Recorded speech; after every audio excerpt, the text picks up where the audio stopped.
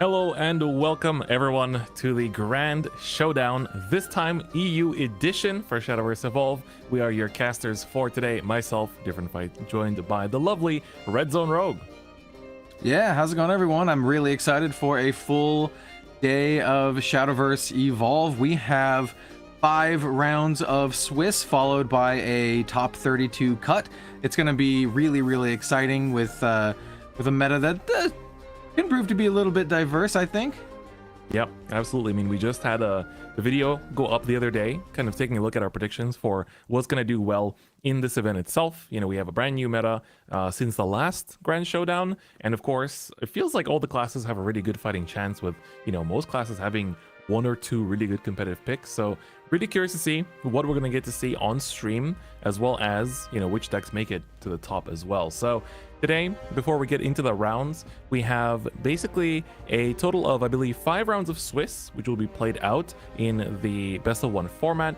And then we were going to have a top 32 cut, which will also continue in best of 1 format as well. And of course, there is prizing for all the players. So just for participating, you get the Fashionista and Nelsha that has been distributed throughout all of the Grand Showdowns. And then Red Zone Rogue, do you want to run us through just like some of the top 32 prizing and onwards? Yeah. So as Chris mentioned, there's the Nelsha for participation, but once you get to top 32, you get a really nice Blazing Breath alternate art that is hot stamped with a specific color for this event, which is the nice blue hot stamp. Yeah. Once you get into top 16, you start getting some really nice stuff with the Gilnally's alternate art playmat. And then that's all top 16 players will get the playmat. And then once you get into top 8, you start getting extra cards. So the top 8 players will receive up to 3 copies of the following promo card depending on their placement. And that is the same Gilnally's artwork that is featured on the top 16 playmat. But this one will have the that same blue hot stamp that the Blazing Breath will have. So the top 8, everyone will get at least 1 copy. The top 4, everyone gets 2 copies. And then the champion will get 3 copies. But in addition to that, the top 3 players will receive unsponsored invites to the Bushiroad Championship Series World Finals in Japan. And that's kind of what everyone's really playing for that World Finals invite. That's the real spice there. Yeah, and this weekend is basically your last chance to try to grab one of those Worlds invites, because we have Grand Showdown, and then of course over in California there's also the last BCS of this entire BCS season as well. So if you want to play in Worlds in, I want to say it's like what, 5-6 weeks time, 1 2 3. Oh no, yeah, we're pretty close. Yeah, we're pretty close. So if you want to get the last chance ticket into Worlds, this is one of the last possible places to do that. And so today we're going to have a lot of exciting games for Shadowverse Evolve, take a look at this new format. And I think, you know, once we're ready to take a look at round 1, I think it'll be a good time to just get into it and see what players are actually bringing to this tournament and what players we can feature from Europe as well, because Europe doesn't have, you know, too many chances, you know, to be on stream so far.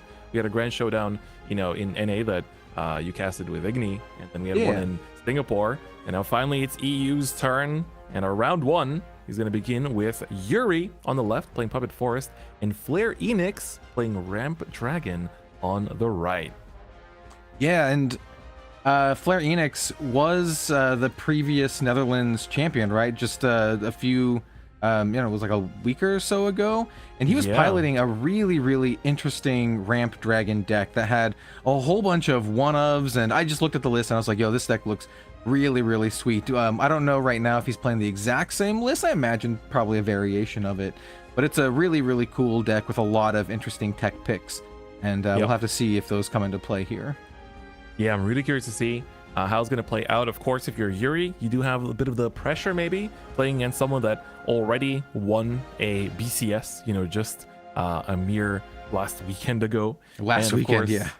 You know, you're basically just you know, Flare Enix does already have the invite locked up, but there is a lot of really good prizing that you can only get at Grand Showdown. So, you know, just because, you know, your opponent has the invite doesn't mean that they're going to take it easy.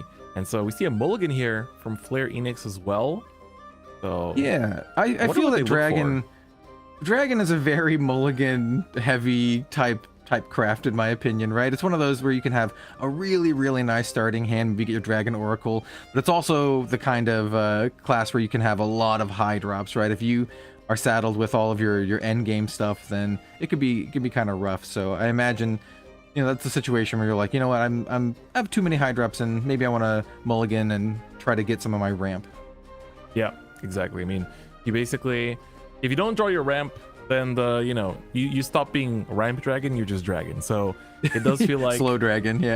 Yeah, it's like when you're playing this specific variant of dragon, you definitely want to see your oracles and any other ramp cards that they may play. Of course, there's been quite a few, but some of them are a little bit on the older side, where maybe the play point cost doesn't feel as worth it compared to like the modern kind of like what you get from your play points. We're gonna have to see. And we do see that Flaring is going first, which if you're a ramp dragon player, very happy, but turn to pass, a little bit unfortunate. Yeah, that means you did not get that dragon oracle. If you're Yuri, you're pretty happy with that. Yep, exactly. So this is a good opportunity for Puppet Forest on Yuri's side to try to push on some of that aggro. And of course, Puppet Forest is basically one of the favorite decks, I'd say, to win this event, right? Yeah, Puppet Forest is, I'm not going to beat around the bush. It's definitely one of the strongest decks in the game right now. And it's one that I imagine a lot of folks brought to this event. It's the kind of deck where you either bring it or you have a game plan to play against it, because you're going to see it a lot and it's very, very strong. It's also the kind of deck that can be very aggressive and at the same time have these really explosive like combo turns, both with the namesake, a mechanic combo, but also just in a combination of cards that come together to have a lot of burst damage. So it's something that Flare Enix definitely has prepared for going into this event, and also definitely played a bunch of it last weekend. Yeah, that's the other thing to keep in mind, is that Flare Enix has more experience, perhaps. I mean, we don't know where Yuri finished on the regional last weekend. I'm checking the top 4 from it, and it doesn't look like they placed in the top 4. So they might have also, had a strong run, but maybe made just top cut in the event as well. But, on Flare Enix's side, I mean, you've won the entire event. You've played the most games of Shadowverse than anyone else in the room of this format, potentially.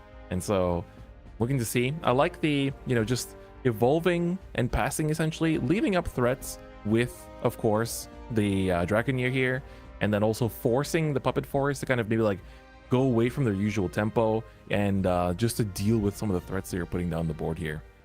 Yeah, and I also, having 1 health remaining on that Aelia is actually quite good, because eventually Flare does want to get those last word effects, does want to get those extra, play points, so we can, utilize them later.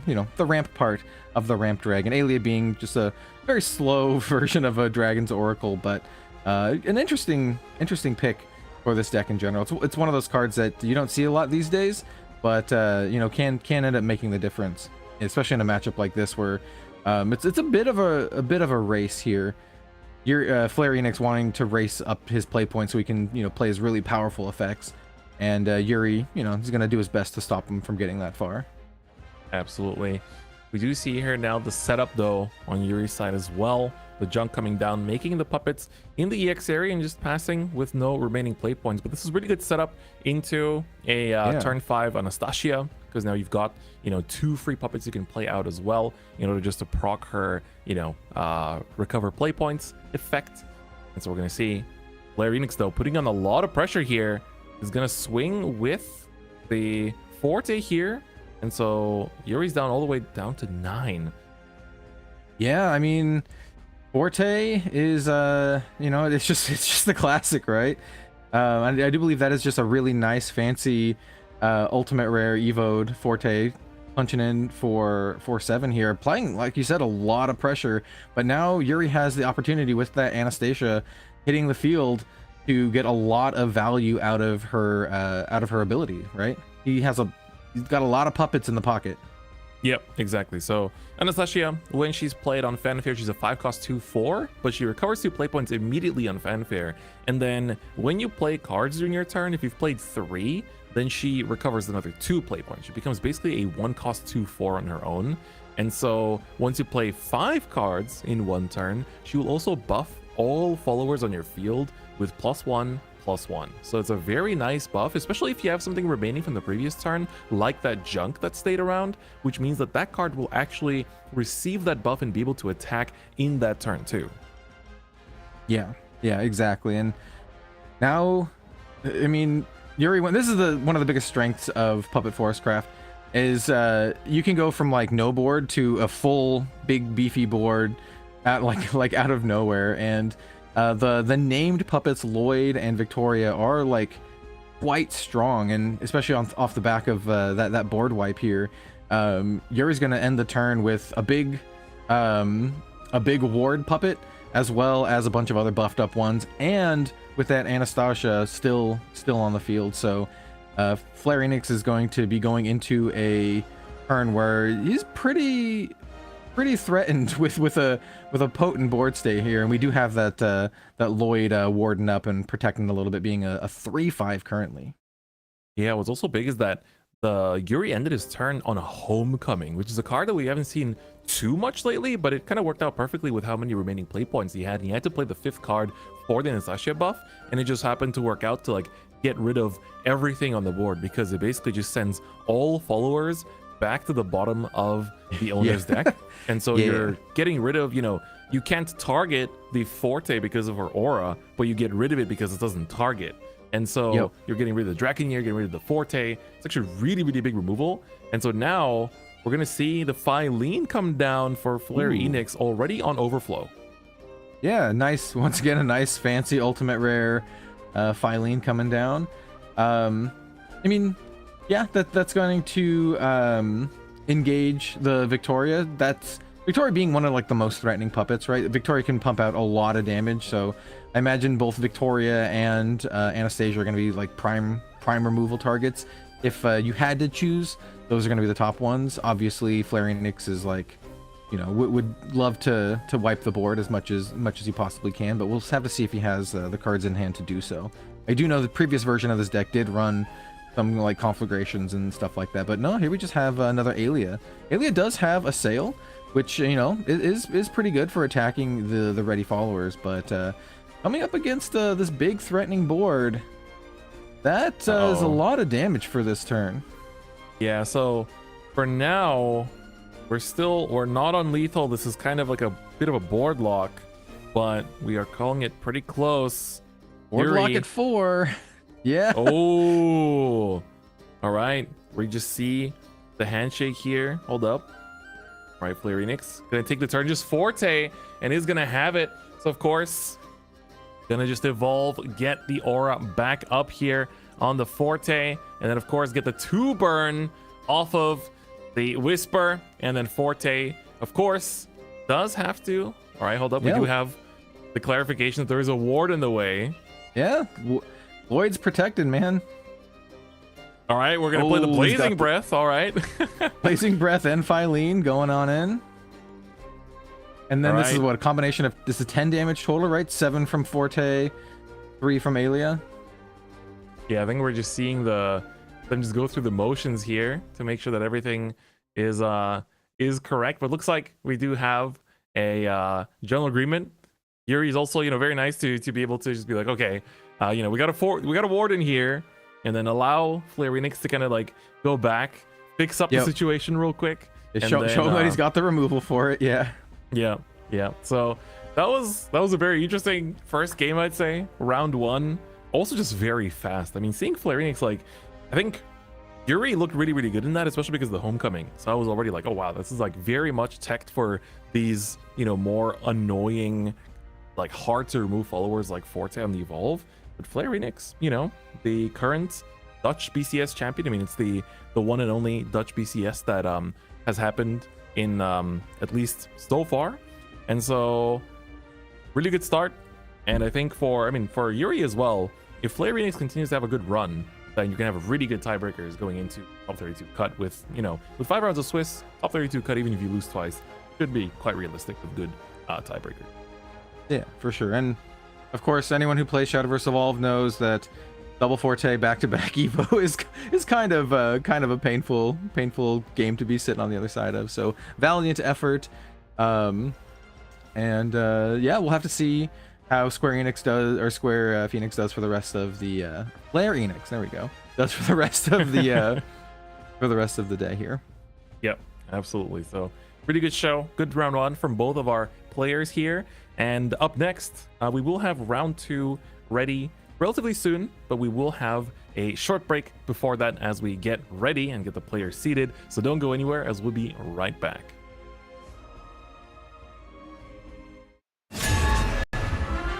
Turn the world on its head, child, and embrace a new reality.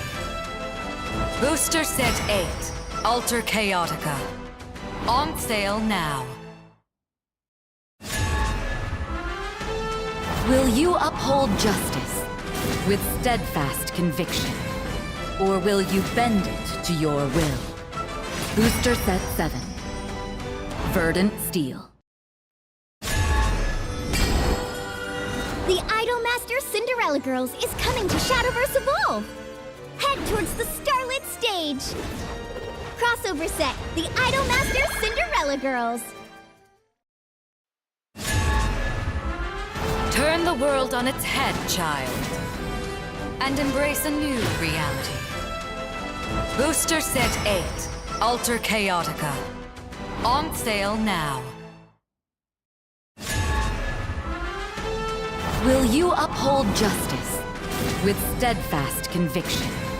Or will you bend it to your will? Booster Set 7, Verdant Steel. The Idolmaster Cinderella Girls is coming to Shadowverse Evolve! Head towards the Starlit Stage! Crossover set, the Idolmaster Cinderella Girls! Turn the world on its head, child, and embrace a new reality. Booster Set 8, Alter Chaotica. On sale now. Will you uphold justice with steadfast conviction? Or will you bend it to your will? Booster Set 7, Verdant Steel. The Idolmaster Cinderella Girls is coming to Shadowverse Evolve! Head towards the Starlit Stage! Crossover set, the Idolmaster Cinderella Girls! Turn the world on its head, child, and embrace a new reality. Booster Set 8, Alter Chaotica. On sale now. Will you uphold justice with steadfast conviction? Or will you bend it to your will? Booster Set 7, Verdant Steel. The Idolmaster Cinderella Girls is coming to Shadowverse Evolve!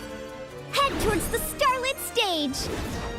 Crossover set, the Idolmaster Cinderella Girls! Turn the world on its head, child, and embrace a new reality. Booster Set 8, Alter Chaotica. On sale now.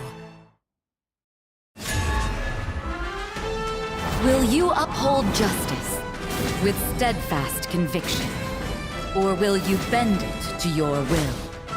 Booster Set 7, Verdant Steel. The Idolmaster Cinderella Girls is coming to Shadowverse Evolve! Head towards the Starlit Stage! Crossover set, the Idolmaster Cinderella Girls! Turn the world on its head, child, and embrace a new reality. Booster Set 8, Alter Chaotica. On sale now. Will you uphold justice with steadfast conviction? Or will you bend it to your will? Booster Set 7, Verdant Steel. The Idolmaster Cinderella Girls is coming to Shadowverse Evolve! Head towards the Starlit Stage! Crossover set, the Idolmaster Cinderella Girls! Turn the world on its head, child, and embrace a new reality. Booster Set 8, Alter Chaotica. On sale now. Will you uphold justice with steadfast conviction? Or will you bend it to your will? Booster Set 7, Verdant Steel. The Idol Master. How's it going, everyone? And welcome back to Grand Showdown Round 2. My name is Kel, also known as Red Zone Rogue, and I am joined once again in the booth by none other than Chris. How are you doing after that blazing fast round 1? Yeah, I mean the round 1, I feel like, well, people were probably just like getting their snacks and stuff ready to like tune into the stream today, just like completely ran through everything, blazed through it. We got to see, you know, the defending champion of the BCS from last weekend take it as well, potentially make the back-to-back run this weekend, which would be absolutely huge. But round 2, we have a different pair of players to take a look at, and it's going to be another pair of really well-esteemed players as well, as we have Symphonis going up against Usrux. Symphonis actually won the regional qualifier for Austria last year around, so, and he's also been, you know, just overall just doing well in Shadowverse in general, so it's gonna be really cool to see them perform in this one too. So really curious to see, to get into that round and to see both these players just, you know, do their best, right? This is going to be a very exciting tournament for everyone, I think, tuning in, and also for the players playing, as it is one of the last chances to qualify for Worlds. So lots on the line today. Yep, absolutely. And for this particular matchup here, it's going to be a little bit similar, but pretty different than the previous one. And I think in terms of the overall cadence of the game, it's going to also be a fairly different, right? We actually have another Puppet Forest deck, a deck that one would expect to see a lot of going into this weekend, as well as Runecraft, a fan favorite of a lot of the Shadowverse Evolve English Edition players out there. And this one, I do believe, is going to be a spell chain variant of Runecraft. So really curious to see their take on it. Whether they're going to stay true to like the kind of like the Kulan D shift, or, you know, try something a little bit spicy. So yeah, I'm really looking forward to this particular matchup. I think it's going to be a really interesting one, and might be one that will allow Forestcraft Puppet, I like to call it Puppetcraft, to shine a little bit. Yeah, I think once we're ready, I want to just get into this game and take a look. So also curious to see, I mean, as you said, Asterix playing, I mean, Spell Chain Rune, but what is the spell chain going to be actually emphasizing here? I'm very curious. And of course, also to see on Symphonis' side, you know, what are going to be the differences in the list in approaching here? Also, we do see Symphonis got the high roll, and so both leaders are going to be played out here. Let's see, who will Symphonis select? Ooh, Symphonis got the high roll and is electing to go second. Yeah, interesting. How do you feel about like going second in this particular matchup? I mean, with Puppet Force, you do have a lot of like really easily usable evolve effects, and so because of that, I do feel like it is relatively advantageous to go for it. I mean, just because you have, you know, ways to search out your 5-drops thanks to the Michelle. So it's like sometimes you can just basically, you know, going second, play the Michelle on turn 2, use the 1 play point and the evolve point to just evolve her immediately, and then you that way get to search out, you know, your Anastasia, or if you know, need to search out like your Noah, depending on what you play, or if it's like something like a Cassiopeia, like you have quite a few good options, and so perhaps that is what they're going for. Yeah, I think you might be right. We do have a pretty optimal turn 1 here from the Puppetcraft, right? You know, just jamming on in, getting some puppets down. Actually, we have a what was that? That was a Nature's Guidance, returning the junk back to hand. So you're gonna get extra value from that card, and just absolutely fill your back pocket up with puppets. And that's kind of what you want to do here. You want to set up a ton of puppets in your EX area, so you can have these really explosive combo turns to get extra triggers from Anastasia or some other various effects as well. Yeah, so it does look like we have the names potentially flipped on the stream. So just letting you guys know that Symphonis it appears will be on the right side playing Puppet, and then Asterix is on the left playing Spell Chain. So the moment I saw the rune spell being played, I was like, hold up, that doesn't look like a Puppet. Right. This is a really good start for Symphonis, though. I mean, look at how, you got the Junk, you've got the Michelle right after that as well. And so overall, just being able to, be able to search out the Anastasia here for your turn 5 play. You've got lots of puppets as well lined up in the back. What I really want to see here is a Heartless Battle on next turn to start converting these puppets, though. Yeah, I mean, puppets, base form puppets, they're all right, but you really want to get those upgraded named puppets. As mentioned in the previous round, Victoria can do just an absolutely disgusting amount of damage, especially if you can give her Storm and pump her up a little bit. So they definitely lean into like these kind of combo turns, and as we kind of play into that mid and late game, the puppet can still, the ones that are just kind of like chilling, they're still hanging around and applying pressure here. Ooh, we have a classic runecraft card, Agnes Tachyon. This is actually going to be a pretty nice one for this particular matchup, because Agnes just kind of passively can kill off the opponent's cards just by playing spells. Yeah, right. I mean, I think like that's why Rune's been relatively popular as well. It's not just the spell chain variant, but also just like having the Lishana variant of the deck too has been very, very good for the fact that you have so much ways to control the board. Medusa was added to the game as well, and that also gives you a big edge in this matchup, I think, too. So that's why I think for a lot of the puppet players, it does become a little bit of a battle against time to see if you can actually line up the puppets fast enough, get your strong Anastasia play as well. And so I'm really looking forward to seeing how things are going to go. We do see the Zwei come down, which of course will transform a puppet into a Victoria token on Fanfare. Yeah, and as mentioned, those Victoria tokens, they can do a lot of damage. It's the kind of card that very, very content to not play now. You want to keep that kind of like I keep saying, like in the back pocket. But yeah, you just kind of keep that in your pocket and ready to use it on a much more explosive turn. It's all about timing when you play your puppets, so everything synergizes to the maximum effect. You want to do the most damage that you possibly can. And is this a fancy Lishana? I do believe this is a fancy Lishana. That is a ultimate Lishana.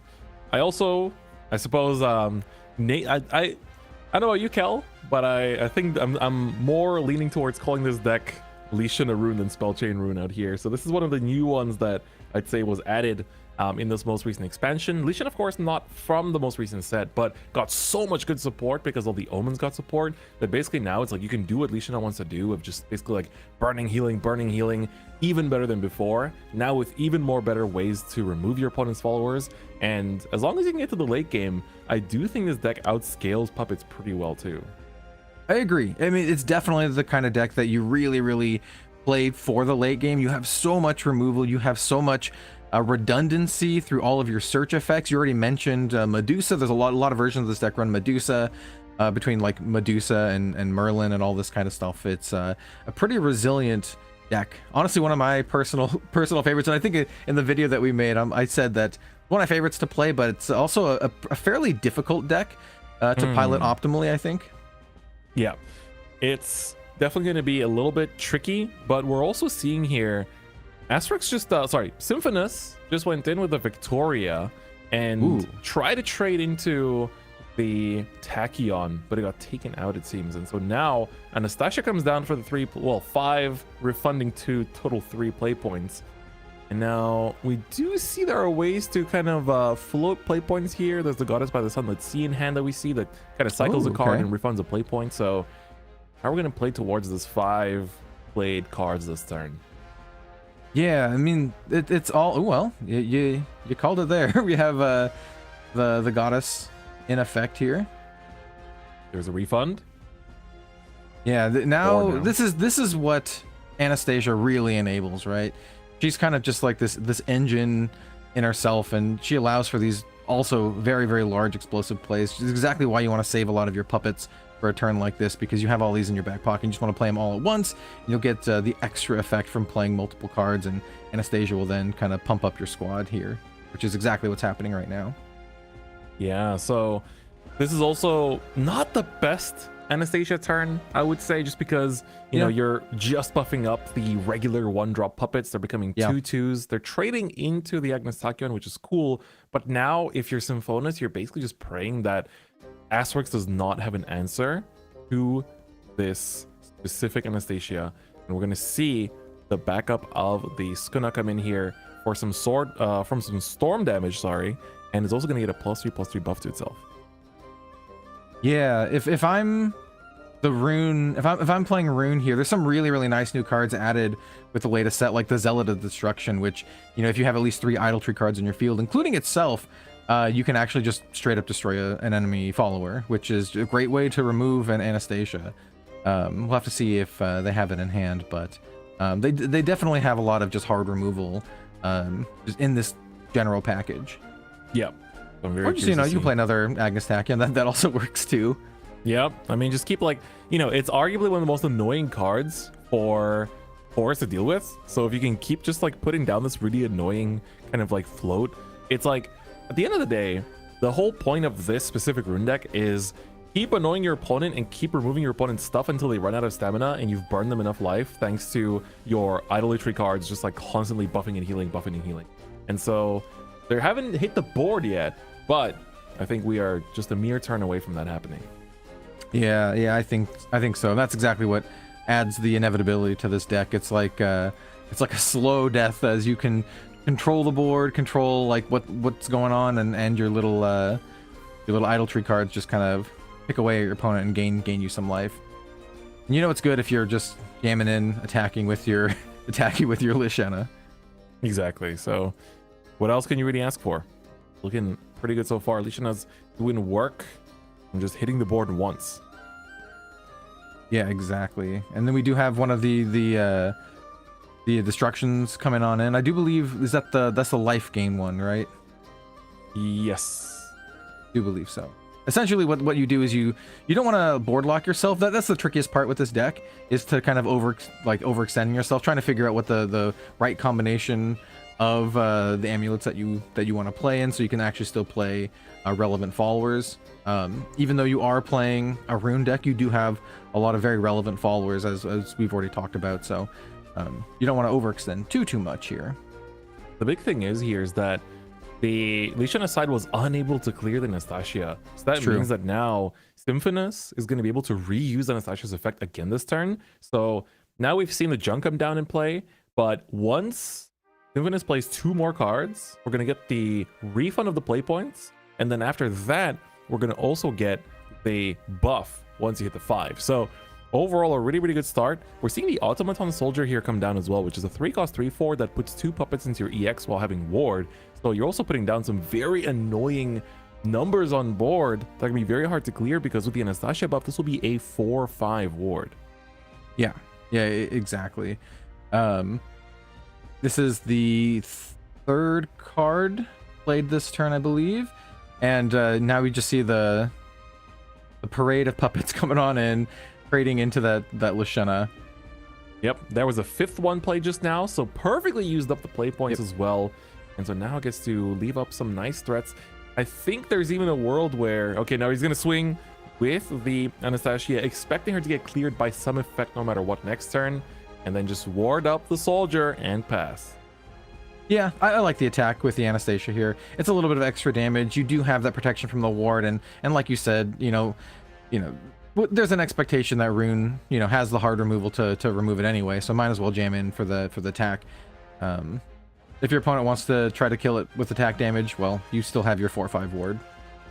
Exactly right. So overall, it's a good little insurance to have, even though Rune does have a lot of answers. The soldier doesn't have ward. I mean, doesn't have aura on top of the ward, but it's still going to be quite annoying for Asterix to try to answer this with the 6 play points.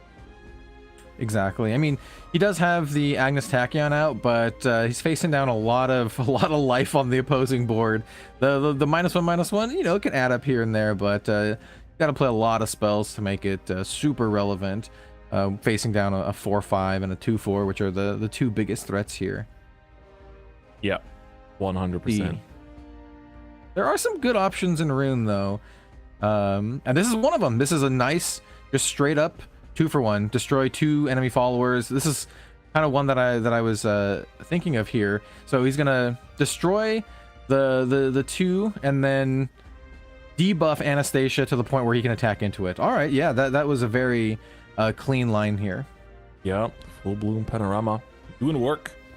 Really Yeah. good. Quick spell actually, so you could technically even like try to bait something, especially with you know, a lot of forests having good storm attackers and whatnot. But we yeah. see the Noah come down. That's the alternative win con that you can kind of go for with this deck. So, you know, of course, Puppet Forest is mostly based on good old Orcus, you know, a very classic card. But the other alternative you have is the Noah Vengeful Puppet tier. So Yeah. he puts 2 puppets into your EX area on Fanfare, and whenever you play a puppet, it gets +1 attack and Storm.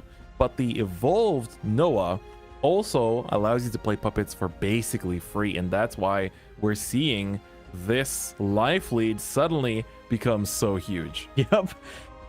8 storm damage from the puppets. Yeah, this card is an absolute house, and it's one of the ways you can just kill your opponent from almost full health if you have several Victorias in your EX area, because you know, giving her storm and +1 is just really good. Even with these 4 just regular puppets, it's still like a lot of damage. Yeah.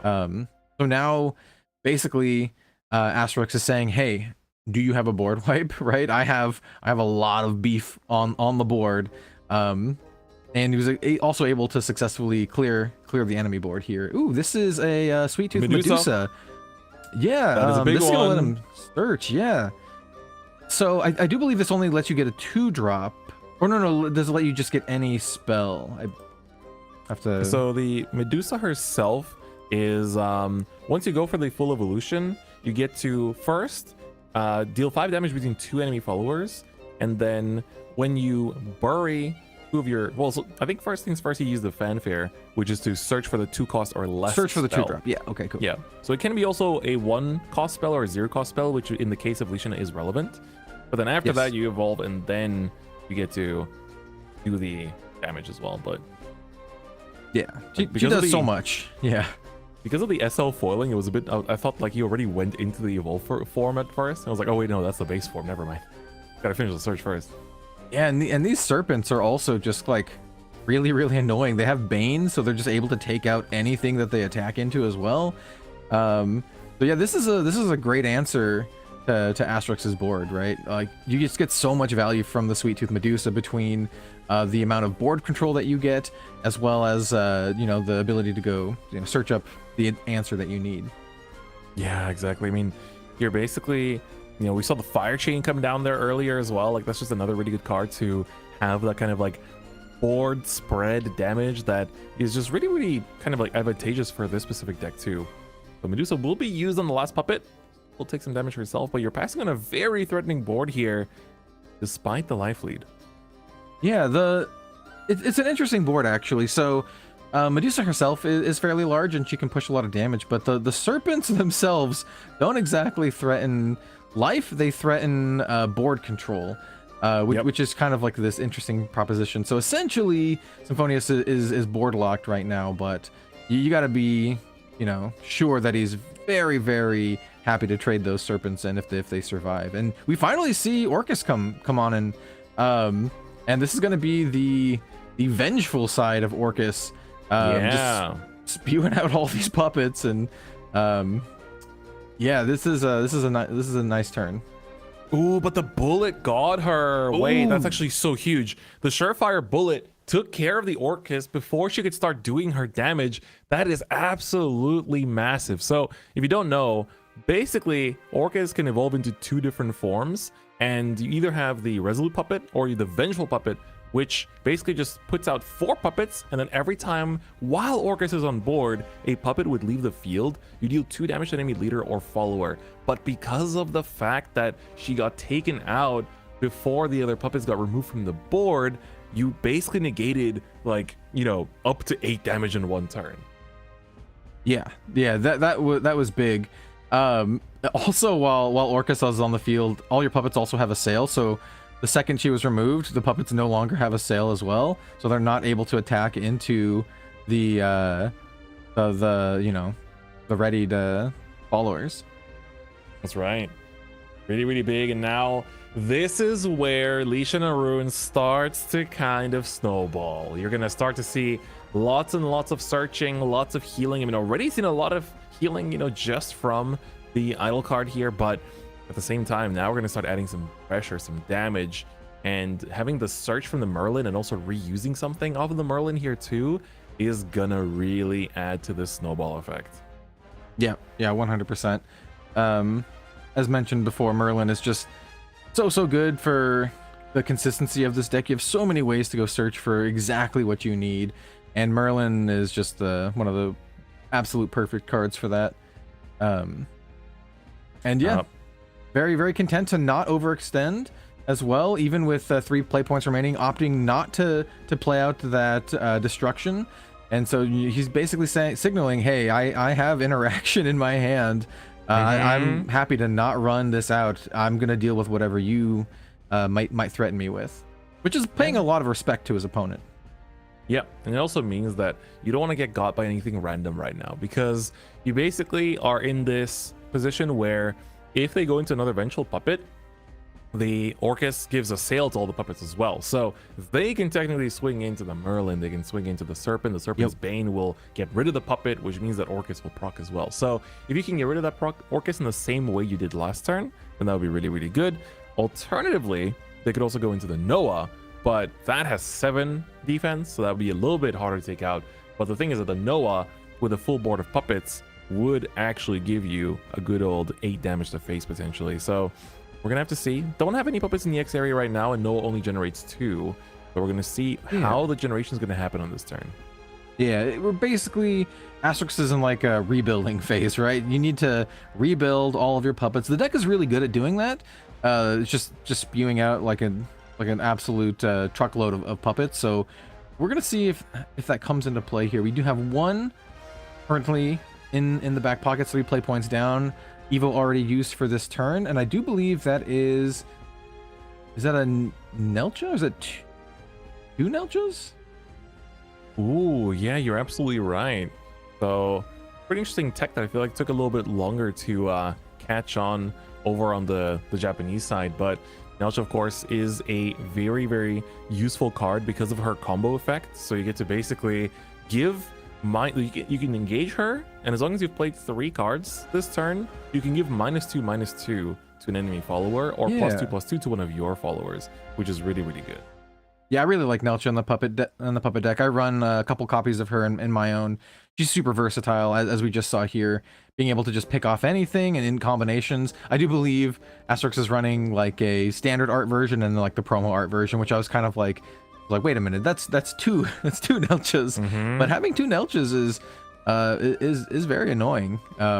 If they're left unchecked, they can also pump your team too. They can give -2/-2, or they can give +2/+2. They're kind of like must remove targets, and you know, that's exactly what we see here. Yep. And here we're gonna see, of course, also making sure to keep putting on the pressure thanks to Lishana and her entire engine here as well.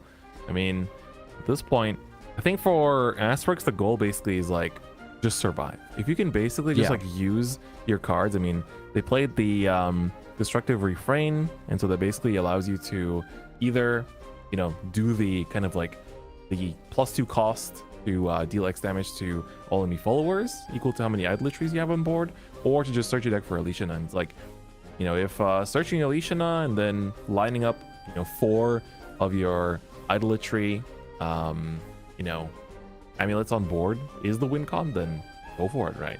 But here we're gonna see the Orcus. A good way to claw back into this. So this is going to be Orcus, and this is the is this the Resolute puppet, I think? Yep. Or So is it the Vengeful? The Vengeful puppet. Vengeful puppet. This is one we saw before. Wasn't able to summon 4 because of board lock, but you know, basically you just summon as many as you possibly can. So we got 3 puppets here instead. And the Surefire Bullet again. Yeah, I was gonna say, unfortunately, Orcus not long for this world again. Zwei is gonna come down and, you know, transform puppet into Victoria, which is very nice for setting up very bursty turns. Yeah, that's right. The life totals, though, slowly swaying to the other side as these idolatry cards are slowly healing, slowly dealing damage. Yeah, it's a really interesting back and forth game so far, but it's one that you call it from the start. It's one that favors the Runecraft deck in the long run, right? That's what Runecraft's goal is. They want to, last as long as possible and get like this incremental advantage over time through these destructions in white and black. And so they're just gonna keep chipping down the opponent and gaining life. And as long as he can stay in it and keep up the momentum, then there's a degree of inevitability here. So I think at this point it's like really on Asterix to really push through and puncture through all of the idolatry cards.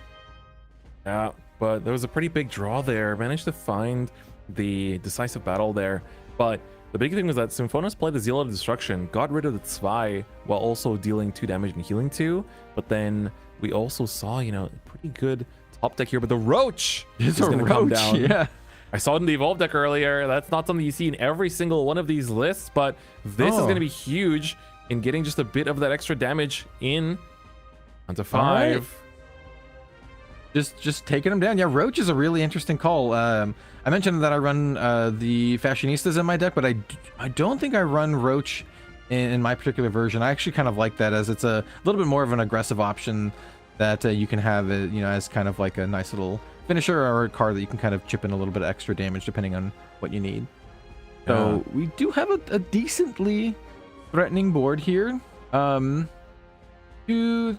4, 5, 6, not quite lethal on board. 2 cards in hand for Asterix, so it's kind of I think Symphonius is in an interesting situation here. If he's got like a nice clean way to sweep the board, I think he probably feels that he's in a really nice position. But if he doesn't, then the board can kind of like snowball out of control. And yeah, we do see a board wipe here. Yeah, this is basically all that Asterix would have wanted, because like you can see both players' hands are really thin now. You've gone down to like 2 cards in hand. Oh, I do think we just saw Noah get added back off of the Flower Doll there, though. That's very huge. That evolved effect has the last words to choose any puppetry follower in Cemetery and add it back to hand. So chooses to find something that'll add to lethal here. Makes 2 puppets on play. The life totals, though, I mean, if you're Asterix, you basically just need to wait a couple more turns and you will manage to soak out enough life in order to try to win here. Decisive battle. We now have the named puppets. We now have Noah. Heartless battle, sorry. Heartless battle. But yeah, we have the named puppets, which are free. We have Noah, which is going to give them Storm. This is going to be a decent chunk of damage here. You definitely want to sequence this properly as well. Your opponent has 5 play points open. They've already used a couple surefire bullets. Yep. Do they have the interaction to deal with this? We have 3 Storm coming in, and then now we have 5. Do they have the interaction? Yep. Ooh. All right. Let's see. Yeah, so this is going to come through. That will take it out. Barely surviving Asterix. 2 damage to the follower, 2 damage to base, and gain a little bit of life here. There's a Liam. Pretty clutch. So Liam is a puppetry, makes 2 tokens in the EX area. Gonna find Zwei off the top, using the look at top 3 effect here as well. So now we're gonna see a bit of healing and stealing on that life. But again, the life totals, they're just teetering back and forth. So close here. So far, Symphonius has had the answer every single turn. Does he have the answer again? Noah is just incredibly threatening, giving +1 attack and Storm to all of your puppet followers. So every single one of those little puppets is 2 damage Storm in the bin. Oh, takes out a Witch Bolt. Pretty good. Witch Bolt's gonna help for sure. Witch Bolt's a good start here, but you really want to take out that Noah as well. There we go. That's gonna get rid of it. All right, nice. Asterix has no cards in hand, so now it comes down to if Symphonos can find lethal here. We do see the Noah come down. It's gonna be 4 puppets, and that's gonna be GG's. Symphonos takes it in this very back and forth, incredibly close round 2. By the way, just a reminder, that was only round 2 of the Grand Showdown. Yeah, that was wild. That was a really nice showcase of both decks. I think you got to see both decks kind of do their thing. And I apologize, by the way, I might have mixed up the names of the players a little bit back and forth there, but yeah, I think it was a really nice showcase. You got to see Puppet do its thing. We finally got Orcus on the field multiple times, even though she was like immediately answered, which was relevant, right? Having the answers to Orcus immediately made the game last that long, in all honesty, because she can close out the game very fast. Yeah, I mean, I definitely want to root for Asterix going forward throughout this tournament. I mean, you did arguably lose to a player that's got a really good running throughout a lot of the events from past seasons. And so because of that, you got to pray that, their tiebreakers can push them through. Both players were 1-1 going into that round as well, or 1-0 rather, going into that round as well. And so with 3 remaining rounds of Swiss, I definitely want to see at least one Lishana make it into top cut, because I feel like that deck definitely can really give Puppet a run for its money. I'm curious to see what we're going to see going throughout the tournament. But hell, I mean, that was only the first 2 rounds, and it feels like already things are really heating up right off the bat, right? Yeah. I'm really curious to see how the next couple rounds shake out, what matchups we have going on. We are going to be cutting for a 5-minute break, and we will be back very shortly with round 3. I'm looking forward to it. Yep. All right. Gonna go for a short break, but don't go anywhere. We'll be right back with round 3 for more exciting Shadowverse Evolve action. Turn the world on its head, child, and embrace a new reality. Booster Set 8, Alter Chaotica. On sale now. Will you uphold justice with steadfast conviction? Or will you bend it to your will? Booster Set 7, Verdant Steel. The Idolmaster Cinderella Girls is coming to Shadowverse Evolve! Head towards the Starlit Stage! Crossover set, the Idolmaster Cinderella Girls! Turn the world on its head, child, and embrace a new reality. Booster Set 8, Alter Chaotica. On sale now. Will you uphold justice with steadfast conviction? Or will you bend it to your will? Booster Set 7, Verdant Steel. The Idolmaster Cinderella Girls is coming to Shadowverse Evolve! Head towards the Starlit Stage! Crossover set, the Idolmaster Cinderella Girls! Turn the world on its head, child, and embrace a new reality. Booster Set 8, Alter Chaotica. On sale now. Will you uphold justice with steadfast conviction? Or will you bend it to your will? Booster Set 7, Verdant Steel. The Idolmaster Cinderella Girls is coming to Shadowverse Evolve!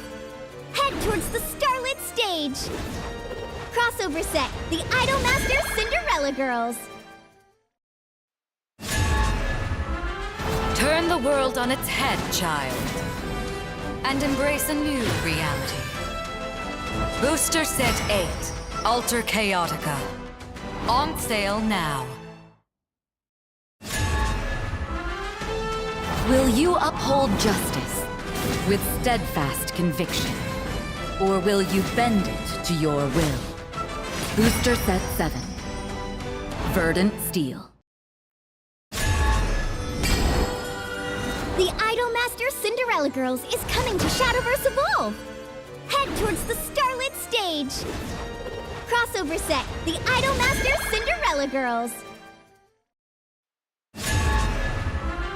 Turn the world on its head, child, and embrace a new reality. Booster Set 8, Alter Chaotica. On sale now. Will you uphold justice with steadfast conviction? Or will you bend it to your will? Booster Set 7, Verdant Steel. Grand Showdown Someren is just around the corner, and today we will be giving you a quick little overview of what you should know about the event going into the weekend. We are your Shadowverse Evolve English Edition ambassadors. My name is Different Fight, joined together by the lovely Red Zone Rogue. How's it going, everyone? I'm really excited to talk about this upcoming event. It's going to be really exciting. It is the final Grand Showdown of the season, and I don't know about you guys, but I've been really enjoying all of the previous Grand Showdowns as well, and I think this one's going to be a very, very exciting one. Yeah. Yes, absolutely. We have the event happening on March 22nd in Someren in the Netherlands. This will be the European Grand Showdown, which of course we've had the American one first, then the Asian one, and now it's finally Europe's turn as well. But of course, even though it is technically by region, anyone from anywhere can participate and join to, you know, win some of the lovely prizes that are available. Just like previous events, we have the Nelsha for participation. Top 32 gets the, this time, blue hot stamp Blazing Breath. Top 16 gets the lovely Gilnilly's playmat, and then of course you do have the Gilnilly's top 8 prize card that this time comes with a blue hot stamp with a copy for each top 8 player, 2 copies for each top 4, and the champion walks away with a full playset. And of course the top 3 players get an unsponsored invite to Worlds, which is happening on May 2nd in Tokyo in Japan, and it's already, you know, coming up pretty close. It's less than 2 months away from when we're recording this. Oh man, so it's actually imminent at this point, right? It's like one of the last chances to get your qualification. Yeah, and that's a pretty sweet prize pool there, especially the invite to Worlds. I'm very much looking forward to. Welcome back, everyone, for round 3 of Grand Showdown Someren. We are here now for another awesome round of the Grand Showdown with Shadowverse Evolve action. We are, as always, going to be your casters for all of today. Myself, Chris, or Different Fight, with Kel, also known as the good, the great, the Red Zone Rogue. Gassing me up maybe a little too much here. But yeah, we're in the booth here for the Grand Showdown. We have just finished round 2, so we're going to be moving on to round 3 very shortly, for a total of 5 rounds of Swiss before cutting into the top 32. We've already had some really exciting matches so far. We have seen a bunch of Puppet do good, Puppet do maybe not as good, which I think is kind of something that you definitely want to see for any like balanced meta. Decks win, decks lose. This upcoming round, well, guess what? No Puppet. Ooh, no Puppet this time. I think Different Fight here might be a little excited for this one in particular. We saw the matchup and I was like, oh man, you got this one. you got this one. He's for me. Yeah. So I think nobody's gonna be too surprised, but we have Galmu up on round 3, which is gonna be used by Hanzi. So Disdain Dragon versus Natural Sword used by Sang. So once we're ready, we're gonna just take a look at round 3 in action, and I'm pretty excited.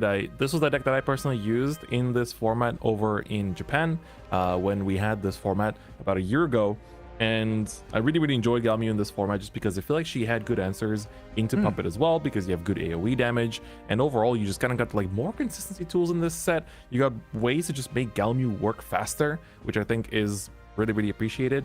I mean, it's my all-time favorite deck in Evolve, or all-time favorite deck in Shadowverse IP in general. So I'm very happy to see people also believing in it in this format, because I do think that it definitely should be something to be considered. And I think, you know, people preparing for the event most likely are also playtesting against it. But Bang on the other side is going to be using Natura's Sword. Kel, what do you think about that choice? Yeah, Natura's Sword is kind of one of like the big monster decks of our previous format, right? It was a deck that did incredibly well at the previous Grand Showdown, and one that I know a lot of folks were keeping an eye on going into this upcoming meta. Even though it didn't get a ton of new cards, you know, recently, it still is a very strong deck that can be very explosive, and you have a lot of different options. It's Sword, so you also have a lot of deck consistency through like a bunch of search effects. So this is actually one that I definitely expected to see play this weekend. And I think this is a pretty interesting matchup, to be honest. Is this a matchup that you played against often in the Japanese meta? Because I didn't, looking at other like lists in the Japanese meta, I didn't see Natural Sword too much, but I wouldn't be surprised if a lot of people still played it. Yeah, I think it like towards the latter half, I think people started to realize like, oh wait, this deck is still really good. But it definitely wasn't as much as in English, where I feel like Sword in general is so much more present in the English side. Like not just Natural, but also Thief Sword wasn't really a deck that was explored that much in the Japanese side. So I'm really cool. It's cool to see these differences, right? These regional differences in the same game. You know, it's the same card pool, you know, just across 2 different points in time. And so once I think this game is ready, we're ready to take a look at this round 3. I'm very curious to see like if there's anything in this Natural Sword list that we're gonna see that's maybe a little bit more special. So sounds like we're good to go. So let's jump into it and take a look at round 3. Hanzi versus Sang. We're gonna have Sang running the Natural Sword versus Hanzi on the Disdain Dragon. This time around, the player names and the deck names are on the right sides of the screen. So how do you personally feel about this matchup? I know, once again, we already talked about how you have been, you played a lot of Disdain Dragon. It's your favorite deck. In this particular matchup, how do you feel as the Galmiu player going into it? It's quite annoying just because Mistelina enables so much recovery, and that hasn't really changed from before. And if the lists are also teching, some things like the Octress, they can technically also have the option of, just kind of like yoinking your Forte from Cemetery and then just being able to use it against you, which is also not the happiest thing as a Disdain side player. But I think generally speaking, in the Disdain side, you're trying to really just make moves as fast as possible, put on the pressure. You have the Dragon Soul Princess that was added in this expansion as well, that gives you that more extra consistency. One of the good targets that you can find that was added in this expansion is the Azida Haka, which is another good Storm follower that you can use now too. So it looks like we're actually rolling with real dice instead of the app dice. So do you want to see which player chose to go first? It looks like Hanzi won the dice roll and has given go first to Sang. So Sang's gonna go first, Hanzi going second. Yeah, I mean, going first I think makes a lot of sense. As Sword lends itself to be like a fairly aggressive deck, though the Natural version does very, very well into like a more mid-range style deck. It has a lot of powerful cards, as we mentioned, like with Mistelina, and essentially you just kind of want to build up your trees as well. Your trees are going to come into a lot of effect through a myriad of your cards, through whether it's Viridia Magna or Mistelina herself. But you do still have a lot of like early drops that you can play to get a lot of advantage here. And here we have turn 1 play from Hanzi, Phylene, which is immediately going to get shot for 2 damage. Playing that early and getting into the graveyard is nice, because Mistelina can get it back for free later, which is always really exactly. So you want to just kind of like get that out at a good time. Lupine X-Men is also going to get rid of the Phylene as well. So Sang is really keeping up with the board pressure that Hanzi's putting down. And we did see Hanzi take a mulligan, even though their opening hand did have a Galmiu in it. So electing to go second, I wonder what they are prioritizing for the evolves. Turn 2 we saw pass, which is not exactly the happiest, but here we are gonna jump into the turn 3 here as well. And so I think here Sang basically was able to run it down with some storm damage, and then on the other side, Hanzi turn 3 used the evolve point onto the Apostle of Disdain here to get that search in there, and still manages to let it survive too. But of course the X-Men is gonna be able to take it out. Yeah, for sure. I mean, you definitely don't want to underestimate like these smaller Disdain cards that just kind of help fuel your engine. I've seen some players kind of like maybe like disrespect them a little bit and not realize how powerful they can be and let them live for too long. So I can't imagine that card is too long for this world. Indeed. And you see the big Leod come down here with another Lupine Axeman. So really taking care of the board while also, I mean, look at the life totals right now. Hanzi's already down to 12, and that's not exactly the happiest thing as the Disdain Dragon side, because one of your only sources of healing is going to be the Azidahaka. Ooh, but that's a very different card to be playing here. Hold up. Interesting. Is this a Gilnalese? Yeah, that's the Gilnalese coming down for 4, so not even like with all the extra fancy effects either. It's going to be just a base form coming down. We don't see this too often these days, but he does carry Drain, and that's true. If she sticks around, she's draining for 3, which is one other source of healing you can have in this deck, I suppose. So let's see if she can stick around. The opponent technically is board locked. I mean, there are ways to obviously remove your trees, but facing down, you know, a not super threatening board, I think Gilnalese here is definitely a fair play. Absolutely. But now, we have the okay, Sang is gonna deal 2 damage first off of the first Axeman here. The thing is that you don't actually have a way. Okay, oh, you can, yeah, just proc the tree. We're gonna see what the draw on this card is gonna be. Play more trees and then Axeman again. Oh, nice. Trail of Light, very nice discard here. That's exactly what you want to see when you're playing your Natura deck, right? Discarding the Trail of Light, drawing a card off of its effect is super good. It's just straight gas. Yeah, and there is another world. Trail of Light in hand, I think. Yeah, I think you could also technically just evolve this Leod, and then you can evolve it 2 damage to the Gilnalese, and then end of turn 1 more damage, so that does take it out. Question does become if you want to keep the Leod from attacking or not, because that threat does stick around. But there is a world where, I mean, you've been doing so much good pressure, right? Hanzi's down to 12.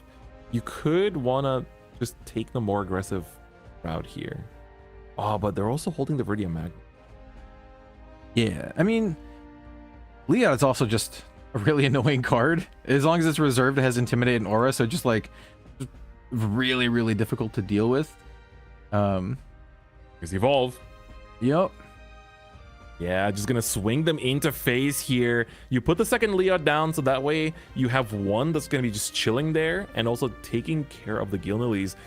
Hanzi pushed to 8 defense on the leader. Only 5 play points to work with, and I don't think we can cheat out a Galmu on this turn. And that's what you would really like to see. Like, optimally here, we would have had Sneer of Disdain in the cemetery, play the Galmu. Galmu evolves, plays Total Domination, just board wipes everything. Of course, Leod is a little bit tricky here, but it would still have been really appreciated. But unfortunately, that's not the case. Not everything goes as it does in your dream board states. What can Hanzi do here? Man, like, what are the outs here for Hanzi? Like, what are you hoping to chain together? Wow, it's a little bit tough at this point. Zealot is going to come down and deal 1 damage to every single follower on the field. All right, of course, that's a start. Look at these. I mean, taking the Axeman down a little bit is definitely going to help as well. This is on the little bit though. Ooh, but that's going to help. That's a Total Domination. Just enough. Gonna be used on the Zealot, and of course, the Total Domination does 2 damage AOE to everything. So it's just that. The big Leod remaining with the 1 defense, and of course you also get 2 procs from the Zealot, because every time she takes ability damage, she deals 1 damage to the enemy leader, so that way you get 2 pings into Sang's leader. But that Leod staying up, how many play points Sang has? 6 play points. What can you do with it? Yeah, I think if you're saying you're pretty happy in the situation, right? Your opponent had to use multiple cards to wipe your board. You still have a Leod. They have nothing on the board. You technically have like all of the tempo at this point. They are going to be cashing in a tree, asking to see what is in the cemetery. We're going to just... Ooh. When the sword player asks to see your cemetery, Kel, what goes through your mind? Ooh, my girl Octress here. So yeah, you know this is a very good chance they probably have it in their hand. They're like, okay, what spicy stuff do you have in your bin that I can play? And with 5 play points, okay, we have a cook here. So this is gonna help get some tree action back to set up for you know, other Natura shenanigans. So perhaps we're gonna get more trees. Perhaps let 'em cook. perhaps Octrus is just like, you know what, I'm just gonna hold off on Octrus until there's something a little bit spicier in your bin. Let me get a meaty Forte special out here. Unfortunately, Yeah. not in the cemetery yet. All right. Yeah. All right, we cooking, we pathfinding. What are we Yeah. finding though? This is your Natura deck doing like their Natura stuff, right? Okay, that's a good one. That's a really Now good one. That's what I This call is- natural stuff. Last competitive season, this is the card that I called it's like Sword Forte, right? Yep. It's just big damage. Mistalina, she's just pardon me. Yep. He is going to be that big 7 damage. Basically confirmed for next turn. And what's really important is that Sang was able to chip down Hanzi to 6 defense. And because Hanzi is on 6 play points, all right, they can play down the Galmu. We're going to see the Sneer of Disdain actually come through here. The Total Domination can be also played from Cemetery now for free. And also still has 1 play point left to work with. Elimination going to come down. 4 damage AoE to everything. That will take care of everything, but you only have 6 defense. You need to heal 2, or the Mistalina that was found off the top will spell lethal. Mistalina is gonna deal like a lot of damage. That was a pass. I think he has plays the play Mistalina. points to do so. Oh no. We have the Mistalina activation, which is going to heal for 2 and then pump Mistalina herself. She also has Storm. Yep, and then she gets the extra, and that's going to be game as Sang takes it over Hanzi. Really just went to show how to play Natura Sword in a very aggressive manner. I mean, if your opponent wins the dice roll and gives you first, it's like, all right, you give me the first, I'm going to go more aggressive. We're going to take care of your board because Lupine Axeman is just that good. Oh, showing the mulligan too. We had the Galmu and the double Forte sent to the bottom. That is really painful. So I do understand mulliganing in that instant. Double Forte to the bottom is pretty rough, you know. For those out there who may not be super familiar with Shadowverse Evolve, the way the mulligans work is your hand just goes straight to the bottom, doesn't get shuffled, so you know you're not going to see those cards again unless you get some sort of shuffle effect or something like that. So it's definitely sad to see, and especially, you know, coming up against a deck that was as aggressive as it was, and Mistalina just being able to, you know, clench it out in the end with you know, acting as like a good Sword Forte. Yeah, and I mean, what's also kind of cool about that round we just had is that was actually a matchup between the 2 decks that have won the 2 previous Grand Showdowns, right? The very first one was taken by Galmu. The second one was taken by, it was like a whole Natura Sword party. It was like everyone just pulled up with Natura Sword into Singapore and just duked it out. But it was really cool to see. Natura Sword used by Sang does take it. I would assume that Sang is now 3-0, which puts you into this very good, comfortable position where even if you lose the last 2 rounds, I think you are in a pretty good spot to get into top 32. And so because of that, I think is going to be a pretty smooth sailing trip for Sang. But for Hanzi, if they are 2-1 now, that should mean that they should also be pretty good into getting top cut as long as they win their last 2 rounds as well. Yeah, and I know you're going to be rooting for some Disdain Dragon getting into some top cuts. It'll be really interesting to see, you know, how everything shakes out and how everything pairs. Seeing these decks, like these returning decks, both Disdain Dragon and even Natura Sword, you know, a deck returning directly from the previous meta is really cool to see in a meta that we expect to see a lot of, like, you know, new shiny decks like Puppet and maybe even like the 2-drop Abyss, which we might see a little bit later today. So yeah, we definitely have a lot more exciting Shadowverse Evolve you know, waiting. We are going to take another short 5-minute break, and then we'll be back for some more excellent Shadowverse Evolve gameplay here at the Grand Showdown Someren. There.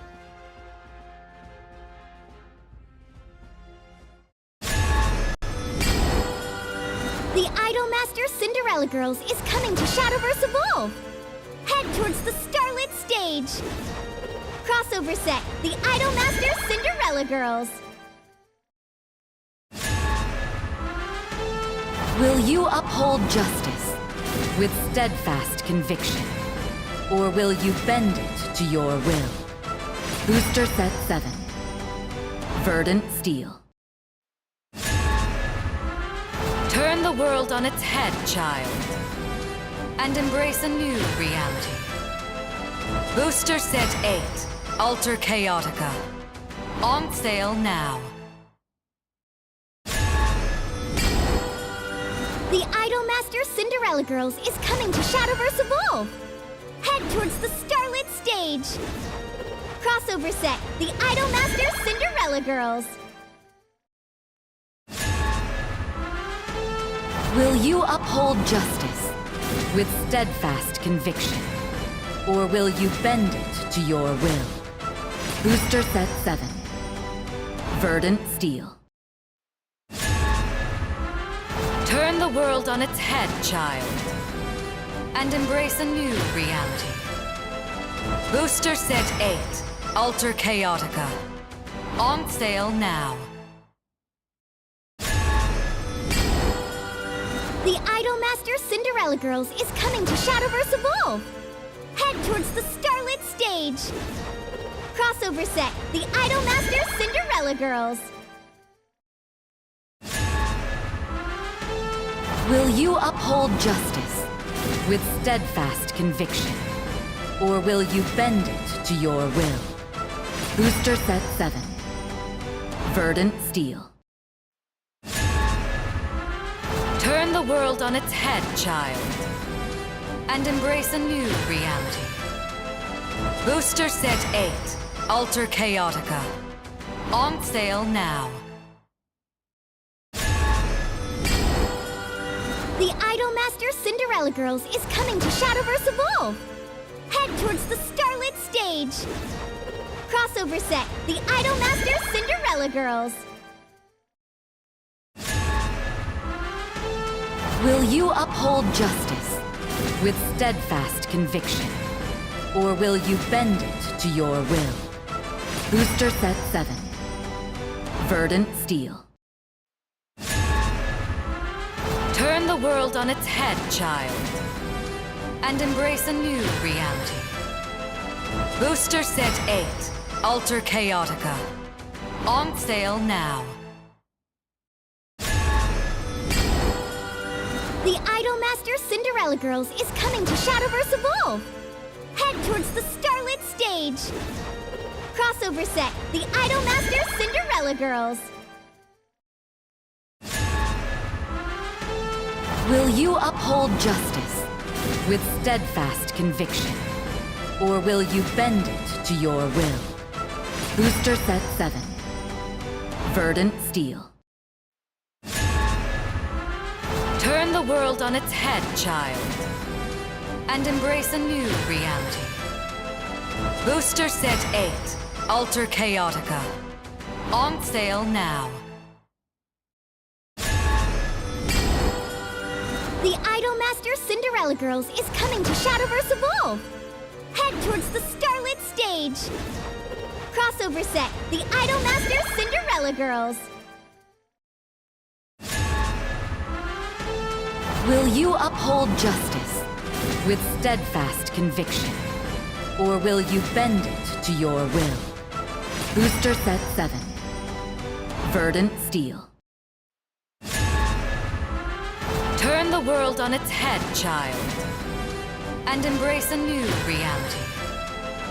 Booster Set 8, Alter Chaotica. On sale now. The Idolmaster Cinderella Girls is coming to Shadowverse Evolve! Head towards the Starlit Stage! Crossover set, the Idolmaster Cinderella Girls! Will you uphold justice with steadfast conviction? Or will you bend it to your will? Booster Set 7. Verdant Steel. Turn the world on its head, child, and embrace a new reality. Booster Set 8, Alter Chaotica. On sale now. The Idolmaster Cinderella Girls is coming to Shadowverse Evolve! Head towards the Starlit Stage! Crossover set, the Idolmaster Cinderella Girls. Will you uphold justice with steadfast conviction? Or will you bend it to your will? Booster Set 7. Verdant Steel. Turn the world. How's it going, everyone, and welcome back to the Grand Showdown. My name is Kel, also known as Red Zone Rogue, and I am joined in the booth for round 4 by none other than the man, the myth, the legend, Different Fight himself. How are you doing, man? The dude in the mic. But we're back. It's time. We have Grand Showdown Someren now with round number 4. Just 2 rounds remain before Swiss ends. And this is going to be a pretty spicy one, as we've seen Rune on stream already with Lishana. But there are more Rune variants that are out there. And I'm sure that when I say that, the first thought in your mind is probably, of course, it's cool. Right? We've seen spell chains always all about the place, right? But there is one more variant of Rune that I'm sure people are really looking forward to the next expansion, but didn't know. Chess. Wow, I'm afraid not quite chess. Not quite chess. Although it would be cool. It would be cool if it was chess. Yeah. But we actually have Earthright before the next set. Before set 9, really. But it's gonna be used by Melon going up against Kriko, which is gonna be using 2-cost Abyss. And so Kriko, they actually were undefeated in the UK BCS until Top Cut started. So that's a really, really strong record that they're probably trying to replicate going into this Grand Showdown as well. But I think once production has the game ready, I think I'm excited to just take a look and see the game in action, right? Yeah, me too. This is our very first 2-cost Abyss game of the day. This is one of the decks that, going into this event, this is thought to be one of the stronger decks out there, and definitely can be extremely potent. Me as a Abysscraft main, I really like this deck. It has a ton of consistency. Your deck is just chock full of 2-drops with some high payoffs with the Arbiter, as well as the Rose Queen herself. And so we'll have to see how this kind of plays out, but just the fact that you have so many 2-drops means your deck, you always have something to play. Unless you get really unlucky with mulligans, you always have something starting on turn 2, maybe even turn 1, depending on your list. And I think it's one of the biggest strengths of this deck. And you do have this, big late game inevitability. So we'll have to see how that shakes out here. 100%. Especially against Earth. Because, I'll be honest, I haven't played against Earth in a hot minute. So it'll be really interesting to see. Yeah, Earthright Rune, or as the Shadowverse community likes to call it, Dirt Rune, is definitely going to be a deck that everyone's going to be very much aware of in, just give it a little bit of time. By the time Worlds rolls around, that's for sure. But Kriko, on the other side, they're playing 2-cost Abyss, which, of course, as you said, just has that sort of inevitability. It is, I'd say in Japan especially, was kind of seen as the next best deck after Puppet. And it kept coming back every so often because it just has certain tools that really give it that kind of edge. And especially, any deck that can use Alter Plane Arbiter effectively, doesn't matter if it's 2-cost or 1-cost, is always going to be pretty good too. Arbiter's wild. It's a wild card. Essentially, just it does it so much, draws you essentially 3 cards, kills stuff. It's just a wild card. And we'll have to see, like I said, how it kind of pairs up into this particular matchup. The deck itself can be fairly aggressive. You have so many 2-drops, and you can pivot to a more of a late game strategy. But Earth always felt to me as kind of like a mid-range or even a late game style deck, because all of your big payoffs are I would classify them as almost big boss monster type stuff. Everything from Pascal to Erasmus. So I mean even Wizard of Oz as well. So we'll have to see kind of what route they take with this version of Earth. Absolutely. And of course, shout out to chat, everyone tuning in to the stream as well, whether you're watching on YouTube or Twitch, or if you're watching the archives as well. You're getting to witness the players that are fighting for not just a lot of really cool prizing, but also for the last chance tickets to Worlds, which will be happening at the beginning of May, in just a few weeks away, right? Yeah. Yep, it's coming up very fast, and I'm very excited for it. And I know all the players out there playing to attend Worlds are fighting to attend. Just traveling to Japan and playing one of your favorite games is like a dream come true for a lot of people out there. So definitely a lot of big prizes on the line here. 100%. So gonna be cool to see. Now we're gonna see Melon is just going through the cauldrons, getting some searching done. So far the only stacks happening are the actual Earthright cards themselves. We're not seeing the actual stacks being stacked. Yeah, it's an interesting mechanic. So for a lot of folks out there who aren't familiar with how Earth Rune works, essentially you have these amulets that have the stack keyword on them, and essentially you kind of cash in your other amulets that have stack, and then you put more stacks onto one single one, and then you can kind of like cash those in with cards that have the Earthright effect to get very powerful effects. And usually the effects for Earthright are fairly worth it. I think everything from dealing damage to making golems, you can do a lot of stuff with Earthright. Yep. And so we're gonna see here. Ooh, I feel like this is gonna hurt a lot. So they're gonna do the roll basically to see what card gets milled out from the Rulanai. And here the Magic Illusionist, of course, does have the last words on Earthright, where you can basically revive it back onto the field. So it's a 2/2/2 that evolves for 2, becomes a 4/4, and then if it gets cleared, you just pay the Earthright cost, pop your sigil, and then you get to keep it on the board. And then because it got taken out during your opponent's turn, that means you can attack with it this turn as well. So that like little bit of chip damage that you're getting from it is also pretty relevant. Yep, 100%. And Rulanai being one of the very few cards that aren't a 2-drop in your 2-drop deck because it is just so good.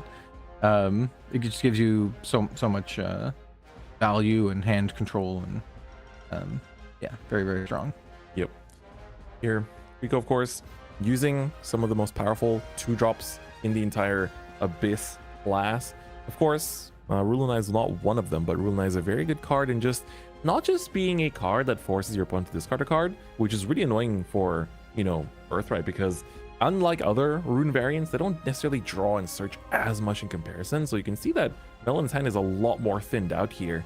But on the other hand, Rulanai isn't just a card that forces you to discard, but it's also this annoying kind of like, a card that forces your opponent's spells to cost 1 more, which especially when you're playing Rune can be really, really annoying as it throws you off curve. But being able to take care of that on Melon's side is really important. And so now it's just a Doublame that's kind of been trickily staying on board. It is a 3/3 body to just keep swinging into, whether it's followers or the leader. And we are going to see another one of these big anti-hand cards with the Sonata of Silence being used to revive the Rulanai here. Yeah, the Sonata of Silence is an interesting new include. It's one of the ones that I was like, when building and constructing my 2-drop deck, I was like, is it worth it? And it turns out, yeah, it's worth it. Rulanai is just that good. Just being able to get a Rulanai back, and then on Necrocharge 10, of course, forcing your opponents to discard random cards, and the random discard is what makes a lot of the stuff really, really good, especially when you're playing into a meta that might potentially have stuff that are running, like Trail of Lights, which make discard generally not great. I'm not saying that the running Trail of Light, just that the random discard is quite exceptional. Yeah, I mean, it's I feel like this is such a rough matchup though, because I'm sure that Earthright is paired relatively well into other decks that perhaps Melon expected to be popular, like Puppet, but having to just constantly get your already thin hand get thinned out more and more and just be left to kind of drive into top deck city and see what you can pick up is a little bit rough here. Melon starved for options. What can they make out of this before Rico reaches some of those later turns? I mean, Rico elected to go second, if I'm not mistaken. We've already gone through all the evolve points, I'm pretty sure. That at least turns off the early arrival of the Crimson Rose Queen. But, they are going to be able to put down the Altar Plane Arbiter, that is a mouthful, relatively soon. And the hand is pretty healthy for all the other removal options they may have. So, also floating 2 play points that Melon cannot just attack carelessly here either. Yep, you got to know that the 2 cost Abyss deck is running some from very nice choice 2-drop removal, everything from Razory Claw to Surefire Bullets to potentially even Whispers of a Dream. So there's a lot of various 2-drop removals that this deck typically runs. So that's definitely a good call, and you know that both players are kind of like thinking about that kind of thing. And I think you kind of nailed it on the head that this could be a very tough matchup for the Earth Rune deck in particular. Earth Rune is a very like A plus B style deck in general, and even if you have cards in hand, they hit one of your like payoff cards and all you have is just generators, then you could be left in a really tight situation. And it's also the kind of deck where you need to get to your payoff cards to actually, you know, start accruing more advantage. 100%. You do see the Whispers of a Dream there. That's what the 2 play points were left up for. Gets rid of a 3-cost or less follower that is on the opponent's field. Even if they're attacking with it, doesn't matter. And then also buries the top card of your deck. But Melon here just wanted to bait something out and see with that swing before playing down the Sweet Tooth Medusa. As you can already see, I mean, Sweet Tooth Medusa, we saw her in Lishana, we see her in Earthright. This card can basically fit into any deck because of just how generically toolboxy she is. Yeah, absolutely. It's Lishana is an interesting call. It's just very like you know, adds a degree of inevitability, right? So we're gonna have a big search for, I think that's the 3rd cauldron if I'm not mistaken. It's also, you know, in and of itself pretty huge. The how many cards does Melon have in hand currently, right? We burned through a lot of resources just trying to stay in the game. It was just 1, but that cauldron managed to find arguably one of the most important cards you could possibly ask for off of the top, and that is going to be absolutely huge. So, you know, for a lot of people, set 7 was a set that introduced a lot of like the Machina and Natura cards and whatnot, but one of the other cards that it added for Earthright that of course really stood out in the next set's format but already can be played now is Riley. So Riley, in my opinion, is one of the most crazy cards in Earthright because she's essentially she's a 3-cost 3/4, but you can also summon her from your cemetery by paying 6 when she's in the cemetery and give her Storm. The reason why that's important is because Rico is going to keep forcing these discards over and over again from the hand. So if the Riley gets randomly discarded, even if you technically lost her from hand, you do actually have the ability to play her from the cemetery. And when she comes into play, you Earthright, and then you get to choose one of 3 abilities. But if you played her from cemetery, she uses all 3 abilities to either draw 2 cards, or deal 5 damage to enemy follower, or get +3 attack while having Storm. So I think that might be what Melon is trying to target here. It's like, okay, you like your Rule and I engine, I see you, but if you're going to keep forcing me to discard cards, then I am going to have this pretty crazy tech that is potentially just going to slice your life in half. Yeah, and that's a very interesting tech piece too, because, you know, preparing for this event, I know myself, if I was preparing for this event playing 2-drop Abyss, that's not exactly something that I probably would have planned on coming up against, especially it being kind of like, I don't want to call it a hard counter to the discard, but a very tough card to play against when you're, you know, a lot of your effects hinge on like discard effects. So I do really like the Riley here in this particular matchup here. Yeah, and we're gonna see the Zealot of Lust here as well, another 2-drop 3/2 in stats that lets you basically -1 to your own leader, but it lets you then deal 1 damage to an enemy follower, and you can do this up to 2 times per turn. So if there's something pesky remaining on the board with just a little bit of defense, then that can be what it takes to take it out. Yeah, I really like the Zealot in here. You can, if you're running something like Valnaric, you can kind of you know, combo with that depending on what you have in hand. So it's a nice little 2-drop for this deck. And you can activate your Sanguine effects pretty easily with it. Yeah, and what's really annoying is that Melon has not been able to take care of this Rule and I, and it's you know, I was just thinking that TCG communities like to call this, you know, floodgate, which is, that every spell in the opponent's hand now costs 1 extra play point. It's pretty annoying. I mean, you got 6 play points to work with. Like, you could theoretically play the Riley, but you only have 1 Earthright on board. And so, can you play the Riley and also make another stack? Yeah, that's gonna be difficult potentially with 6 play points, but though not unheard of. And yeah, that Rulenai has been around for quite a while. Like, how much damage has that Rulenai dealt by himself?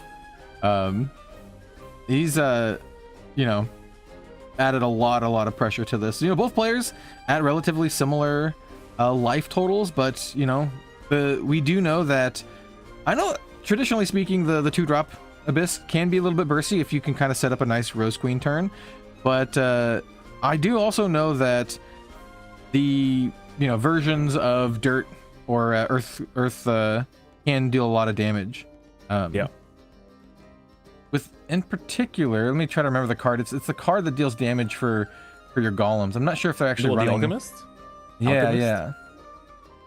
Yeah, the Alchemist, I think we got a quick glimpse of it in Melon's hand, actually, but it is one of the lethal plans that you could technically do as well, so I wonder if that's what they're trying to plan around right now, because we see Melon, he's in that kitchen.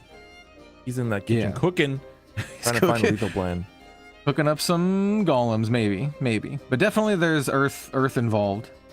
I think the problem is that Melon is tied to just this 1 Earth Sigil on board, and the problem is that with Ancient Alchemist, she eats an Earthright to make 2 Guard Form Golems, and then, you have to commit a total of 6 play points just to evolve her in the first place, and then she does make the Golems cost 1 less, which is obviously fantastic, right? It's awesome, but that does mean you're committing 6 just to play her and evolve her, and then your Guard Forms become 1-drops, so you still need basically a total of 8 play points in 1 turn to do that 6 burn damage that you would need. So you need to basically do 3 damage to face somehow throughout this turn, leading into up until turn 8 when you'll be able to play that one. So instead here we see the second Earth Sigil come down, and we're going to use the Riley here.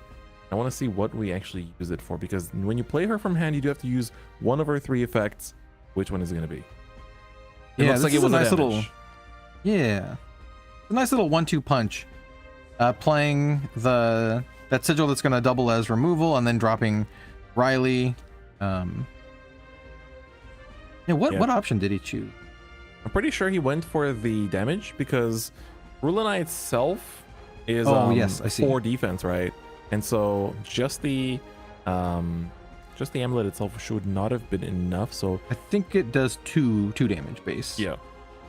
Probably wanted to go for that instead in order to clear out the board there, and then drawing cards here obviously is a good option, but at the end of the day, you're on just 10 defense, and you do have to be careful, because on turn 6, the main points of fear, I guess, is double Razory Claw, but you did see one of them already get burned.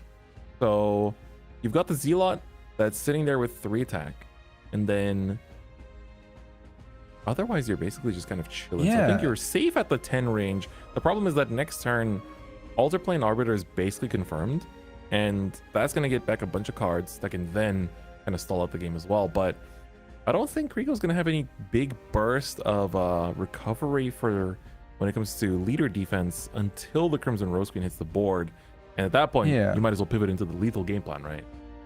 In terms of just burst from hand at this stage of the game, you have Valnarek potentially, because you can give Valnarek Storm if you have Sanguine active for you. You also have your Razory Claws, as you mentioned, and then of course everything else is going to cost too much for this point in the game. So I think a lethal is very hard to get from here without multiple Valnareks. Having that Zealot of Lust in play can trigger your Valnarek, so that's still pretty good if you have them lined up. Some decks don't run too many Valnareks. Mine only runs 2, and so that's an option. But I think your line of thinking is likely where we're going to be going here, playing for a little bit of a later game. If they had double Razory you know that they would have slammed it already. Ooh, I like this. The bullet is gonna actually hit, choosing not to hit the Riley because Riley does have 4 defense, but the moment she hits the cemetery, she's gonna revive herself with 6 damage to face. And you don't want. Yeah, no, not when you're sitting at 7. And also, like, it's just not great value, like killing something that's just gonna come back. So just her being on the board is, you know, kind of where you want to be. Not the prime target for this. Exactly. Melon is going through it in the think tank right now. Yeah, fanning out the cemetery there. Yeah, I think they're just basically counting how many, whether it's worth to use the Earthright Revive effect here. So if you do, you have to pop your one and only Earth Sigil in order to keep this dude alive. But we're gonna pop it back. Ooh, okay. This gives you 5 damage next turn. Does that mean he's holding on to 2 in hand? Technically, you shouldn't be able to, because we know his last card. So Melon's final card in hand should be the Ancient Alchemist, and she'll just make 2 guard forms that you cannot evolve yet. Oh, but no, you'll be at 7. So, oh no, that is lethal because you'll be able to go into Ancient Alchemist, evolve her, and then play just 1 golem for the last burn damage, and that's it. Oh, right, because that would have actually been lethal. Does golems do what? 3 damage? Yep, Ancient Alchemist's burn does 3 damage to a follower or to the leader. This top card is actually really important, but yeah, this game's really close. Oh, but Kriko's down to 5. Do they go for the risk? But they don't. The problem is now is that you need an Earthright on board in order to make the golems in the first place, and you don't have it. Yeah, as mentioned, it's like it's got that A+B, right? And if you don't have either of them, you can't make the deck work. So without having the Earth, you know, sigils on board, your payoffs aren't going to do anything. Maybe burning it was not the right play. Let's see it. She's gonna come down, but she's not going to be able to make the golems because there's no Earthright on board. Maybe the revive wasn't as important. Here she is. Okay, still gonna go for the evolve, using all 6 play points just to be able to trade.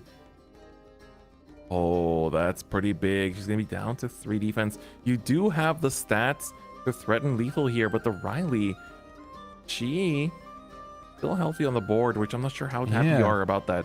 You did put Kriko down to 2, but now Kriko doesn't take care of this entire board or win the game this turn.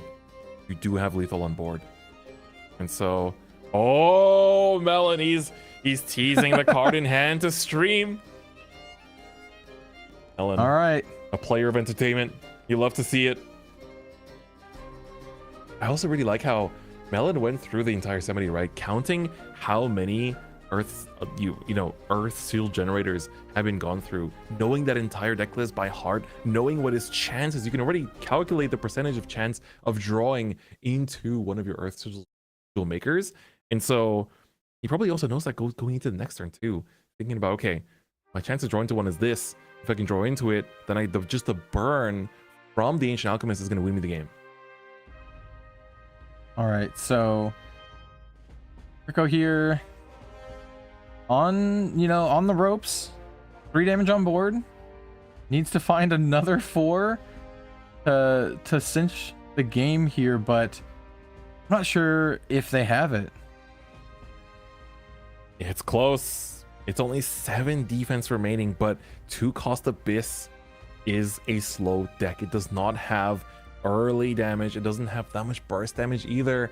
You're very much relying on just kind of chipping, and then either you get this huge OTK turn with the Crimson Rose Queen, or you manage to chip them down to where Razor Claw can just kind of seal the game. But now Razor Claw is not even an option because you deal 2 damage to yourself first. Yeah, Razor Claw not great in this situation. And then Rose Queen, of course, as we mentioned a few times, Rose Queen herself is a 6-drop, but she doesn't do a whole lot unless you evolve her, which is she's got an evo of 2. So you need essentially 8 play points in order to kind of like pop off with your Rose Queen. Other options are the Altar Plane Arbiter, which does have a total of 7, right? 5 to play, 2 to evo. But unfortunately does not have the kind of face damage that you would need to close out the game at this point. Great card, great value, and a way to wipe the board, but unfortunately, you know, not what he needs to win on this particular turn. Here comes the Arbiter, though. Declare the 2. Uh-oh. Yep. Oh, you don't want to see the 2 Arbiters in there. And not That's the real real screen bad. either. That's Oh, really no. bad luck. Oh no. Oh Only no. one. That means that Alter Plane Arbiter's effect declares a number, buries the top 5, and you deal damage to each enemy follower equal to how many cards of the declared cost were buried. That means only one damage to the entire board of Melon. You want to be dealing 5. That is exceedingly bad luck, by the way. Most 2-drop decks run like 20 to 30 2-drops, and so getting 1 off of Arbiter Reveal is brutal. That's one that you take home and you tell to your play group. And only 2 play points remaining.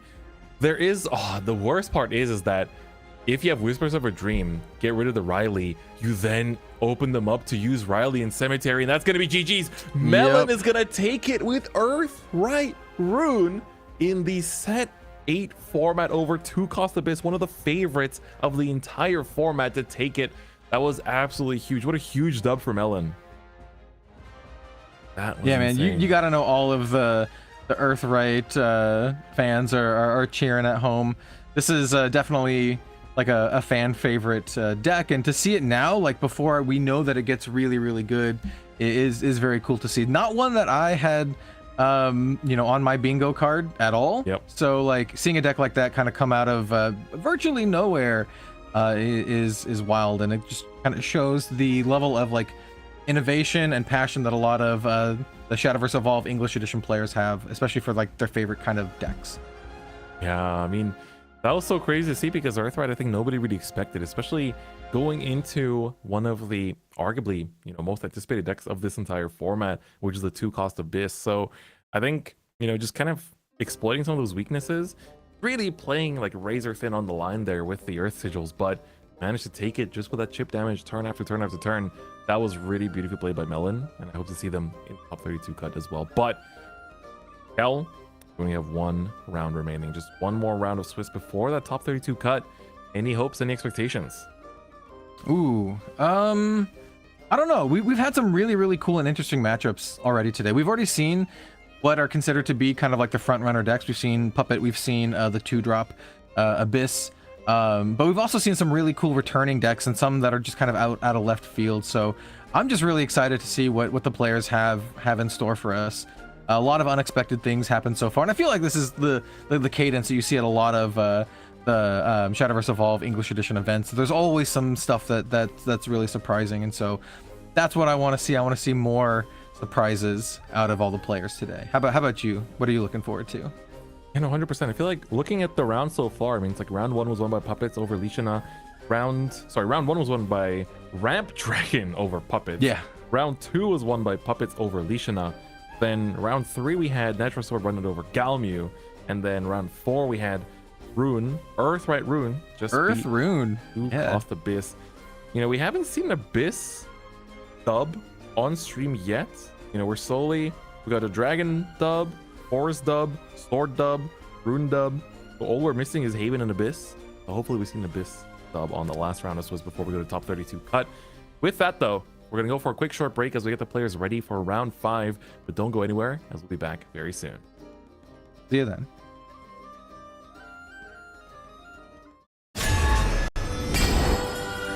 The Idolmaster Cinderella Girls is coming to Shadowverse Evolve! Head towards the Starlit Stage! Crossover set, the Idolmaster Cinderella Girls! Will you uphold justice with steadfast conviction? Or will you bend it to your will? Booster Set 7.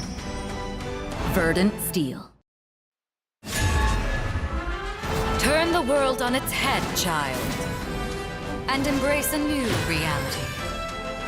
Booster Set 8, Alter Chaotica. On sale now. The Idolmaster Cinderella Girls is coming to Shadowverse Evolve! Head towards the starlit stage! Crossover set, the Idolmaster Cinderella Girls! Will you uphold justice with steadfast conviction? Or will you bend it to your will? Booster set 7. Verdant Steel.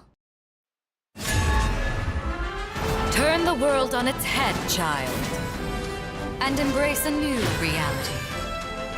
Booster Set 8, Alter Chaotica. On sale now.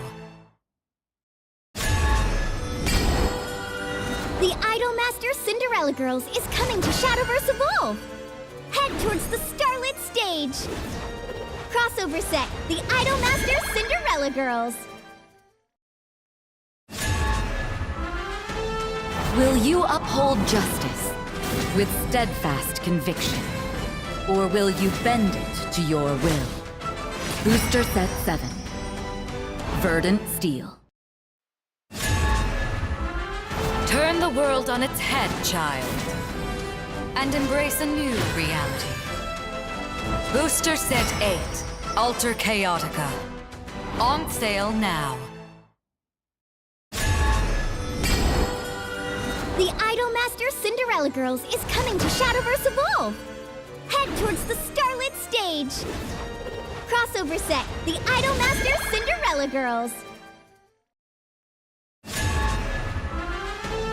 Will you uphold justice with steadfast conviction? Or will you bend it to your will? Booster set 7. Verdant Steel. Turn the world on its head, child, and embrace a new reality. Booster Set 8, Alter Chaotica. On sale now. The Idolmaster Cinderella Girls is coming to Shadowverse Evolve! Head towards the starlit stage! Crossover set, the Idolmaster Cinderella Girls! Will you uphold justice with steadfast conviction? Or will you bend it to your will? Booster set 7. Verdant Steel. Turn the world on its head, child, and embrace a new reality. Booster Set 8, Alter Chaotica. On sale now. The Idolmaster Cinderella Girls is coming to Shadowverse Evolve! Head towards the starlit stage! Crossover set, the Idolmaster Cinderella Girls! Will you uphold justice with steadfast conviction? Or will you bend it to your will? Booster set 7. Verdant Steel. Turn the world on its head, child, and embrace a new reality. Booster Set 8, Alter Chaotica. On sale now. The Idolmaster Cinderella Girls is coming to Shadowverse Evolve! Head towards the starlit stage! Crossover set, the Idolmaster Cinderella Girls! Will you uphold justice with steadfast conviction? Or will you bend it to your will? Booster set 7. Verdant Steel. Welcome back to Grand Showdown Someren. We're now down to the final round of Swiss, round number 5. And of course, you know, a lot of players have already confirmed, you know, if you're undefeated at this point, you're basically good for top 32, right? This is a pretty smooth sailing position. And I think our 2 players that are going to be sitting down for round 5 as well might even be in that position too, where that does mean that this is kind of like your warm-up game, right? Before the big stakes. But that also means that, you know, win or lose, you are getting that Blazing Breath promo card for the top 32 placement already. Yeah. And then after that, that's when things start to get extra nerve-wracking. You wanna get that playmat. That Yunli's playmat, dude. I want I to get that would've- playmat. I want to get that playmat. I would have, if it wasn't, if they didn't tell me to sit down here and cast, I would have been there, man. I would have been there in the venue. I was like, give me that. I need a top 16 placement. One last ride with Galmu before she gets her rework here in Japan next month. It's Yeah. would have been the dream. But we have 2 players ready for round 5. We're gonna be taking a look at a game between Axel, who is playing Puppet Forest, versus Max Burner, who's on 2 Cost Abyss. The run back for 2 Cost Abyss can go too hot in round 4, but this could be the one where we get to see it in its full power with that Crimson Rose Queen. How are we feeling about that, Kel?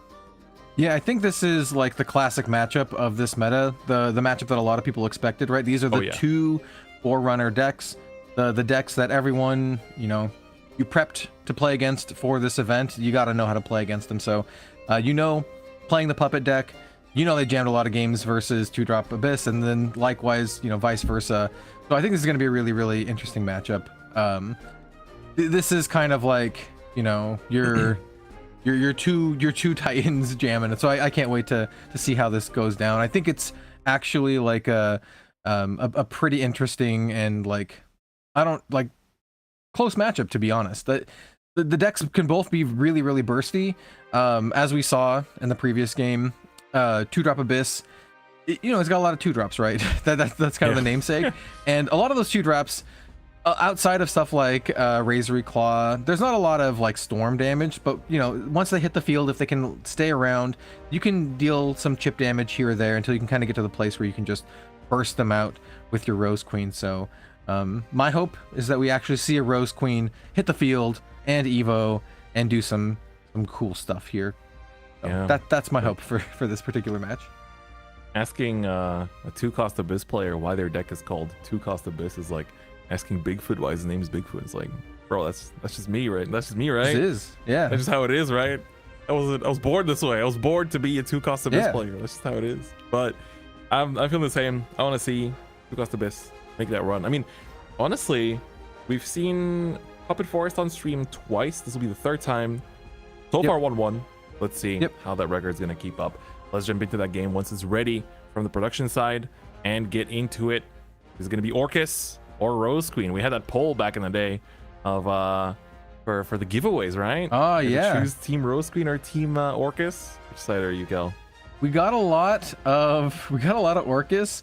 Though I saw a good chunk of Rose Queen. I'm gonna stand by Rose Queen because Abyss is my class of choice.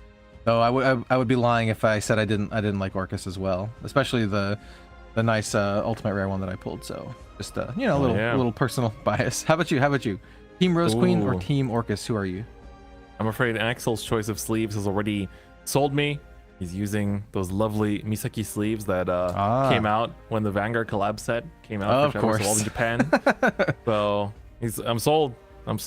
I'm on the Forest side, but I think also matchup wise, I do think Forest is a little bit more favored. As a 2-Cost Abyss player, Max Burner does have to roll pretty well in order to have a strong chance in this matchup, but it does look pretty okay. I mean, you have a relatively strong opening. You have the Kiss of Lust in the EX area there as well. That gives you a bit of healing, gives you a bit of drawing. If you got Sanguine active, you get to draw 2 cards, so it's a pretty good card as well. And of course, the classic, the Do Blame.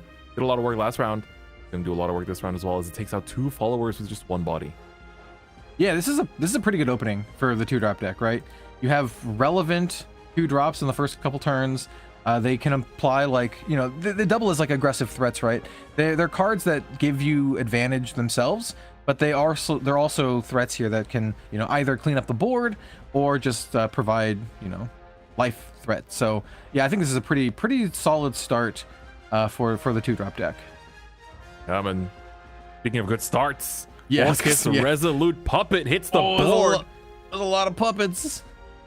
We're going to see that big trade here coming in. And of course, Resolute Puppet's effect is going to say that when a puppet leaves the field, once per turn, you get to change it into a Lloyd effectively. So a Lloyd is going to go to your EX area, which then means that later down the line, it is going to be used for that 0-cost body that of course can contribute to lethals, contribute to drawing into other cards, as well as finding all kinds of bodies but we're going to cash in that Kiss of Lust that went to EX area earlier for the card draw. Also go up to 21 defense. Be backed up by a Zealot. Zealot? What's the pronunciation? I've heard both, but either way, that card is definitely taking out that Orcus here, and pretty happy with that. I think if you're the Abyss player, if you're Max Burner here, you definitely don't want to have Orcus stay on the field, and that's somewhat of a, I don't call it optimal turn, but that's kind of where you want to be at this stage of the game. It's not like you can really interact with the EX area, so having a decent card that can give you advantage later, but also clean up your opponent's board is very, very nice. And then looking on Excel's side, just having an absolute army of puppets and transforming them into the named puppets. Like now we have this Victoria, which is immediately going to hit the field. The card draw. Yeah, very, very nice. I'm a big fan of Victoria. She's a very kind of very powerful. We're gonna get the Evo immediately on the Zwei as well, so Victoria will not take any damage back. Yeah, very nice here. And this is really big because this Zwei, you know, being just like a floating 4/4 body now, what is the one thing that Puppet Forest players like to do on turn 5 kill? Well, yeah, they like to play stuff that just immediately well, there's a couple things. There, you have the Anastasia route. That's right. Which is one. That's the answer I was looking for. Yeah. I'm like, you could do some Orcus stuff maybe, but I think you're going for the Anastasia, which is, I mean, Anastasia with like a bunch of puppets in your back pocket is very good, even if they're able to clear your board like we see here. Anastasia is just very, very strong. We saw it, you know, in effect in the first couple rounds as well. 100%. But what's really big, especially if you have like just non-normal puppets as well in your EX area, right? The 0 drops. Yep, exactly. What's really big here is that Max Burner played down the Arbiter, and we saw last round the Arbiter do the absolute turbo low roll. Like that was actually just, you know, it was rough. You pull up to the casino, your life savings are gone, everything blows up in front of your eyes. But here we see Max Burner hitting 777 out here. It's 222 City, and managed to take out the Zwei, right? Like, you gotta do, I mean, if the Zwei was at full health, you gotta hit 4 2-drops there in order to do that AoE 4 damage. And of course, the Arbiter managed to hit it. And I mean, statistically, it's pretty likely because usually 2-cost Abyss plays 31 2-drops because your only non-2-drops are your 3 copies of Rule if you play 3, your 3 copies of Ultra Plane Arbiter, which you do play 3, and your 3 copies of Crimson Rose Queen, which you have to play 3. So usually it's at least 31. Maybe if you don't play the 3 Rule and just 2, you can bump it to 32 as well. But usually it's 31. So the statistics are pretty high. So managed to find that answer as well. And here, Axel goes for a bit of a different game plan here on the turn 5. Is this a Fina? This is an alternate art promo Fina. Indeed. I like the inclusion of Fina in this list. Fina can basically search the top top 5 cards of your deck for a 1-drop, and there's a lot of really nice 1-drops in Forest, especially in the puppet list. So I do like the inclusion of Fina in this particular list. I think that's a really interesting tech choice that not a lot of players have made. Yeah, and this is a really good setup because you got the Heartless Battle to set up for next turn, for a good Anastasia turn. And then you get the Fina to find yourself something like a Sukuna that can then give that big lethal pressure. Or you can find a Michelle or a Junk. Like Michelle, especially if you don't have the Anastasia or like a No in the first place, that'll connect you to it as well. Yeah, 100%.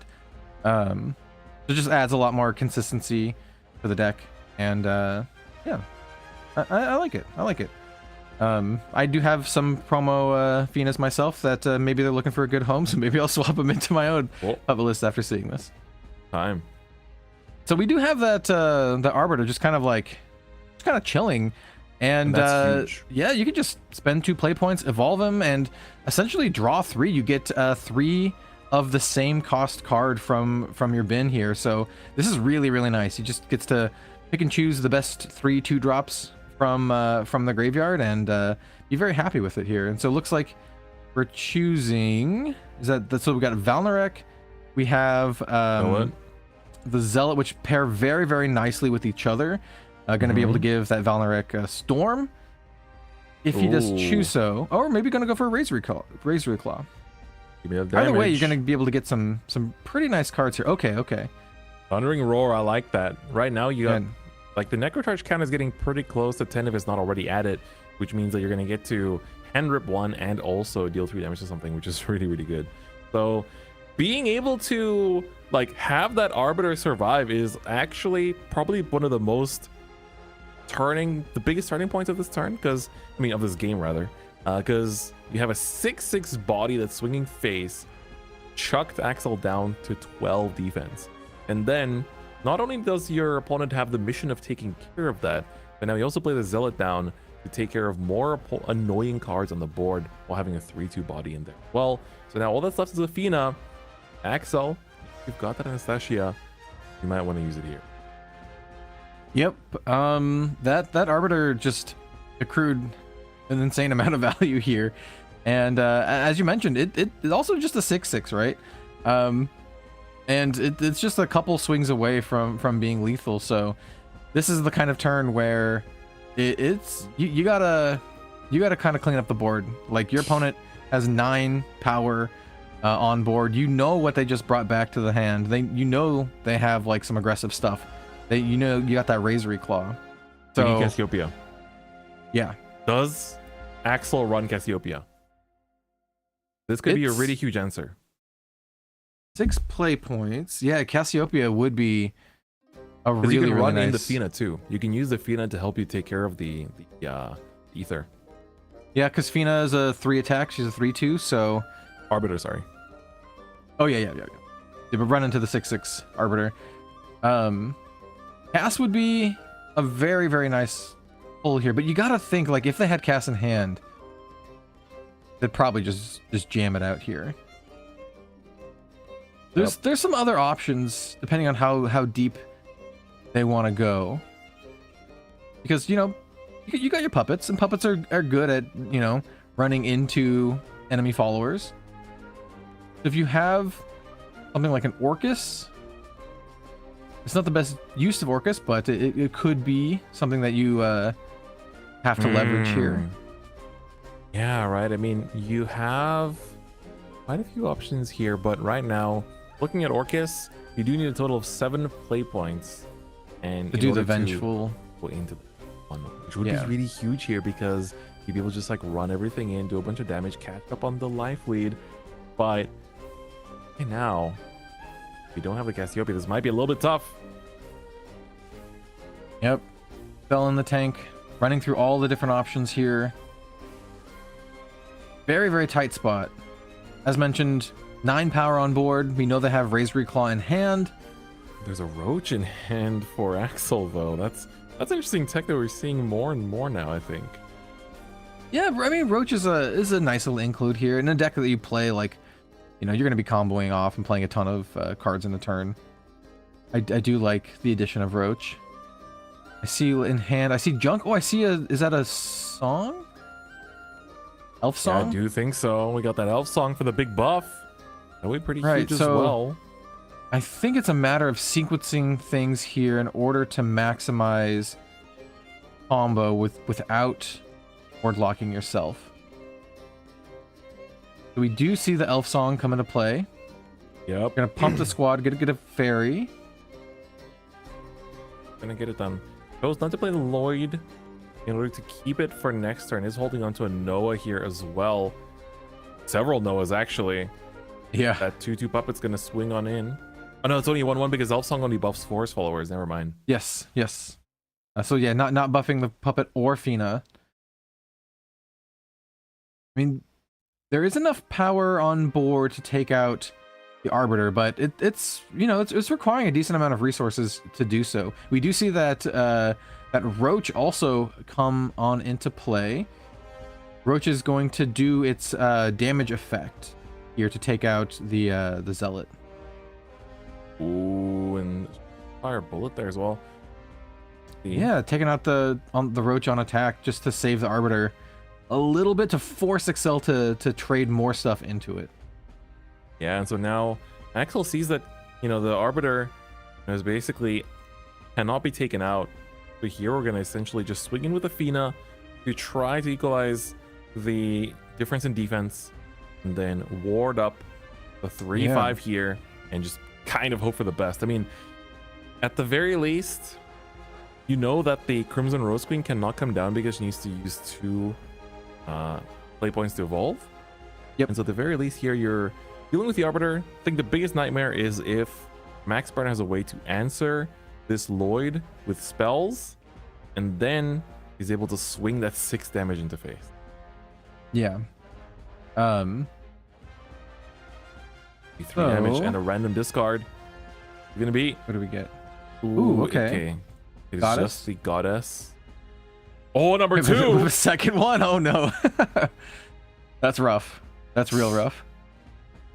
Okay, And so that- far combo pieces, but not actual, you know, big boss cards getting discarded. So it's not the end of the world, but this 6 damage is gonna hurt. Yeah, 6 to face, taking him down to 8. Play points remain. I think, you know, attacking board, attacking hand, just kind of withering down Excel's resources. Excel had to commit a lot of stuff to board just to, you know, attempt to deal with the Arbiter last turn, and that Arbiter sticking around. Just, yeah, the name of the game here is just like protect your Arbiter, I think. Yeah, and the thing is that Max Burner probably has other 2 costs that they could have played this turn in order to try to take care of more of this board. But the judgment was made is that you got 16 defense, you should be fine against whatever lethal game plans, especially because of like the current stats on the board. You need to keep the 2 costs in your hand that you already have, because when you go into the Crimson Rose Queen next turn and you evolve into her, she asks you to show your opponent your hand and recover play points equal to how many 2 costs you have in hand. So you got to hold on to those 2 drops. You can also threaten some quick effects, but more importantly, if you can get away without using any of them, that is the best case scenario. Yep, 100%. And you also have like a really strong threat on board. With your Arbiter, it's a 6 attack. It's gonna essentially force your opponent to commit a lot of resources to just removing this threat, right? So I think you're pretty happy with just kind of sitting back on the 2 drops and saving it for your big Rose Queen turn. Yep. Here comes the Noah, though. That's going to help to equalize the life lead a little bit. 2 puppets come down to the EX area, and of course, Noah is going to give a huge buff to everyone. Every puppet that comes into the field gets +1 attack and Storm. Of course, it doesn't affect anything that was already on board, but anything that comes into play after this is going to get huge. And the Noah does make all puppets cost 1 less play point. Lloyds are going to get Storm. They're going to be healing you as well. That's so huge. Yeah, Noah's just like a absolute unit. I think I've like playtesting the puppet deck. I think I've won more games with Noah than I have with Orcus. Like Noah just does so much work. And the fact that it didn't get discarded is really huge here too. Yes, agreed, 100%. It's an absolute like linchpin of the deck. And what's really big is that now Max Burner's put into this interesting position where, you know, Crimson Rose Queen. For those of you that don't keep up with like the you know, the meta as much, maybe you're just getting into the game. Crimson Rose Queen, when you evolve into her, she's a 6/6 that basically says that every time you play a 2-cost card, that's like why the whole deck is based around her. Every time you play a 2-cost card, you choose one of 2 effects. The first one deals 2 damage to the enemy leader. So that's like your way, you know, you play 5 2 costs in 1 turn, you're gonna burn 10 damage. You know, done and dusted. If you can recover, you know, that many play points, of course. But the other option you have is to, every time you play 2 cost, to deal 2 damage to each enemy following the field and heal your leader too. So you're doing AoE 2 damage to everything while healing. That is going to be probably the option that you're going to go for here. That will wipe out all of the puppets here. It's just a Noah that's going to be extra sturdy because he comes with 7 defense. Yeah, the Noah's going to be quite annoying, especially since you're going to be unable to attack into it, you know, without a sail or anything, which Rose Queen does not have. So if Rose Queen is indeed the play here, it will help clear the board, but not the Noah. This one's a interesting one. So they're gonna opt to get a little like pseudo card draw to see if we can draw into anything instead of just jamming straight into the Rose Queen.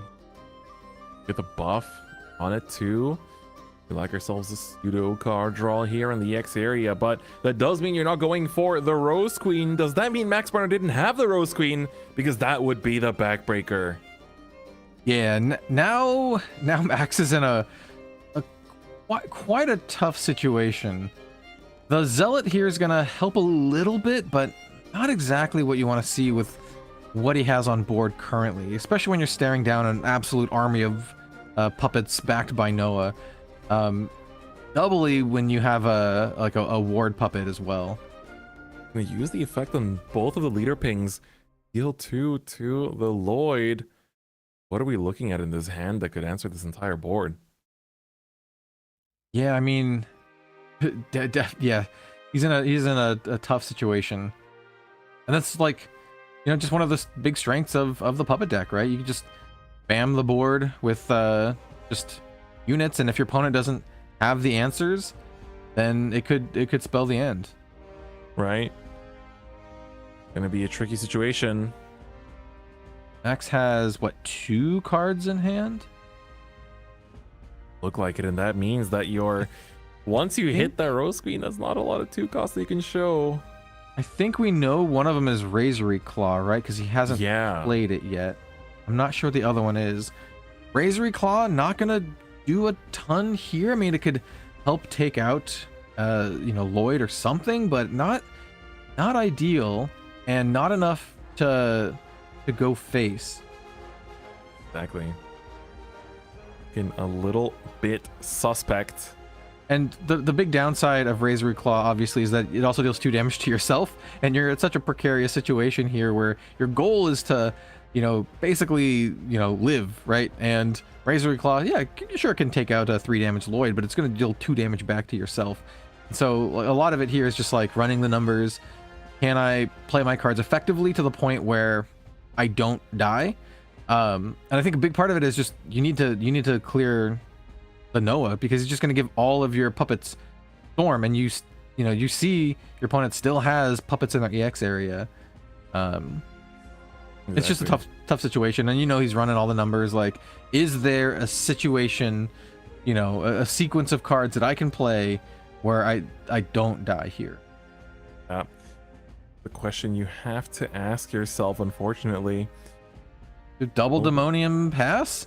Yeah, I mean, the Demoniums will help with the life a little bit here, right? When they do have the last words of gaining 2 life, but definitely not an ideal play, you know, just kind of on a hope and a prayer as you pass the turn, hoping your opponent doesn't have much else. The thing is that these puppets, right, they're going to just run into them, get traded off, and then you're basically going to give the, you know, the defense back to the leader, but Noah's buff will continue to be there, and I think we have a second Noah in that hand, which means that that plus 1 attack 2 in buff, Storm is pretty good. Yup, it's gonna keep on stacking. So I think right now I'm gonna swing in with a Noah first, just to bait it out. 4 damage is gonna hit the face. Yep. That means you're just missing a little bit more Orcus. GG's. Axel is going to take it just to show that he does have the Orcus to evolve into. That is gonna be game. Axel with Puppet Force is gonna take it. And that also means that, I mean, Axel was already confirmed for top 32, but I think pretty sure that both players could be safely in there as well. So what a great game. Axel managed to take it with the Puppet Forest. Unfortunately, Abyss still no dubs on stream though. Someday, I'm rooting for all the Abyss players out there. Someday we'll get the dub on stream, perhaps in the top 32 and onward. But yeah, that puppet deck just showing the absolute power of the archetype. Excel playing it very, very well, capping off with that nice flex ultimate rare Orcus at the end was a nice little flare. But yeah, that was an interesting one. And as we mentioned, that those are the kind of like the 2 decks that a lot of folks expected to see here this weekend. And well, if you're a team Orcus, then you got a little bit up on everyone else here. That's for sure. But now, you know, as that round concluded in round 5, you know, that game also took quite a bit, so we got all the stats as well. Those of you that have been tuning into the stream so far, I can actually tell you that from the players that we've had on stream so far, Flare Enix, who won the BCS last week, and was the player that won with Ramp Dragon on stream round 1. Got into top 32. Symphonis that played puppets and won in round 2 is also in top 32. And Ooh, then okay. both Hanzi on the Galmu and Sang on the Natural Sword made it into top 32. And then from round 4, Kriko and Melon, the Earthright by the way, also in top 32. And both of the players in round 5, both Max Burner and Axel, made top 32 as well. So we've been featuring some strong players on this stream. I feel like we're going to start seeing a lot of repeats here. So I'm very excited to see as this top 32 bracket develops. See what other decks are going to make it up in here. Yeah. Once again, fingers crossed for some Abyss, but it'd be really cool to see some like maybe Haven or something like that going into the top 32. Yeah, very, very cool to see that a lot of the folks we've covered on stream will continue their story into the top 32, maybe and onward. We will be jumping to a break. This break is going to be a little bit longer than our typical breaks, but I don't think it's going to be too long before we jump back into the top 32, right? Yep, that's right. And don't forget also, for those of you tuning in, you might have missed this, but we actually have a lot of news and announcements at the end of this top cut. So make sure you tune in, make sure you don't miss out. We're going to go through some amazing games after this. We're going to, of course, crown another Grand Showdown champion at the end of this top 32 bracket. But I know a lot of you want that spicy news that I'm sure a lot of you are waiting for. And there's some pretty crazy announcements coming up later today, so you don't want to miss it. So we're going to go for a break, but don't go anywhere as we'll be back for top 32 very soon. See you then.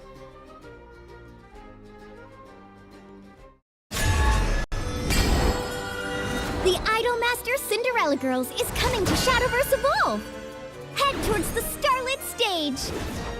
Crossover set, the Idolmaster Cinderella Girls!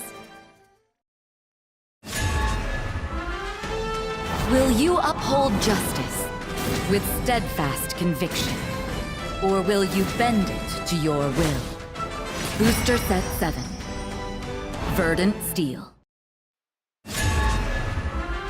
Turn the world on its head, child, and embrace a new reality. Booster Set 8, Alter Chaotica.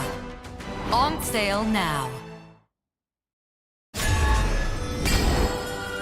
The Idolmaster Cinderella Girls is coming to Shadowverse Evolve! Head towards the Starlit Stage! Crossover set, the Idolmaster Cinderella Girls! Will you uphold justice with steadfast conviction? Or will you bend it to your will?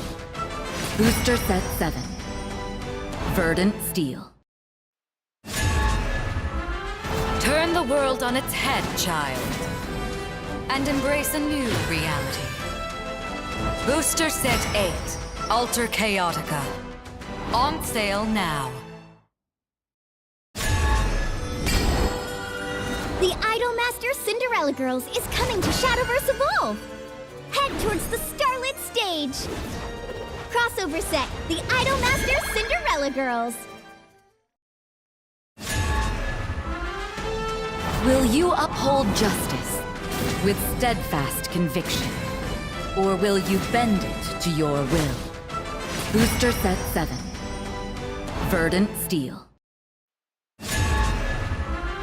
Turn the world on its head, child, and embrace a new reality. Booster Set 8, Alter Chaotica. On sale now. The Idolmaster Cinderella Girls is coming to Shadowverse Evolve! Head towards the Starlit Stage! Crossover set, the Idolmaster Cinderella Girls! Will you uphold justice with steadfast conviction? Or will you bend it to your will? Booster Set 7. Verdant Steel. Turn the world on its head, child, and embrace a new reality. Booster Set 8, Alter Chaotica. On sale now. The Idolmaster Cinderella Girls is coming to Shadowverse Evolve! Head stage! Crossover set, the Idolmaster Cinderella Girls! Will you uphold justice with steadfast conviction? Or will you bend it to your will? Booster set 7. Verdant Steel. Turn the world on its head, child, and embrace a new reality. Booster Set 8, Alter Chaotica. On sale now. The Idolmaster Cinderella Girls is coming to Shadowverse Evolve! Head towards the starlit stage! Crossover set, the Idolmaster Cinderella Girls! Will you uphold justice with steadfast conviction? Or will you bend it to your will? Booster set 7. Verdant Steel. Turn the world on its head, child, and embrace a new reality. Booster Set 8, Alter Chaotica. On sale now. The Idolmaster Cinderella Girls is coming to Shadowverse Evolve! Head towards the starlit stage! Crossover set, the Idolmaster Cinderella Girls! Will you uphold justice with steadfast conviction? Or will you bend it to your will? Booster set 7. Verdant Steel. Turn the world on its head, child, and embrace a new reality. Booster Set 8, Alter Chaotica. On sale now. The Idolmaster Cinderella Girls is coming to Shadowverse Evolve! Head towards the starlit stage! Crossover set, the Idolmaster Cinderella Girls! Will you uphold justice with steadfast conviction? Or will you bend it to your will? Booster set 7. Verdant Steel. Turn the world on its head, child, and embrace a new reality. Booster Set 8, Alter Chaotica. On sale now. The Idolmaster Cinderella Girls is coming to Shadowverse Evolve! Head towards the starlit stage! Crossover set, the Idolmaster Cinderella Girls! Will you uphold justice with steadfast conviction? Or will you bend it to your will? Booster set 7. Verdant Steel. Turn the world on its head, child, and embrace a new reality. Booster Set 8, Alter Chaotica. On sale now. The Idolmaster Cinderella Girls is coming to Shadowverse Evolve! Head towards the starlit stage! Crossover set, the Idolmaster Cinderella Girls! Will you uphold justice with steadfast conviction? Or will you bend it to your will? Booster set 7. Verdant Steel. Turn the world on its head, child, and embrace a new reality. Booster Set 8, Alter Chaotica. On sale now. The Idolmaster Cinderella Girls is coming to Shadowverse Evolve! Head towards the starlit stage! Crossover set, the Idolmaster Cinderella Girls! Will you uphold justice with steadfast conviction? Or will you bend it to your will? Booster set 7. Verdant Steel. Turn the world on its head, child, and embrace a new reality. Booster Set 8, Alter Chaotica. On sale now. The Idolmaster Cinderella Girls is coming to Shadowverse Evolve! Head towards the Starlit Stage! Crossover set, the Idolmaster Cinderella Girls! Will you uphold justice with steadfast conviction? Or will you bend it to your will? Booster Set 7. Verdant Steel. Turn the world on its head, child. And embrace a new reality. Booster Set 8, Alter Chaotica. On sale now. The Idolmaster Cinderella Girls is coming to Shadowverse Evolve! Head towards the Starlit Stage! Crossover set, the Idolmaster Cinderella Girls! Will you uphold justice with steadfast conviction? Or will you bend it to your will? Booster Set 7. Verdant Steel. Turn the world on its head, child. And embrace a new reality. Booster Set 8, Alter Chaotica. On sale now. Grand Showdown Someren is just around the corner, and today we will be giving you a quick little overview of what you should know about the event going into the weekend. We are your Shadowverse Evolve English Edition ambassadors. My name is Different Fight, joined together by the lovely Red Zone Rogue. How's it going, everyone? I'm really excited to talk about this upcoming event. It's going to be really exciting. It is the final Grand Showdown of the season, and I don't know about you guys, but I've been really enjoying all of the previous Grand Showdowns as well, and I think this one's going to be a very, very exciting one. Yeah.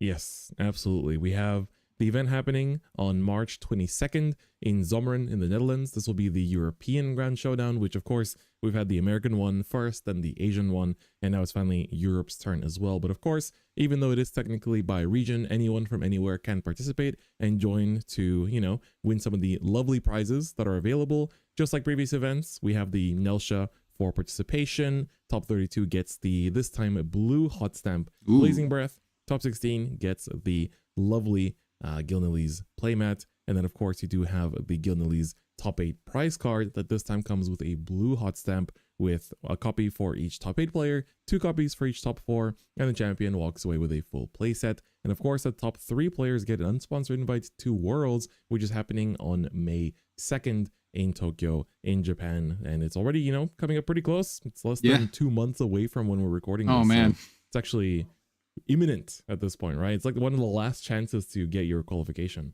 Yeah, and that's a pretty sweet prize pool there, especially the invite to Worlds. I'm very much looking forward to it, and I know Worlds is going to be also a very, very cool and exciting event. And as someone who's been able to travel to Japan in the last year or so, I could say it's an amazing time. So definitely something to work towards. Yeah, for sure. Yeah, even just being at World is like its own very, very exciting experience. So I definitely think it's worth aim for. You know, people have been playing through all the BCSs and, you know, the previous Grand Showdowns as well, trying to snag up those qualifications. And, you know, speaking of the BCSs, we do, you know, we've had how many at this point since set 8's release in English? I think we've had 6, I believe. Yes, so 6 BCSs at the time of recording. There are technically 1 or 2 more BCSs before the Grand Showdown. Yes. You know, before it actually happens, that might still shake up the meta. But looking at the overall grand scheme of things and how things have laid out, we have 6 overall events that have kind of shaped up the meta, and it's definitely changed a lot since the last Grand Showdown, which was in the previous sets format. Yeah. And we'll start to kind of talk about a little bit of how those events broke down. And to some degree, I think I could say that there's a little bit of expectation here and some fulfillment of that expectation, but not entirely across the board.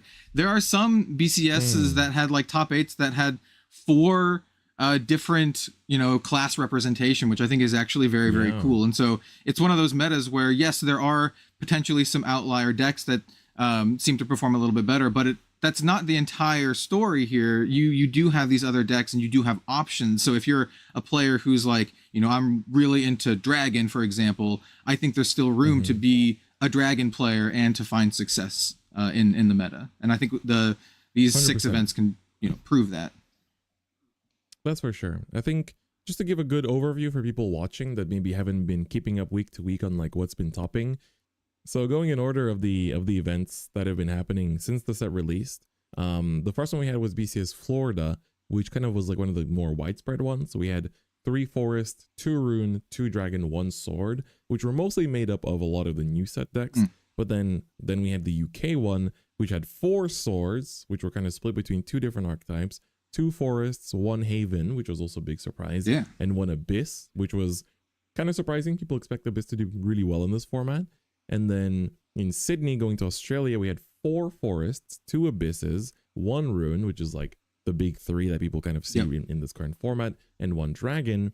And then going to Jakarta, we had 5 Forests, 2 Abysses, and 1 Rune. And then the count goes up again in BCS Ontario, which had the most amount of players and had 6 Forests, 1 Rune, and 1 Sword in top 8. And then the most recent event was BCS France, together with Ontario, which had 3 Forests, 2 Sword, 2 Dragon, and 1 Abyss. So, Kel, what are your main takeaways from just those numbers on their own? Yeah, like I think going into this, Forest, specifically Puppet Forest, is kind of like the outlier deck, right? That's kind of like the deck to both, look at in terms of like, hey, do I want to play this deck? Or like, can my deck beat this deck? I think if you're going into this event, that's you really need to think about. Even if you are one of these other players. But I think, the fact that we do have, I think, one of every single class represented in all of these top 8s is pretty cool, right? There is like the one Haven faithful player who made it into the one Haven top 8 in the UK. Life. Yeah. And then we had, consistently a couple Forests here or there, a couple Rune and Dragons here or there. And then, of course, your Abyss as you would expect. I would actually expect there to be more Abyss. I think that maybe that's my big takeaway is I expected more Abyss. And it's just kind of like, feels like it's maybe more on par with the rest of the classes that aren't Forest, to be honest. Exactly. So it's like the interesting thing is that not every single one of these had at least 2 Forests, if not more, like 3 or 4. Oh, yeah. But basically the reason why Forest is so good in this format is because of the new archetype that is Puppet Forest. And so it combines really well with the existing cards because, the Puppet deck generates these 1-cost tokens basically that, or sometimes even 0 cost, depending on what you generate, that essentially add to your combo count. And so because you're playing all these, puppets every turn, they're adding to the combo count every turn. So you can use things like Elf Song, you can use things like Anastasia in order to buff your board overall. And then you have this amazing win con thanks to Orcus, which basically has 2 different forms that she evolves into, depending on if you have, enough puppetry cards in your cemetery. So the first one that she evolves into basically just like summons some puppets for you, and then also gives you a Lloyd token, which is one of the 0-cost tokens that essentially has like ward and, heals you and whatnot.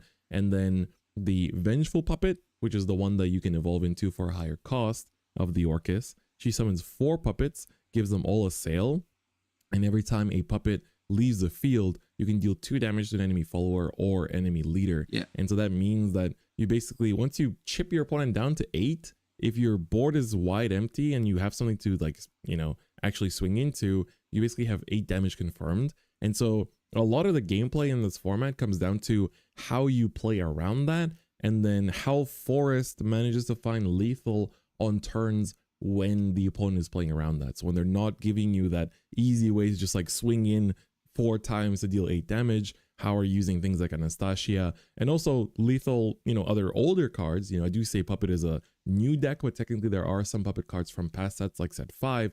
Then you have stuff like Noah, which essentially, gives +1 attack and Storm to the puppets. So it's like, okay, if you don't put down anything on your board, if you don't put down any wards for me to swing into on the Orcus turn, then I go into Noah and I can swing, a bunch of phase damage instead. And because Noah buffs all of your puppets with +1 attack and Storm, that means that the special puppets that Orcus gives you, such as the Lloyd as well as the Victoria, will also get that buff too. Victoria's So crazy. You have Yeah. a lot of explosive damage. Yeah, especially if you like what the puppet deck does is some cards like summon the puppets directly, and some cards put the puppets in your EX area, and you can do Orcus, and she just fills your board with puppets. And if you already have a bunch in your EX area, especially if they're the 0-drop ones like Lloyd or Victoria, you can just do like a ton of damage just all at once, especially if the puppets are free, like Lloyd and Victoria. I've seen turns where they've like 2 Victorias in the EX, and you can just burst for 10 plus damage out of nowhere. It's a pretty scary deck, and I think what makes it extra strong is that it's like pretty resilient. It can like just make puppets just kind of out of nowhere, right? Yeah. And so it's like this mid-range threat that also has like this huge burst combo potential, and I think that's what makes the deck like so strong. It's definitely a good one, and definitely one, as we mentioned, that you really have to have a game plan for. Yeah, it's like it did really well in Japan when this set was around too. And one of the things that it's also like, we talk about how good Orcus is, but you can also sometimes just like see really good early plays, use some of the older cards like Skuna, for example, with like Nature's Guidance and Elf Song and whatnot, and then just like really steamroll your opponent thanks to Anastasia. And that's why people are teching 4 Anastasia and like 4 cards like Noah that are 5 costs in order to beat them.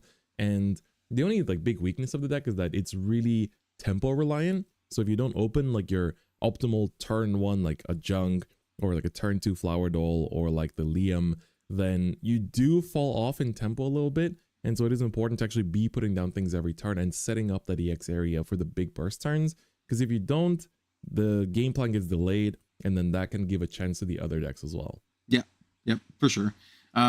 Especially some other decks that maybe are a little bit better at controlling the board state and everything. Like we mentioned Rune, but I know there's a lot of English players out there who are huge fans of not just Rune, but Lishena in particular. And that is one deck that we will see here and there. And that is a deck that just, it's all about playing the long game, right? It's all about controlling the board, destroying your opponent's stuff, and then getting out that inevitability with the destructions in white and black, and just kind of like chipping your opponent down every few turns. And this is a meta where that can be a strategy that could eventually get there. We have seen at least, let's see, 1, 2, 3. I'm gonna count them all. 3, 4, 5. At least 5 Rune decks in the top 8s across the 6 events that we saw. And I know, like I said, I know there's a lot of fans out there who are going to definitely be trying for it. Yeah, I mean, the thing is also that like it might seem like, oh, why is Lishana suddenly so relevant? And it's like, well, all of the Omen cards or Omen decks got support this set. Oh yeah, and I'd say Lishana got some of the best ones because she got a 0-cost spell, which like in the history of like digital Shadowverse, anything that costs 0 is usually pretty insane. So it's like having a 0-cost spell that recovers play points and like lets you cycle for cards is already a really good addition. You got the Zealot of Destruction in the set too, that basically just like gives you not just ways to like take care of your opponent's board, but also deal damage and heal, which like is what Lishana wants to do by default anyway. So that's already really good. But the most generic tool in Rune right now, next to like Merlin basically, is the Sweet Tooth Medusa. Oh yeah, which basically just does so much in one card. Like you get removal, you get deck search, you get so many things out of her, and she's only going to be even better in the future going into like future sets for Rune as well. So this card is just such a big buff to any Rune deck, but Lishana in particular, because of the way it works and how it wants to stall out the game and just take care of your opponent's stuff. And, she has strong targets that she can search out, which are like 2 costs or less, such as like both of her spells. It's really, really good. So I think that Rune I definitely could see it popping up throughout the Grand Showdown. So I'm really curious to see like how many players actually bring it as well. Yeah, what I really like about Rune the most is like this current Destruction Rune list has a lot of redundancy and a lot of consistency with all of the search effects. There's so many, and then there's not just search effects, but there are effects that let you get stuff back from your discard pile, and it's just like for me personally, as a Shadowverse Evolved player, I really enjoy playing it, even if it's one that I don't personally win with a lot. I find it a very enjoyable deck because you can tech in like these toolbox options because you have so many search cards. So you'll see a lot of decks that run like one-ofs certain cards just because you can go search for them with your various cards, but whether it's Merlin or Medusa. I know some decks like my one that I play, I run Agnes Tachyon for not the search. She doesn't have search, but she has ways to get stuff back from your discard pile, which I think is just really, really strong. Yeah, there's one more rune deck that did really well in Japan that I wonder if anybody's going to be bringing to the Grand Showdown, which is like the Chimera version of this deck, which basically just like it essentially self-decks you out, and then you set up the win con with Chimera thanks to some of the spells that exist. So that deck did really well in Japan, but I feel like people have been more gravitating towards like the regular like Lishana lists. So I'm curious to see if it'll come up. It's a very high execution deck and very stressful to play. Right after Worlds last year, I played in one of the GS events in Japan, which were a team-based event. And then one of my teammates actually played that deck, but every single game he basically went to time, and it would always just be like one tiny mistake would always cost the game. And so I feel like it's a very stressful deck to play, especially for these events with like a lot of rounds and where you have like a Worlds qualification on the line too. Right. So I feel like while the ceiling is insanely high for that deck, I do feel like the floor is a little bit dangerously low. So maybe people will not gravitate towards it as much. Maybe that's why we haven't seen as much in English compared to Japan as well. That seems cool. I actually didn't know about that that list. I actually like well, it'd probably be too stressful for me to be honest, but I love like the what's the right word, like the pageantry, the spectacle of a deck like that. It's exciting to watch and see decks like that kind of pop off. I hear Chimera and I'm like, ooh, interesting. That sounds cool. Players preparing for the event should definitely keep in mind. So luckily, I think this meta did not have any streams in Japan. So the event that this meta was played out in wasn't actually live streamed itself. So there's no like streamed gameplay to look back at. But I do think there's a lot of content creators, both in English and Japanese scenes that have definitely looked at these decks. So it's definitely worth to give it a look as well. So I think Ruin is definitely one of the big players. But I think the third one that we haven't talked about yet is Abyss. Abyss got like a complete revamp in the set, very different direction from Machina, this time with what was called basically like 2-cost Abyss in Japan. So there's basically, it is literally as like what's written on the label. You just put in a bunch of 2-drops and then you use the Altar Plane Arbiter to essentially like declare the number 2, mill the top 5 or burn the top 5 cards of your deck, and then do a bunch of AoE damage. And then when you evolve the Arbiter, it gets back like 3 of your 2-drops into your hand. Yeah. And pretty good. The reason why you do that is because you play with Crimson Rose Queen, who essentially is like you evolve her for a total of, all added up together, it's 8 cost. So it's a pretty late game card. But you reveal your hand when you evolve her, and you recover play points equal to how many 2-drops you have in hand. Yep. And so because of that, you can fill up your hand with Arbiter, and then after that you reveal your hand with Crimson Rose Queen, and you get back like 6 play points or something. And then every time you play a 2-cost, which if you get back 6 play points, you can do 3 times that turn, you can proc one of 2 effects. One of them will burn 2 to all of your opponent's followers, so it's like an AoE 2 damage. And then the second, and also heal your leader too. And the second effect deals 2 damage to the enemy leader. So you basically get to choose between board control and sustain, and just going for lethal. And so a lot of the other 2-drop cards also contribute towards that. And that's what makes this deck like really, really good, because the entire early game, you're just like using the 2-drops. It's slash like some of like, the package that you have from Rulanai. And then after that, you just go into the Arbiter, you fill up your hand, maybe go into Arbiter again if you're going second. But then once you've built up enough hand, you go into the Rose Queen, and then you evolve her, show your opponent your hand, and then they basically can, together with the Thorn Burst that you're getting from Rose Queen, they can basically see if lethal is already spelled out for them or not. Yeah, I really like this deck. It's people who watch my content know that Abyss is my favorite class in the game. This is not my favorite Abyss deck. We'll maybe talk about that a little bit later, but I really do like this deck. And it's one of those decks where it's really good early game because you just have a ton of 2-drops, right? You have a ton of like really, really efficient 2-drops of Vuela is just really, really good and really, really efficient. You have like your surefire bullets, just like it's just really solid early. And then when you hit that late game, when you're able to do Rose Queen or Arbiter into Rose Queen, you can just kind of like, you know, usually seal the game. And I think that's what makes the deck so good. Like it's good early, it's good late. It doesn't really whiff all that much because like you're running like 32 drops. I think my list runs almost exactly 30, maybe 29 if I remember right. But it's literally just all 2 drops and you're running Arbiter, Rose Queen, and then Rule and I stuff. And that's basically it. Everything else is like a 2 drop. And so the deck is really consistent. It's really like flexible and just really strong. And I think that's what lends the deck to be so powerful. So that is definitely another one that you need to kind of like keep an eye on. It is the Abyss deck where I went and got myself a foil Thornburst because I need my one Thornburst for my Rose Queen, which is always cool. Yeah, you gotta have it.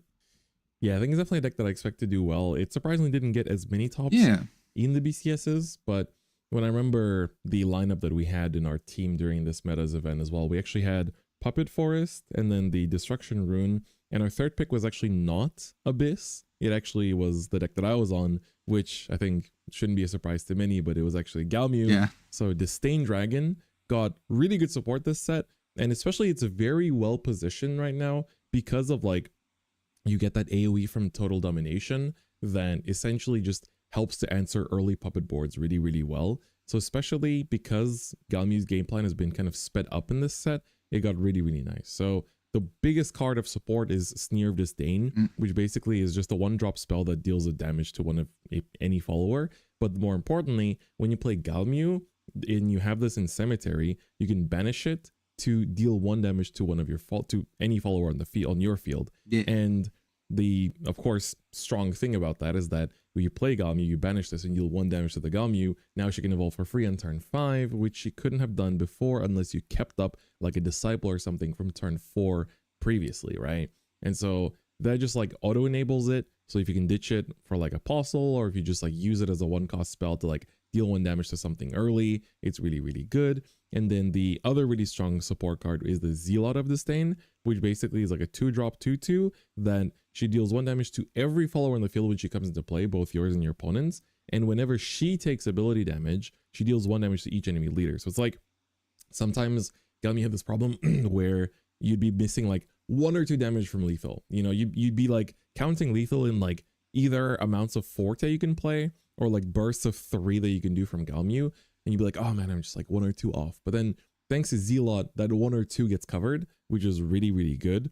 And then generically, Dragon got a couple cards in the set too that work really, really well with Galmew as well. So Dragon Soul Princess is a 3-drop that looks at top 5, puts a Wormkin into EX, and if you're an overflow, makes it cost 3 less to play, which is really, really good because basically the entire Apostle deck is Wormkin. So you can basically play Galmew for just 2 cost if you're an overflow, which is really, really good. But the other Wormkin from the set is Azidahaka, which is a 6-cost 5/6 that basically on Fanfare has this like unique mechanic where it turns 3 phase down evolve cards in your evolve deck face up and then destroys an enemy follower. But if you evolve it, it is actually a Storm 7/8 that, depending on how much you have face up in your evolve deck, either heals you or deals 3 damage to the enemy leader. And the healing is really good because until now, Galmew didn't have good generic healing. And so this way you have not just generic healing, but also 7 damage face. Doesn't have aura unlike Forte, but it's still a very good additional damage burst option that the deck is very happy to have. It just reminded me too, talking about Disdain and talking about Galmew and getting Galmew. I know myself, and I've seen some other lists too, have started to include like 1 or 2 ofs Tartman, just because Tartman is just a card that lets you go search your deck for any single card, and it's a card that I've actually put into my I put a 1 of, I think, into my 2-drop Abyss, just so I can go search for Rose Queen or Arbiter, because those are such like big parts of the deck. And I've seen some Dragon lists put like a 1 or 2 of Tartman, and just so they can make sure they go get their Galmew. Or, you know, it's good to go search for like Forte or Azidahaka as well if you just need that burst damage.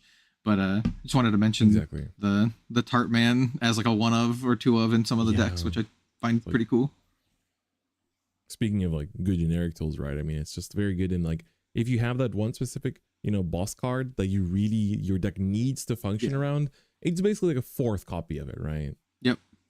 I think my own disdain list, I run one Tartman as like a cheeky little search, just so you can get whatever you need. Like if you need the Gelmu, if you need the Forte, if you need whatever else, it's a nice little catch-all. If you need your board wipers or anything like that, it's very nice. Yeah, exactly. So speaking of omens, I mean, Galmi is definitely one of the top contenders in this meta, but I think, we did mention that Sword got quite a few tops, and quite a few of them are just basically Natura lists that basically just put in like Ether of the Warrior Wing into the deck and just kind of called it a day, just to add extra consistency into the deck. Yeah. But the other deck that got really good support in this Kel is of course the Thief Sword, right? Ooh, yep. So if Abyss is my favorite, Sword is probably my second favorite. I play a lot of Sword. Okay.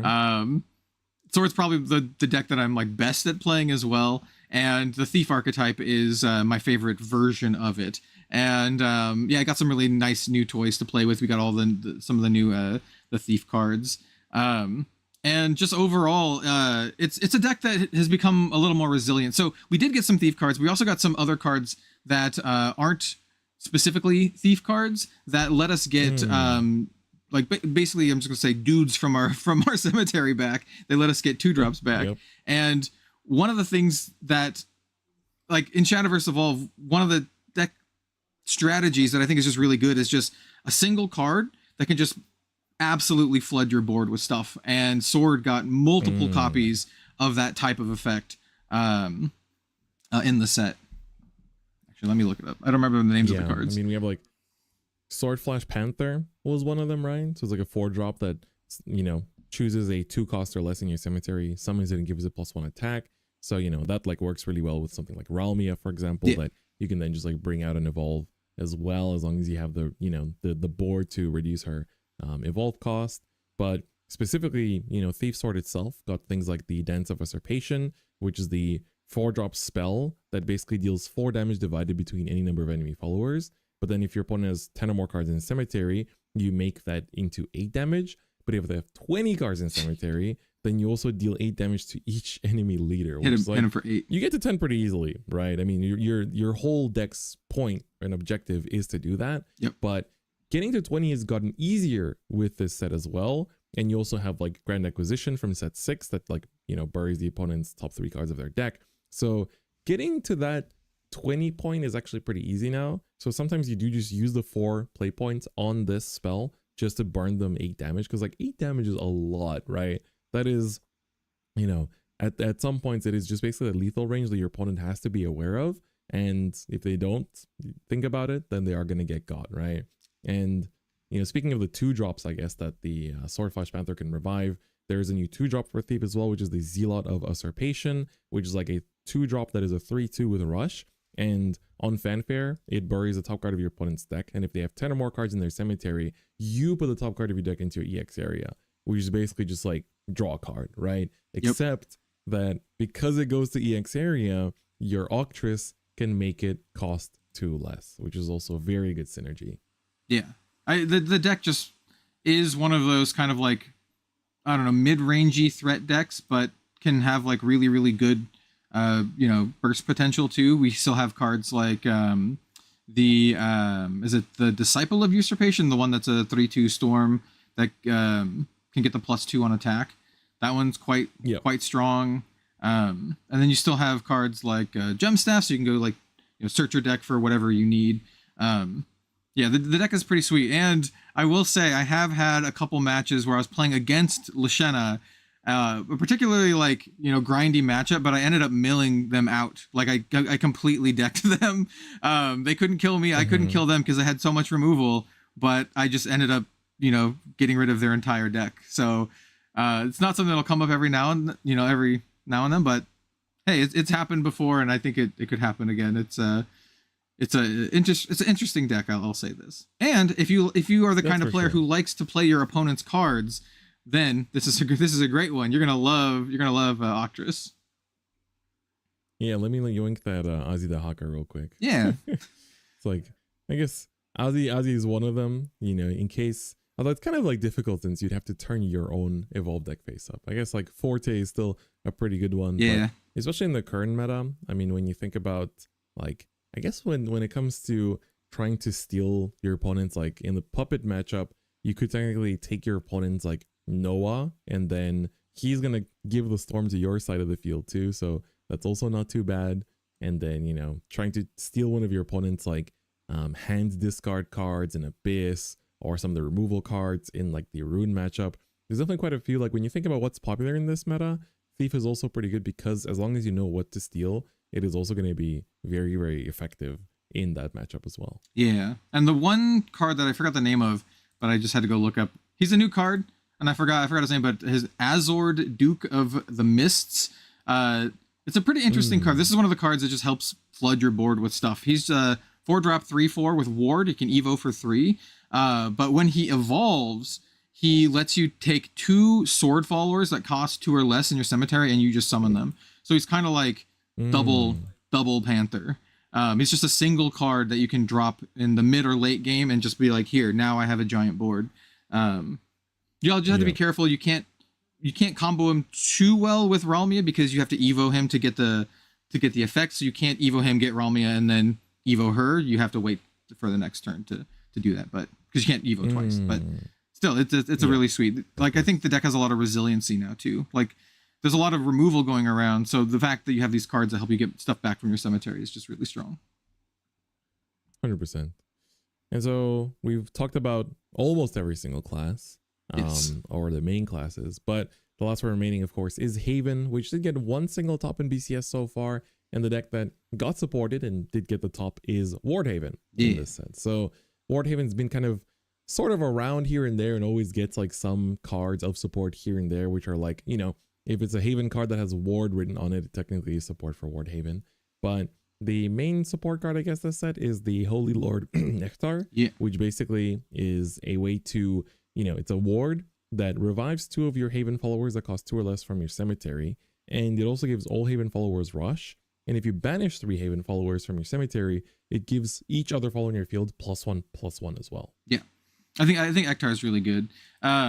This is a deck that I actually have enjoyed playing quite a bit. Because you do have that Ektar package. So you have Ektar, and then you run like a suite of 2-drops, everything from Demon's Epitaph, which is just kind of a generally good one, to ones with Storm, like Meowskers and the Amethyst Lion. So you can just kind of get some dudes back, and then they have Storm, and so you can kind of like punch in for damage. So you kind of can pivot from this really defensive deck into an aggressive thing. And I also just think the deck has some of the best value mid-range cards. With Alter Chaotica, we got Angel of the Iron Steed, and this is one of the cards that when I read it, I was like, wait, this is a bronze? This is a 4-drop, 3/4 with Ward, and then on Fanfare, you summon a Mystic Artifact token follower. And what a Mystic Artifact is, it's a 2/3, also with Ward, and on Fanfare you draw a card. So for 4 play points, you get 5/7 worth of stats between 2 ward bodies, and you draw a card, and that's on turn 4, which is just really good, especially against decks that are trying to be aggressive. So you just put up, it's just all shields up, and it just feels really good to play. It's like, oh, turn 4, this is great. And I think that's one of the most fun parts about the deck. Other than that, you also have stuff that is returning, like you have your Aether of the White Wing, which is insanely good. You can go search for something like your Wilbert or your Kaede, and then just jam them right into play. You can even get your Ektar if it's a later turn, if you have like 8 play points, you can go get your Ektar. And like, well, I mentioned this before, but decks that can just absolutely fill the board out of nowhere with like a single card, I think are just very, very strong if they can get to that point. And Aether really helps that. You can go Aether into Ektar and into your other followers from Ektar's ability. So it's just the kind of deck where like, hey, you wipe my board, sure, I'll just drop my 1 card and fill everything up out of nowhere. And so this is a deck where it's not, we did see the one Haven faithful make it into the top 8, but I would not be surprised if we didn't see at least some amount of Haven representation. I know they're the diehard Haven fans. Every time I make a video, someone always comments on the Haven stuff. And so I would not be surprised. And this is one of the decks where it can just shut down your strategy depending on what you're doing, right? If they just ward up and just have this giant army of ward followers, it can be really, really hard to like punch through, especially if you're like a board-based deck and trying to do board-based damage. I will say that that is one of the reasons why stuff like 2-drop Abyss and Puppet can be very strong, is because they can go over the top of the ward because they have effects that deal damage directly to the leader rather than having to punch through. And so if you are a ward player, that's something you have to really, pay attention to, those key cards that can punch damage through your ward stuff. Just keep in mind you don't leave up too much stuff that gets assailed into by Orcus, and then exactly, yeah, you get that lethal damage dealt to you as well. Yep. So we've gone through all of the kind of like the main meta decks, but Kel, what would you say, like if you had to choose a deck that you think is going to win the entire event this weekend, what's it going to be? I was preparing my off meta pick. I was like, oh, I got this one. The one that I expect, we'll talk about that too. The one that I expect to win is going to be a really boring answer, right? I have a feeling. Okay, so in the top 8, I think there's going to be a pretty large Puppet representation. I want to say at least 3 or 4 for sure, maybe even more. I think there's a really good chance that Puppet wins. I'm going to give it like, just in terms of like percentages, maybe like a 75% chance that a Puppet deck takes it. I really want Abyss. I really want Abyss to win. I think Abyss is really good. And so I'm going to say it has a shot, and we haven't really seen Abyss take too many like events as like the overall winning deck. So I'm going to say Abyss, the deck is good, good enough to win. So that's going to be my call, specifically the 2-drop Abyss. How about you? What do you think? Yeah, I think for me, like looking at the European BCS specifically, because this is the European Grand Showdown, we've seen a bit less forest and a bit more sword. Good point. Well, good point. In Europe. So I'm kind of curious if that's going to actually affect things. And also Dragon's been pretty well performing too. Abyss, unfortunately, has been, kind of like decent, but always gets like 1 top or something as well. So realistically, I also expect Forest to win the whole thing. I do think that there's been a month and a bit to prepare for this event. And so because of that, I think the players can really polish their plays as well. But I wouldn't be surprised if Rune makes a big up and coming as well, just because it has a lot of the tools to answer this matchup specifically.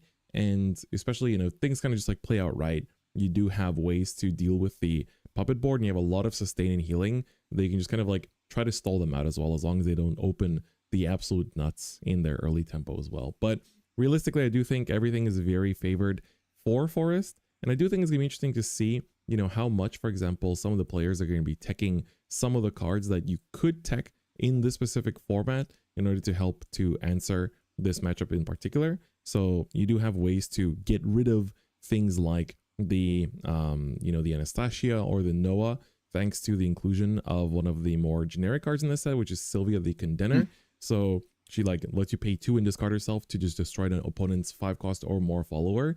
So that's really good because not only does it take out, Anastasia as well as the Noah, but for example, in the Abyss matchup, sometimes they just like leave the Rose Queen up and just wait. And so you can take her out as well because it takes out 5 cost or more. And so because of that, you have like ways to target the Arbiter, ways to target the Rose Queen. And so the only thing is that you don't get to target anything in Rune, so it doesn't really do too much in that matchup.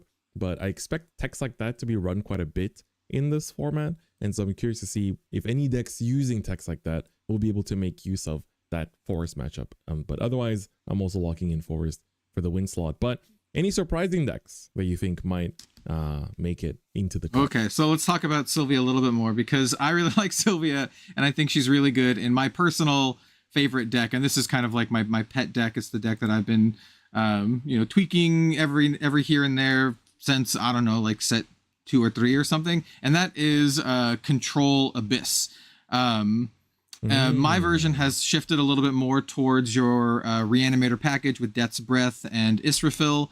And I have incorporated Sylvia now into the list as well, because I think she just fits in absolutely perfectly, because she's a card where you can discard her early on, get her effect, destroy something like the Anastasia, like Chris mentioned, and then later on you can resurrect her with Death's Breath and get that fanfare effect, deal damage directly to your opponent, and then she also has now ward because of because of the Death's Breath.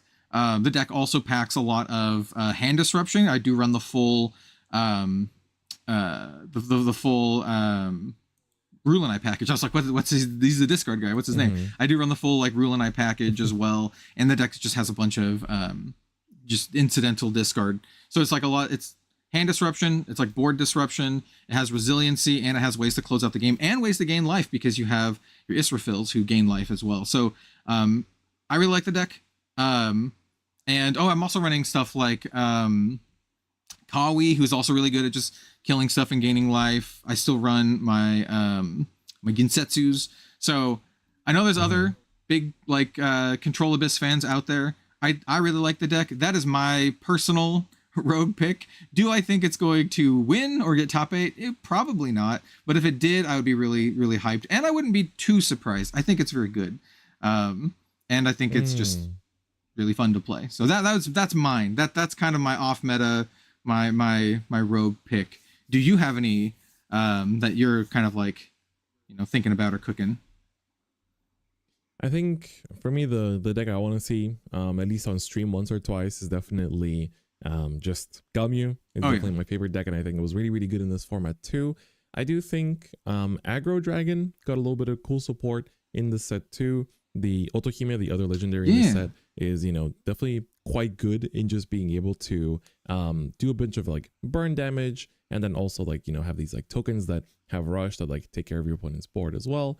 And it's just kind of like a very interesting addition to Aggro Dragon, which has been kind of like getting stuff across like several sets over time. So I do think Aggro Dragon is like an interesting little deck that like could technically make use of the fact that a lot of the decks in this format are quite setup reliant. And then if you can just like bash them fast enough, you do have a bit of a chance. But personally speaking, the deck that I'm kind of like really hoping gets at least one top 8 spot is Galmu. This is her chance, and I really hope that she makes use of it in order to get that top cut slot, maybe even a world invite. We'll see. We'll see how much the European players do like Dragon. It's been topping quite a bit in the European BCSs, so it's not an unrealistic expectation. So I'm curious to see how it's going to wrap up. But for people going to the event itself, I mean, don't forget that, of course, there are side events at the event too. You have things like cross draft happening and, the free fights, and you're able to get some lovely evolution points as well as promo cards from there as well. So make sure you give it a chance. And if you're in Europe, head on over to the venue, which is in Someren, and that will be happening once again on the 22nd of March for the European region. But before we wrap up for this video, Kel, any other final thoughts before the big weekend? I'm just really looking forward to it. And I do want to say, like Chris mentioned, like the side events and all that kind of stuff. If you are in the area and you're like, oh, I don't know if I can compete at the main event, it's cool to just show up and play in the side events. As Chris mentioned, there's Crosscraft, and personally speaking, I think those Mono Evo points look awesome. Like I would personally really like to get a set of them. They're super cute. And so like my thing is like, hey, it's an open invite event. You don't have to qualify to go to this event. You can just show up and just have some fun, play some games. You can compete in the main event. You can do some side events. You can even do both. You can do the main event. Maybe if you scrub out, then do some side events. And so I think it's just a great day of Shadowverse Evolve. And I would just recommend just going and checking it out. Yeah. 100%.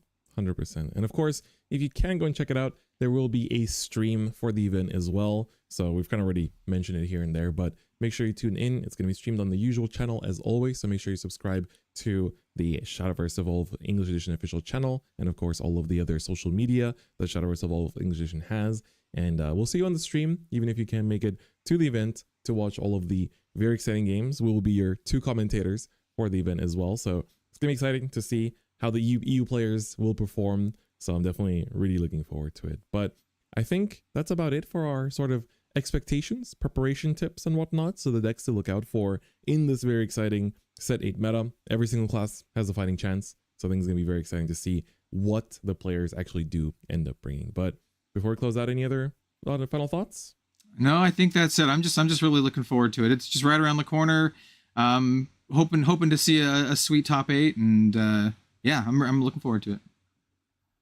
Yes, absolutely. Same here as well. Can't wait to see how many puppets make it to the top 8, how many of the decks from the past sets will convert as well, how many decks that were supported in the set and that kind of revived will have a chance into Top Cut as well. So it's going to be very exciting meta and going to be really cool to see a lot of the talented European players have a chance to fight for those Worlds qualifications, the very last minute Worlds qualifications as well. But I think with that, that's going to be it from us. We're going to see you on the 22nd of March on the live stream. So make sure you tune in if you're not able to attend the event in person. And even if you are attending in person, you can always watch the stream between rounds too. So that's me for us. I've been Different Fight together with... Yep, it's me, Kel, also known as Red Zone Rogue. Thank you all so much for your time and watching, and we'll see you next time. All right. Bye, everyone. Bye. How's it going, everyone? And welcome back to the Grand Showdown Someren. My name is Kel, also known as Red Zone Rogue, and I am joined once again in the booth by none other than Different Fight. Welcome back. How are you doing? That's me. We are back. It's time for top 32. We got ourselves lots of good games coming up. And also, in case you missed it before it went on break, we have lots of news, lots of announcements. A lot of stuff is being revealed at the end of this bracket. Some really Do cool not stuff, miss. actually. Yeah. Yep. Do not miss it. I'm telling you right now, it's going to be a lot. But before we get into the games, we do actually have a top 32 bracket to show you for all the players that made it. Let's take a look at that and see. Give it a second to generate it. All right. The production is just gonna hook it up, give it a nice little stir. We're gonna get ourselves a nice little top 32. I'm excited to see. I'm sure there's some people that, for the folks watching, that they're supporting back at home, trying to, you know, hope that that person makes it to Top Cut, has a chance. I mean, just making it to top 32 gives you the blazing breath. You know, we've seen Dragon on stream today as well. 2 types of Dragon. I'm sure if those players make it, they'll be happy to get that, right? Yeah, oh yeah, for sure. And just one win away from top 16, which then gets you like that next extra tier. That's where you start getting the playmat.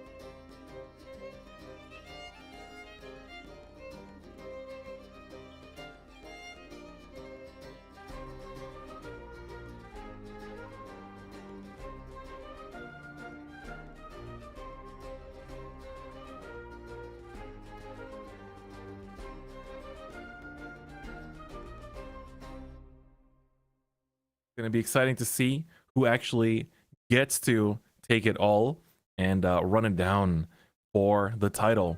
And I think we might have actually not had sound when we were going through the bracket, so apologies for that. Just some technical issues on our end. So you guys are back. We're just kind of running through the players in the top 32. So for those of you that have someone you're rooting on at home watching this, then make sure to support them as we have our top 32 game ready. Let's take a look at which players are going to be sitting down and which decks we're going to see in this first matchup. Ooh, we see the return of Sang with the Natra Sword against Saber's Lee Sin Arun. Yeah, this is I was kind of like thinking about this matchup as it got announced to us that we're going to be featuring this one, and I feel that it's essentially on Saber's side to hold off the aggression from the Natural Sword as long as they possibly can. We saw how aggressive and powerful that deck can be, especially, you know, through cards like Mistalina. So I do believe it's kind of on Rune's side here to control the board as much as they can and to establish that late game, try to weather the storm as it were. How do you feel about this matchup? Yeah, I mean, first things first, we see Saber's going to be going first. I also, once again, got to point out that we have those beautiful Ren sleeves from the Shadowverse Evolved Vanguard collab drop in Japan last year. But Lee Sin going first, I feel like does help in this matchup specifically because you're going to have, you know, stuff like the, you know, all the little debuffing that you're able to do and whatnot. That's really, really going to help. So I think for that reason alone, this will help to really kind of stabilize in this matchup and be able to not let Natural Sword get too far ahead at the same time. Yeah, I do like this kind of like tempo Agnes Tachyon play, right? Just playing it out just to play it out. There's nothing, you know, you're not going to be immediately playing some spells and killing something on Sang's side because he doesn't have anything. So this is just like a pure tempo. And then on Sang's side, not having removal on the turn one to take care of the Agnes Tachyon, it could end up being kind of a big thing. And we do have immediately some damage marked on, just one, right? Because we only have one Natura tree, but you know, it could add up a little bit here, but that proves to be a pretty juicy target.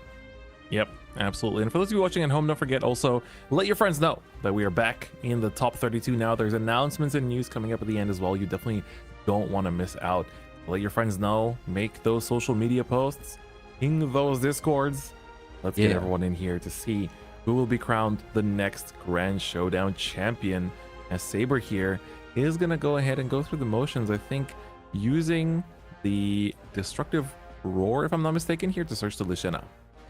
Yep, and then that's obviously going to trigger Agnes Tachyon and then shrink the Lupine Axeman just a little bit.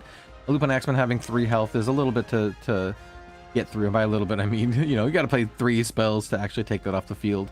Even if it's a 0/1, you know, it still can activate its effect and deal damage. So it can still be kind of an annoying card to deal with. But of course, we see that Agnes Tachyon using her ability to just attack into it, right? That's right. Finish it off. Clean up the board. That's what you want to do. Blow down sword as much as you possibly can. And especially floating the one play point is really, really annoying because of the fact that, you know, Agnes Tachyon just has that constant float of if you play a spell, -1/-1, doesn't say if you play during your turn. Yep, exactly. Ooh, this is a very nice card from the Natra deck. This is a Balion Sovereign Light, which is nice. He just can, you know, generate some Naturan great trees, but also has some really, really nice Evo effects. He's got Ward. He's a pretty nice follower here. I think the way I'd describe Balion is he can do like a little impression of like Alice for those who played like the Fabled decks. Can kind of like look at the top couple cards of the deck and put some cards in hand, which is always really, really good for consistency. Yep. Setting up already. Ooh, and we see, of course, one of the best cards you could possibly have, King's Might.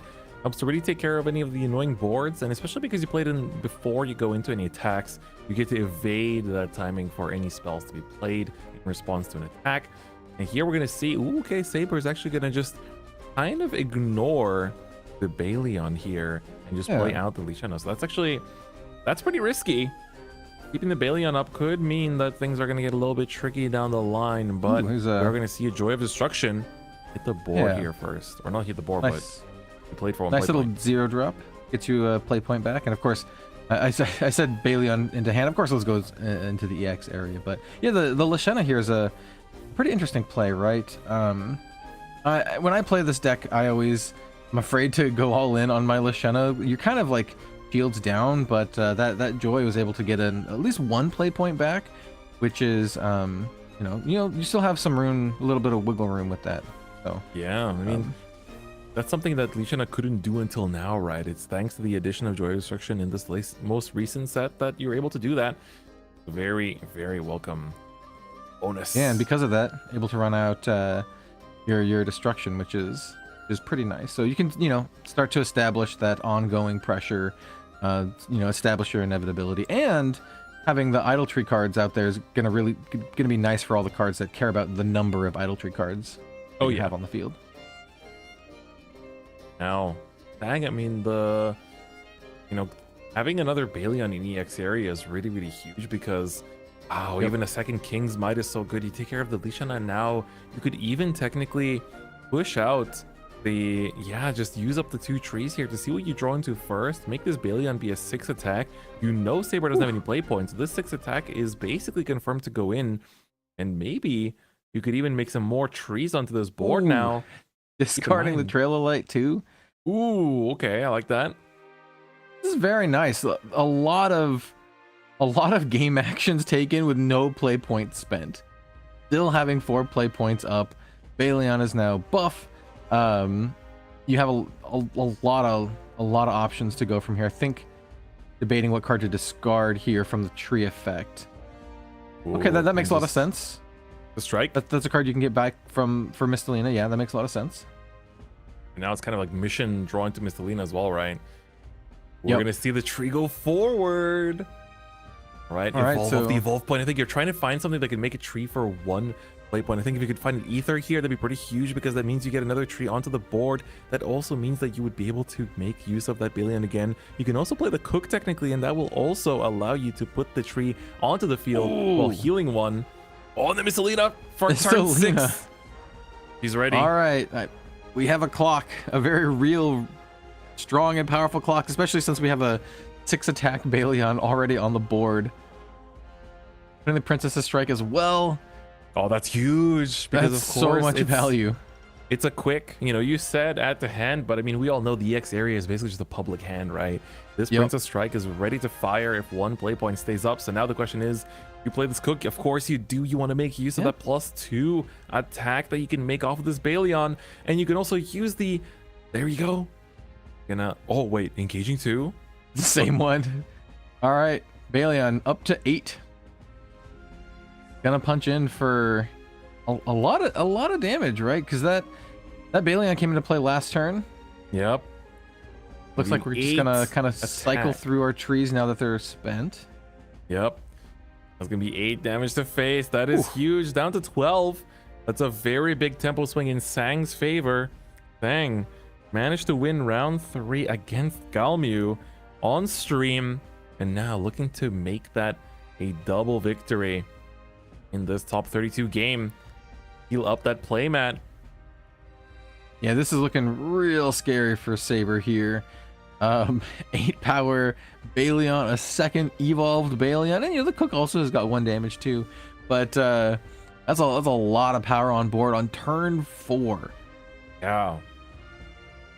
Cool, but we get the board wipe coming through though. That's gonna be the Alchemical Lore. Deals 4 damage to each enemy involved in the field for a 5-cost spell. Card that we've been seeing a lot of use as of late, because that 5, the 4 damage is just that sweet spot. A lot of things have 4 defense that you get to take out. That is really, really. Yep, exactly. I mean, that was a much needed card in that situation. They spent their entire turn doing it, but you just really had to. Now these trees are going to come into play not only on this turn, but on subsequent turns. Once we get Mistalina down, they're going to basically be able to cash in for extra damage and some incidental life gain from Mistalina herself, who's going to be a huge storm threat in subsequent turns. And this is so huge too because Sang got to play the Ether, got to play the Swift Tigress, push in 4 damage to face, and now Saber gets the heal up 2 every turn, and that 2 heal is starting to be quite big, because if you didn't play the destruction, that would have been 8 right now, because you've gotten 4 heal out of it, and that would have been just barely out of Mistalina's lethal range. But you know, Mistalina's effect is not once per turn. If you have 4 trees, you can rest 4, get yourself Mistalina with 10 attack, healing you 4 to your leader. Absolutely huge, but Saber's trying to prolong that game plan and play down a second Lishana here. Oh, interesting. I mean, it does give you the option to jam out, you know, multiples of the destructions if you want either 2 of the damage or 2 of the healing. And it's also Lishana, you know, she can attack into stuff, and, you know, she's not completely irrelevant. But being able to get more Idol Tree cards is pretty big, just getting them on the board here. And that card coming in, you know, caring about the 3 Idol Tree cards, being able to take out the enemy follower and also gain a little bit of life too. Very nice. There's a lot of like incidental life gain in the Lishana deck, and it can really get you out of like lethal range of stuff like the Mistalina here. This one is gonna be a big one though. This Mistalina is gonna be coming in with 7 damage, and the fact that, you know, Stang played the 1 from EX area doesn't necessarily mean there isn't one waiting in the hand for the double trouble. Yeah, it's true.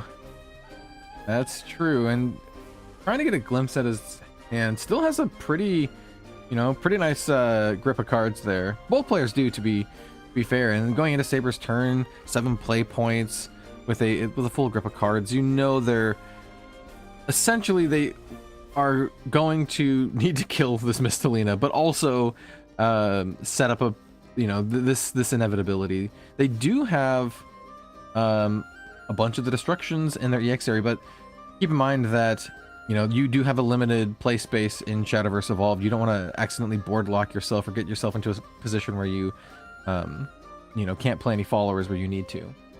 Well, I think there is a Crimson Meteor Storm in hand for Saber, though. That's not, you know, the most cost-effective option, but it is an option. Deals exactly 6 to all enemy followers, burns 3 to the face.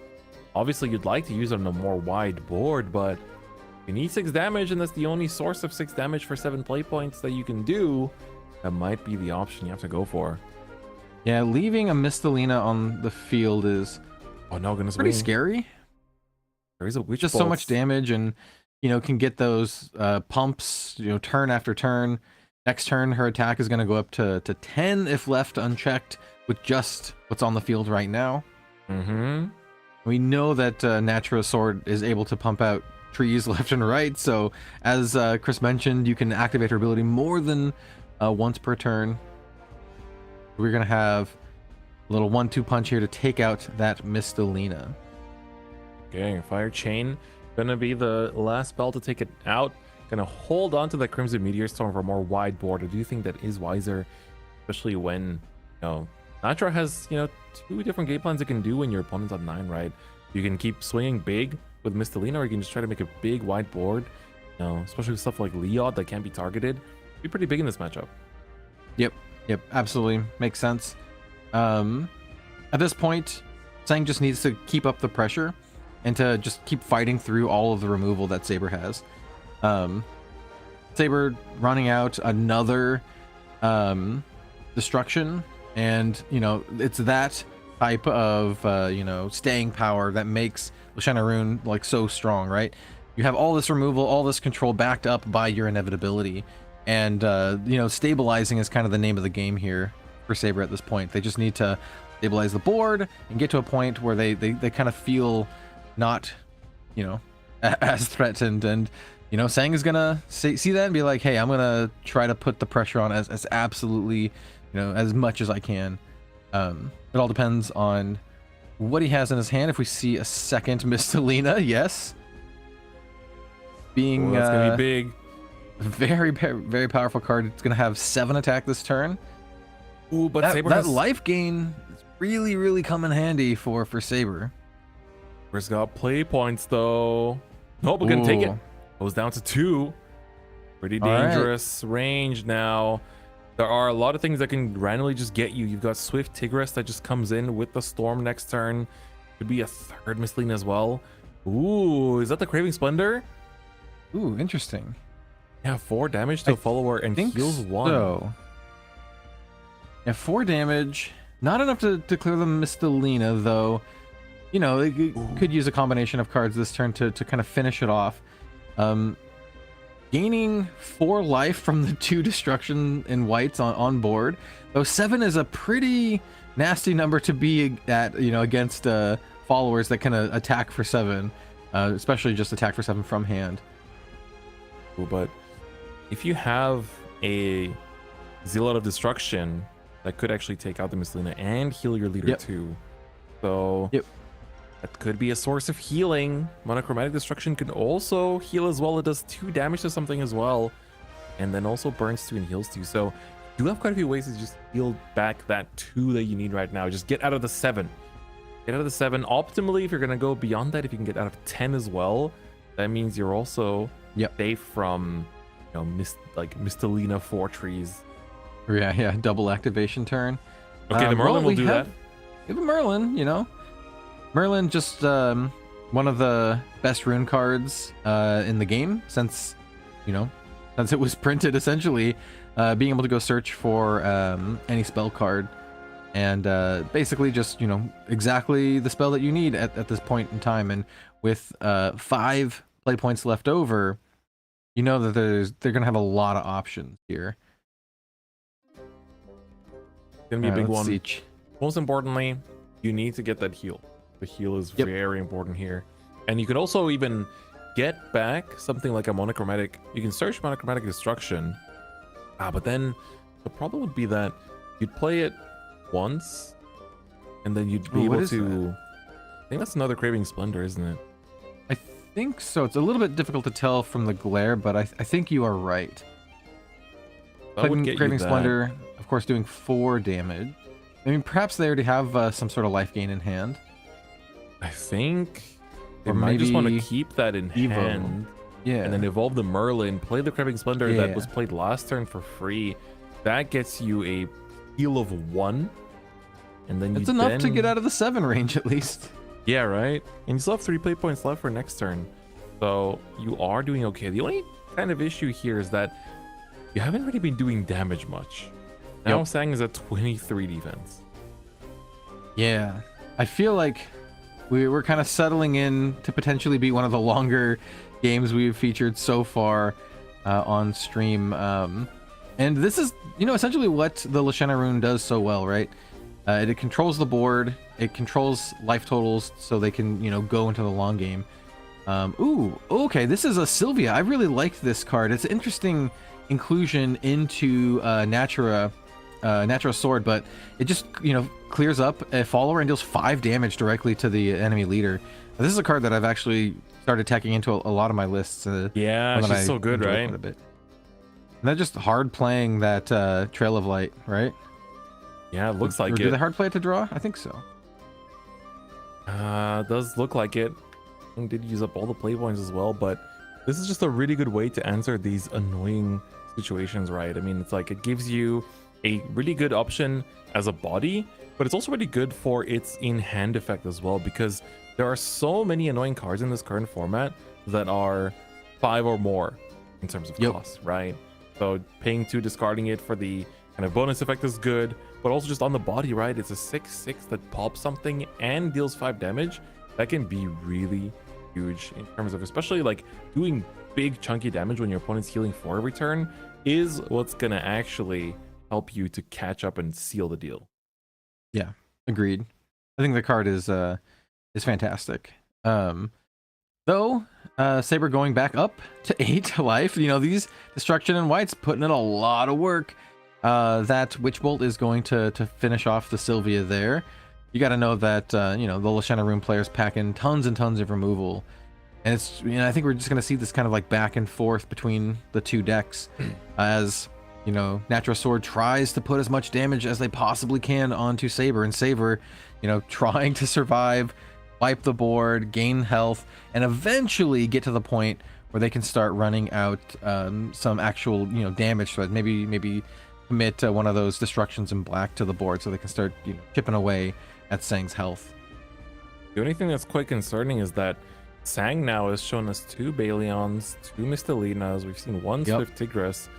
We're starting to run out of damage. There's Yeah, actually interesting. We're gonna have to start playing fancy, and just like making wide boards. And Oh. if they play Octress, I was gonna what say, is you know, there it's to fancy. steal? Yeah. I think That looks like the consideration, right? I mean, it's like, what I can think we take from so. this?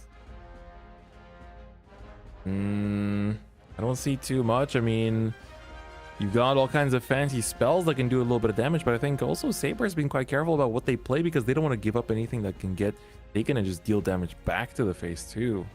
So Yeah, I mean, and a lot of the strong cards also just care about having like idle tree cards on your field. And if you're like getting one of those, Octress is not going to do too much for you. So coupled with most of the cards in the cemetery being like just removal for opposing followers, which is not what you want if you're saying you want cards that help you do what I'm going to call face damage. Yeah, I feel like the few things that you'd be happy to take is like Crimson Meteor Storm. It costs a lot, but at least it does face damage. Yeah. Or like Truth's Adjudication, which I don't think we've seen yet either. That could also be 3 damage to face, but I think Saber's really careful to not play those cards out right now because they know how big the risk is. Sang opting to go a little bit wider. Ooh, did he hit his third Mistelina off the top? Okay, this is going to be a really, really crucial card into potentially closing out this game. Yeah, especially now with the Tigress coming down. That's gonna be 4 damage, but that 4 damage gets canceled out by the 2 destructions in white. Yeah. Yep. That's gonna be a little bit tough. I think Sang Saber knows keeping that up. Lethal's running Okay, away. go ahead. Here's the damage. Do we have a response from Saber? Saber keeping up all 6 play points, and we do have a response. I do believe is that a surefire bullet, just kind of taking that out. Sang sees that and follows up with Leod, who also will do a little bit of chip damage here. The Leod is gonna be good pressure, but now Saber goes up to what, 10 defense? I feel like now at this point you start to get to the point where you need to get out of there's Lishana coming, and you have to take care of what's on the board right now. Right now there's 4 damage on this board. With Lishana, you're looking at 11. So you gotta either take care of what's on the board or heal out of that lethal range. If you can get rid of just the Pathfinder, you put the damage down to 9. I wonder when will be the timing where maybe Saber could play out the destruction in black as well to start doing that 4 damage per turn to Sang. Yeah, it's Saber. It's basically all on Saber, and he's done a great job of really respecting the amount of damage that Sang can actually put out and not running out those destruction and blacks. Keeping his play points open just in case, knowing full well the amount of burst potential that Natural Sword has. We saw it in previous rounds. We've seen Lishana rocking a lot of 2-for-1s just like that, actually. Being able to clear the board, do a little bit of damage. It's a Crimson Meteor Storm. It's a good one here in the situation. Ooh, Because now the Mistelina, without 2 more trees, Mistelina is not lethal. And Saber still kept up 3 play points. but making 2 more trees. Not Yeah, the ethers. it's getting possible. real close. Just 1 ether will do it. Oh, And there's ether. we have it. We have it. That's going to be 1 tree to the front, 1 tree to the EX area. Play the tree out from the EX area, and then unless these 3 play points have some form of removal or some form does he have of the interaction? healing, this could be it. Attack for 10. There comes the damage, and that's GG. That's game. Sang takes it in this insanely back and forth top 32 match. I honestly thought Saber had it. Because of just how resilient they were, and it looks like they just didn't really have any way. What? Yeah, you can see the hand. They just didn't have the tools to kind of like try to give that last bit of healing or something to try to come back from it. Wow, what a close set. That was a nail biter, actually. You know, so close, as you mentioned. Sang was like running out of resources. He was on his third Mistalina. He had to like line it up perfectly between all the damage that he was putting out and all the life that Lishana was gaining. Like, it was this really fascinating back and forth, right? 100%. Yeah, very cool. That was a really good game. Congratulations, both players. I mean, for Saber, making it all the way to top 32 with Lishana is definitely an incredible feat as well. For sure. Managed to pick up that Blazing Breath too. And I mean, it's a deck that has a lot of respect on its name, but unfortunately, Natural Sword was able to find that Mistalina and have that the 10 damage formation for exact lethal too. So for Sang, the battle continues. Now manages to pick up the playmat, and once you're in top 16, win once, you're in top 8. You win twice, you're in top 4. You win 3 times, going to Worlds, baby. So let's see if Sang can make it all the way to that Worlds qualification spot and how much further their journey will go. But first, Kel, I think we need a little 5-minute break just for our top 16 players to get ready. So don't go anywhere, as we'll be right back with the top 16. And also, again, a big reminder, a lot of information, lots of reveals in this stream. Not wanna miss.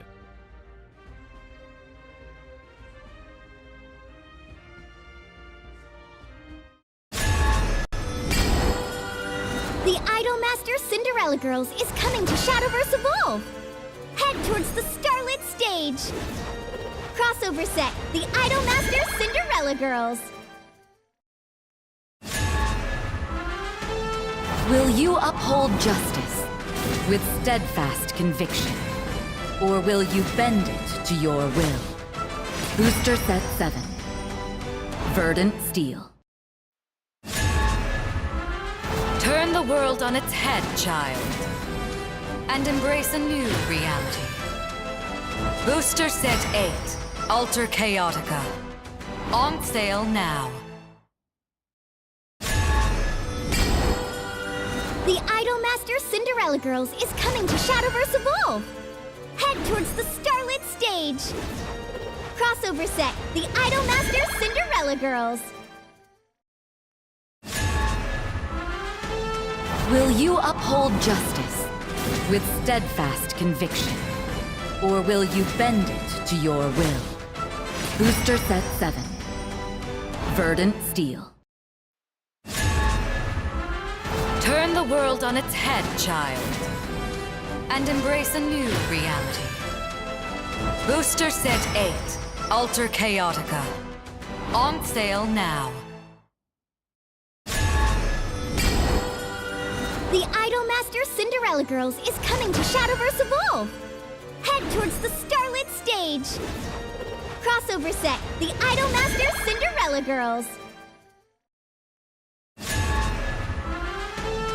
Will you uphold justice with steadfast conviction? Or will you bend it to your will? Booster set 7. Verdant Steel. Turn the world on its head, child, and embrace a new reality. Booster Set 8, Alter Chaotica. On sale now. The Idolmaster Cinderella Girls is coming to Shadowverse Evolve! Head towards the Starlit Stage! Crossover set, the Idolmaster Cinderella Girls!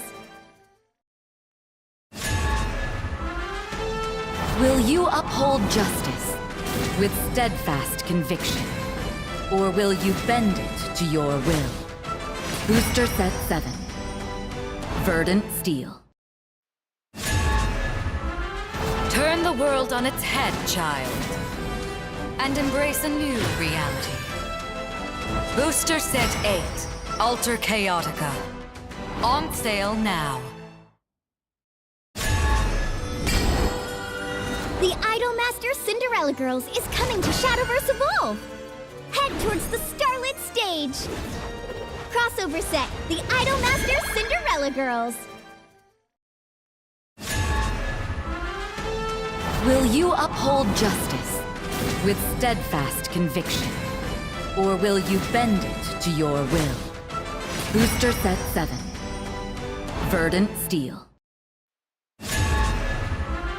Turn the world on its head, child, and embrace a new reality. Booster Set 8, Alter Chaotica. On sale now. The Idolmaster Cinderella Girls is coming to Shadowverse Evolve! Head towards the Starlit Stage! Crossover set, the Idolmaster Cinderella Girls! Will you uphold justice with steadfast conviction? Or will you bend it to your will? Booster Set 7. Verdant Steel. Turn the world on its head, child, and embrace a new reality. Booster Set 8, Alter Chaotica.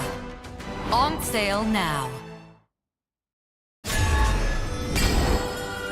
The Idolmaster Cinderella Girls is coming to Shadowverse Evolve! Head towards the Starlit Stage! Crossover set, the Idolmaster Cinderella Girls! Will you uphold justice with steadfast conviction? Or will you bend it to your will? Booster Set 7. Verdant Steel. Turn the world on its head, child, and embrace a new reality. Welcome back, everyone. It's time for the Grand Showdown. Someren, top 16. Always myself, different fight, and Red Zone Rogue will bring you the action. Cal, how are we feeling for this one? Pretty good, pretty good. I was gonna actually ask you the same thing. The event so far has been very interesting. We've seen like a smattering of decks across the entire meta. Everything from the expected decks like your Puppet Forest and your 2-cost Abyss to we got some like Earth Rune on stream, which is also very, very cool to see. So some expected things, some very unexpected things, and overall so far going into the top 16, very, very cool tournament. Yeah, I mean, it's been quite good representation for all the classes as well. We've got basically everything but Haven has shown up on stream, and we actually had a little bit of a top 32 deck distribution. Haven does exist. We have a total, for those of you watching at home, you can take note. We have 8 Abyss players of the top 32, 7 Forest players, 6 Rune players, 5 Dragon players, only 4 Sword players, surprisingly, and 2 whole Havens. A whole 2. So, in terms of class order, yeah, look, we got Forest is 7, Sword is 4, Rune is 6, Dragon is 5, Abyss is 8, and Haven is 2. Surprisingly, Abyss making that big turnout, right? It's basically, a whole quarter of the top 32. Yeah, I think the surprising thing so far is that Sword had such little representation in the top, even given their commanding performance on stream, whereas Abyss is kind of like in the opposite situation here on stream. So perhaps going forward, we might see some resurgence of Abyss. We mentioned earlier, we'd like to see some Abyss wins here on stream, especially for me, an Abyss Craft main. But it's also cool to see that every single class is represented in the top cut, especially like the couple Haven faithfuls, jamming Haven, which is great. Yep, absolutely. So it does look like our bracket for top 16 is ready as well, so we can see which players actually made it out. And I think we should have some names that were already featured.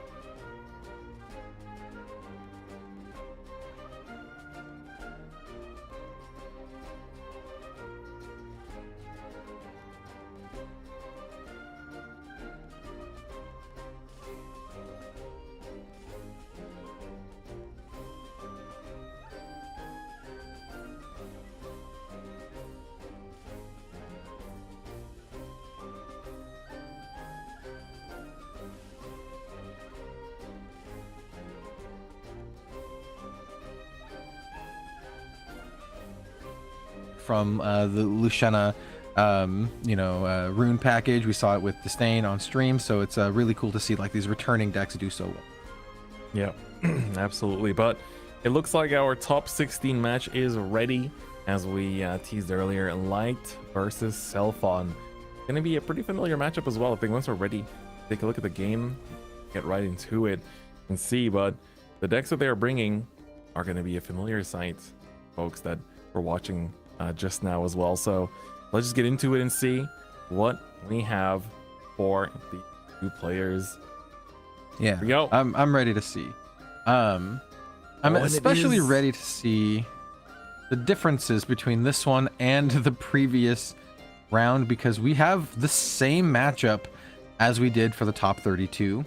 We have Light on Natural Sword and Selphon on Lishena Rune.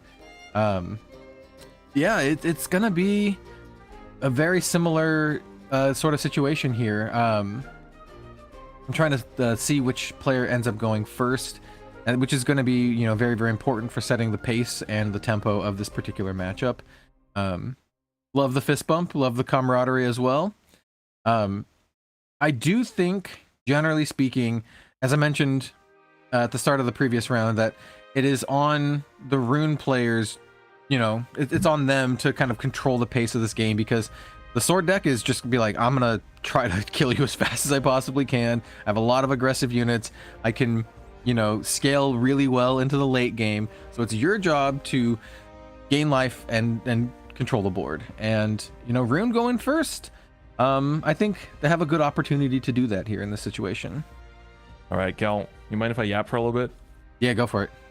So Light on the left is not just a very, very old friend of mine, but he's also someone that, especially the more, let's say, like seasoned veteran Bushiroad TCG players may have recognized, not so much in the player seat of Bushiroad events in Europe, but on the organizational seat of Bushiroad events. So interesting. back in the day, we had a Bushiroad Europe that was around for quite a while. It's been on for a good long time as well, but Light was one of the people that was in charge of running events for Bushiroad card games in Europe, and now he's here, taking dubs at this tournament, making it all the way to top 16. He's also a very well-known player for a lot of other card games, and just overall is a face that you've definitely seen on some tournament broadcasts, as if you've been playing TCGs for a long time. So really cool to see. But of course, Selphon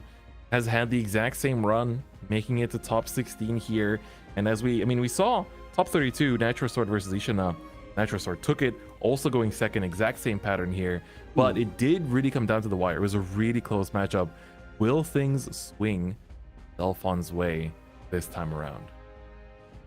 Light's gonna make it real hard with a turn 3 Baleon into the Evo into Mistalina. And King's Might off the rip. Very good. Those are essentially what I'm gonna call like somewhat of ideal hits off of Baleon. Selphon does have a little bit of different tech here with the Lyrial Archer Throne. Not a card that we've seen so far this weekend, but it's a really interesting card that kind of can just protect your board from damage, as well as apply damage herself. She has 5 health and is just generally a really annoying card to deal with. Notably, somewhat weak to attack damage, but essentially the way that you play this is you don't activate her ability until it's the end of your opponent's turn, so they don't have that opportunity to attack into her, because her ability is that you can activate it at quick speed. Yeah, it's really good just to have as a tech. We've seen it come back time and time again throughout various metas in Shadowverse Evolve, and so it's cool to see her once again here as well. And I'm sure it might be one of the big contributors as to why this deck made it out so far. And we are seeing some differences here in Selphon's list compared to what we saw from Saber in the last round. How is that going to affect the game here for Light, though? I mean, pretty good hand though for Light. I think we got another double Baleon in there. Yeah, I mean, Baleon is kind of a house. Like, he just gets you so much value. the Evo is just kind of like super strong. Like I mentioned, I liken it to kind of like Alice from the old Fable decks. It's just gets you 2 cards. Getting a virtual draw 2 is just super good. You have such a high level of redundancy and natural cards in your decks. You can just kind of like set up the perfect things you need. Yeah, I mean, like, Light is definitely setting up like a nice, powerful, mid to late game turn with a combination of like Mistalina and the other cards that he's gotten from Baleon. Yep, absolutely. And this second Baleon is gonna give that ether, which is gonna be really good. Then we're also gonna have the King's Might here, just to deal that damage, putting Viral into 1. Now, ooh, the Princess Strike. Finish her off. Yeah, I mean, I don't mind, like, virtually 2-for-1ing yourself just to finish off the Lyriel. She's just so annoying and can, deal so much damage, and also like just protect everything you got going on. So yeah, I actually don't mind the 2-for-1 for the Lyriel there, and it kind of does what you want to do. Essentially, you have all the tempo now as the sword player. You have the board state, you have a fairly robust EX area and a grip of cards in your hand, and your opponent doesn't have anything. In fact, they haven't even played a Lashena yet. They don't have their destructions yet. So once you start dealing damage, it's going to be difficult for them to start gaining that life back, unlike what we saw in the previous round. Yep, exactly. It's gonna be, I mean, so far the tempo has definitely been building up in Light's favor, despite the life lead on Self-on side, and especially because this is the Lishana. We still haven't seen the Lishana herself hit the board yet. We haven't seen the big setup come through yet. Like, the hand is also a little bit thin for Self-on. We're not seeing a lot of that advantage engine happening yet. It is running a lot of that like more control kind of like Earthrighty package. Is quite interesting.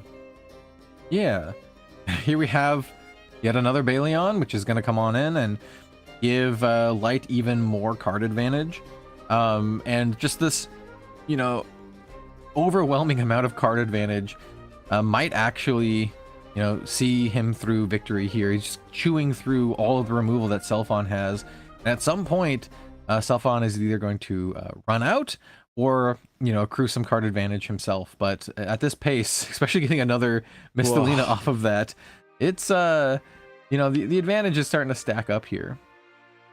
That's crazy. Getting 4 trees in play. Look at this setup, dude. That's just crazy. The 4 trees is really scary when you know that they have 2 Mistalinas. That's 10 damage, like, just telegraphed per Mistalina per turn.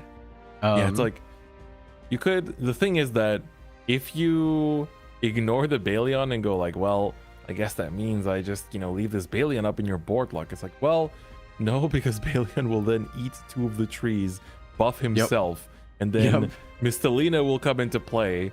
You rest, you engage the 2 trees, buff her, Baleon uses effect again, eats the 2 trees, buff something else again, and so you're basically looking at that's like, what, like, at the very least, what, 10, you get another, like, you get 14 damage in 1 turn or something. It's kind of crazy, but it is within the realm of possibility. Yup. I love the setup. Like, Self-on is in a pretty tough situation here. As you said, I think it's very dangerous leaving Baleon alive.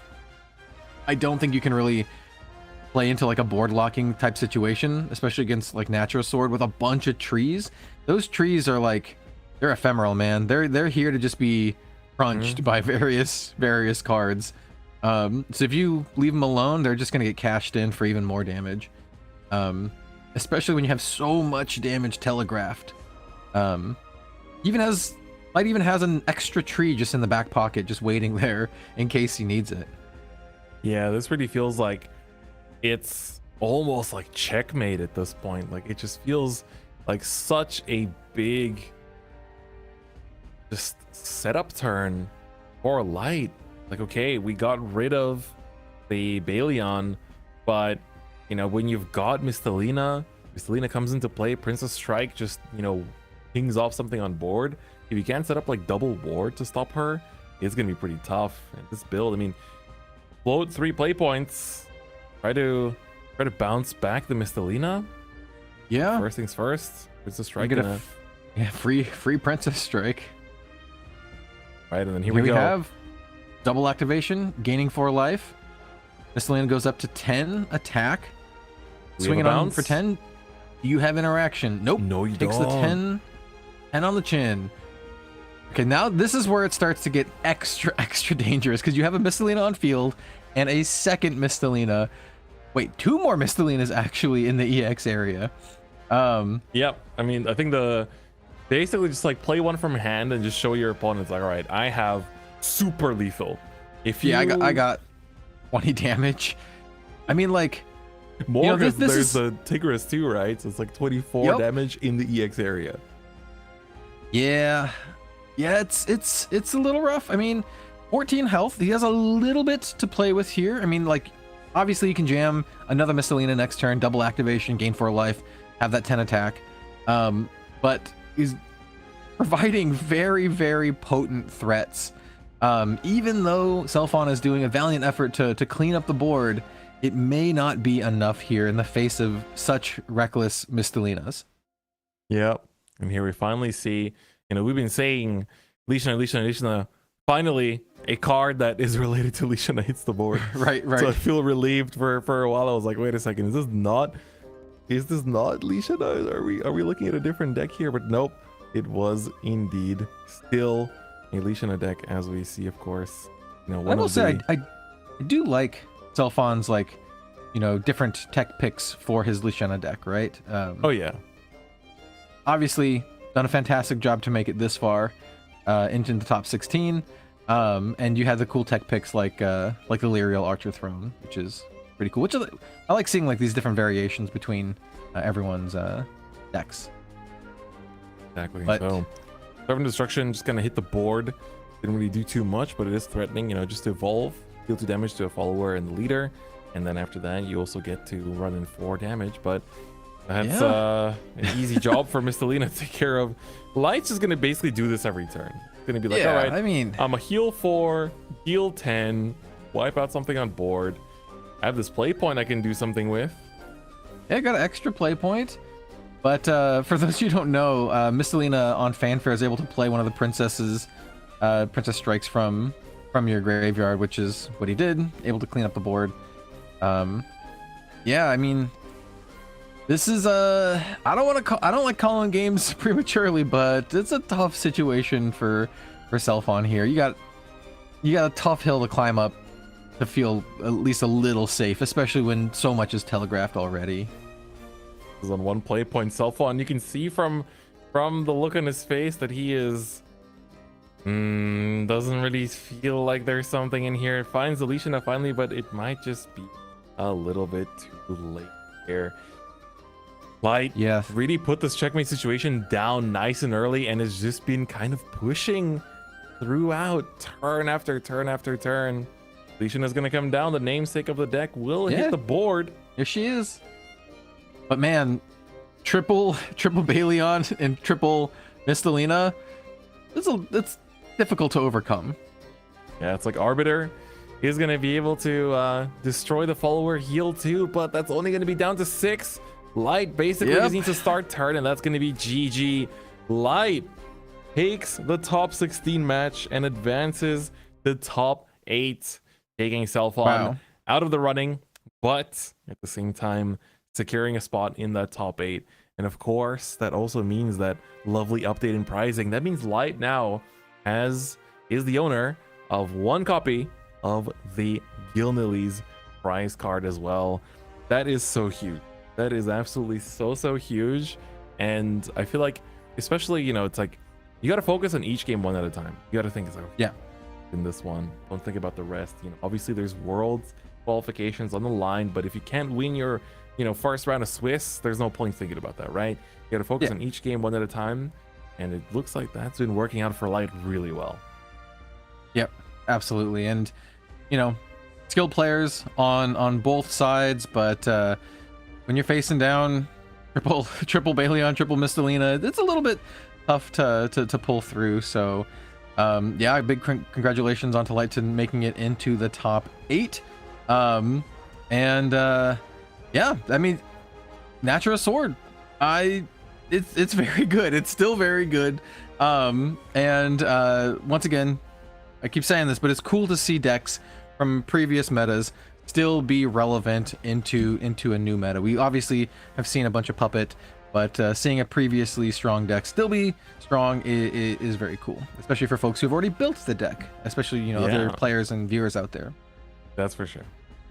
So with that is going to conclude our top 16 match. Now, before top 8 starts, the judges are going to be doing deck checks. So we're going to have not as long of a break as before top 32. Don't worry about that. That was, of course, a special break for, you know, it's lunchtime back, you know, in the actual venue. But we do need to do deck checks for top 8 before we get started. So it will be a bit of a longer break, about 10 to 15 minutes. But then once we're back, we're going to take a look at the top 8. And then from then onwards, I mean, we got top 8, top 4, and then finals. And then, of course, not only do we crown who gets to go to Worlds, who is the next Grand Showdown champion, but for you guys at home, there's lots of information waiting and lots of news. You definitely want to stay tuned as well. Anyway, Kel, any other words before we send it off to the break? No, sir. I'm really excited for the top 8. So yeah, let's just kind of jump into the break, and we'll be back in about 15 minutes for our top 8. I can't wait for it, so don't go anywhere.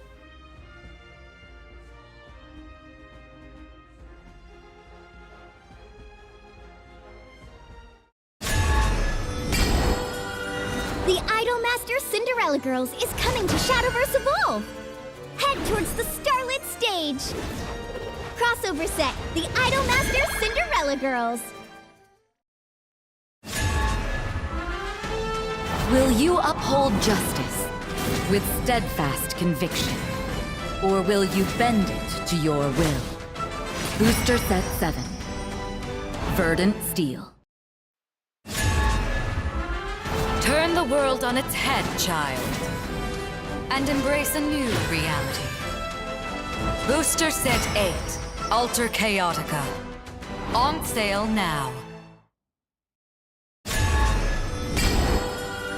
The Idolmaster Cinderella Girls is coming to Shadowverse Evolve! Head towards the Starlit Stage! Crossover set, the Idolmaster Cinderella Girls!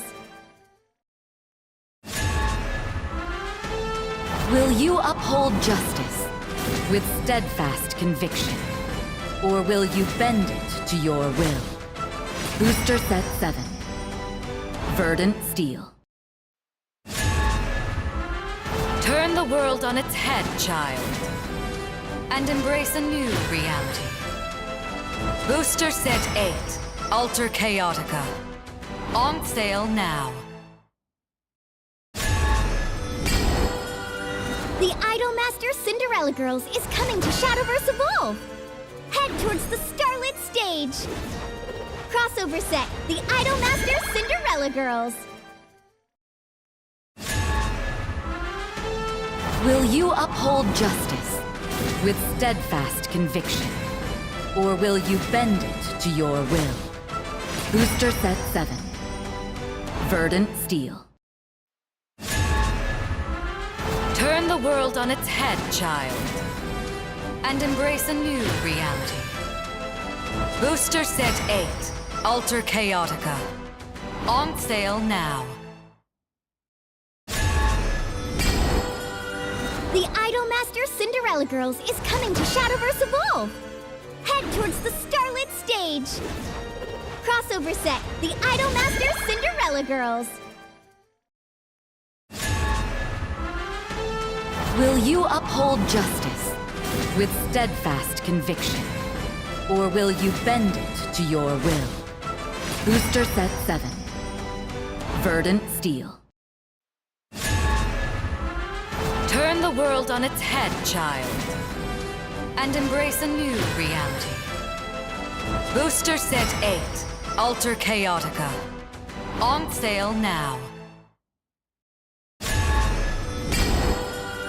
The Idolmaster Cinderella Girls is coming to Shadowverse Evolve!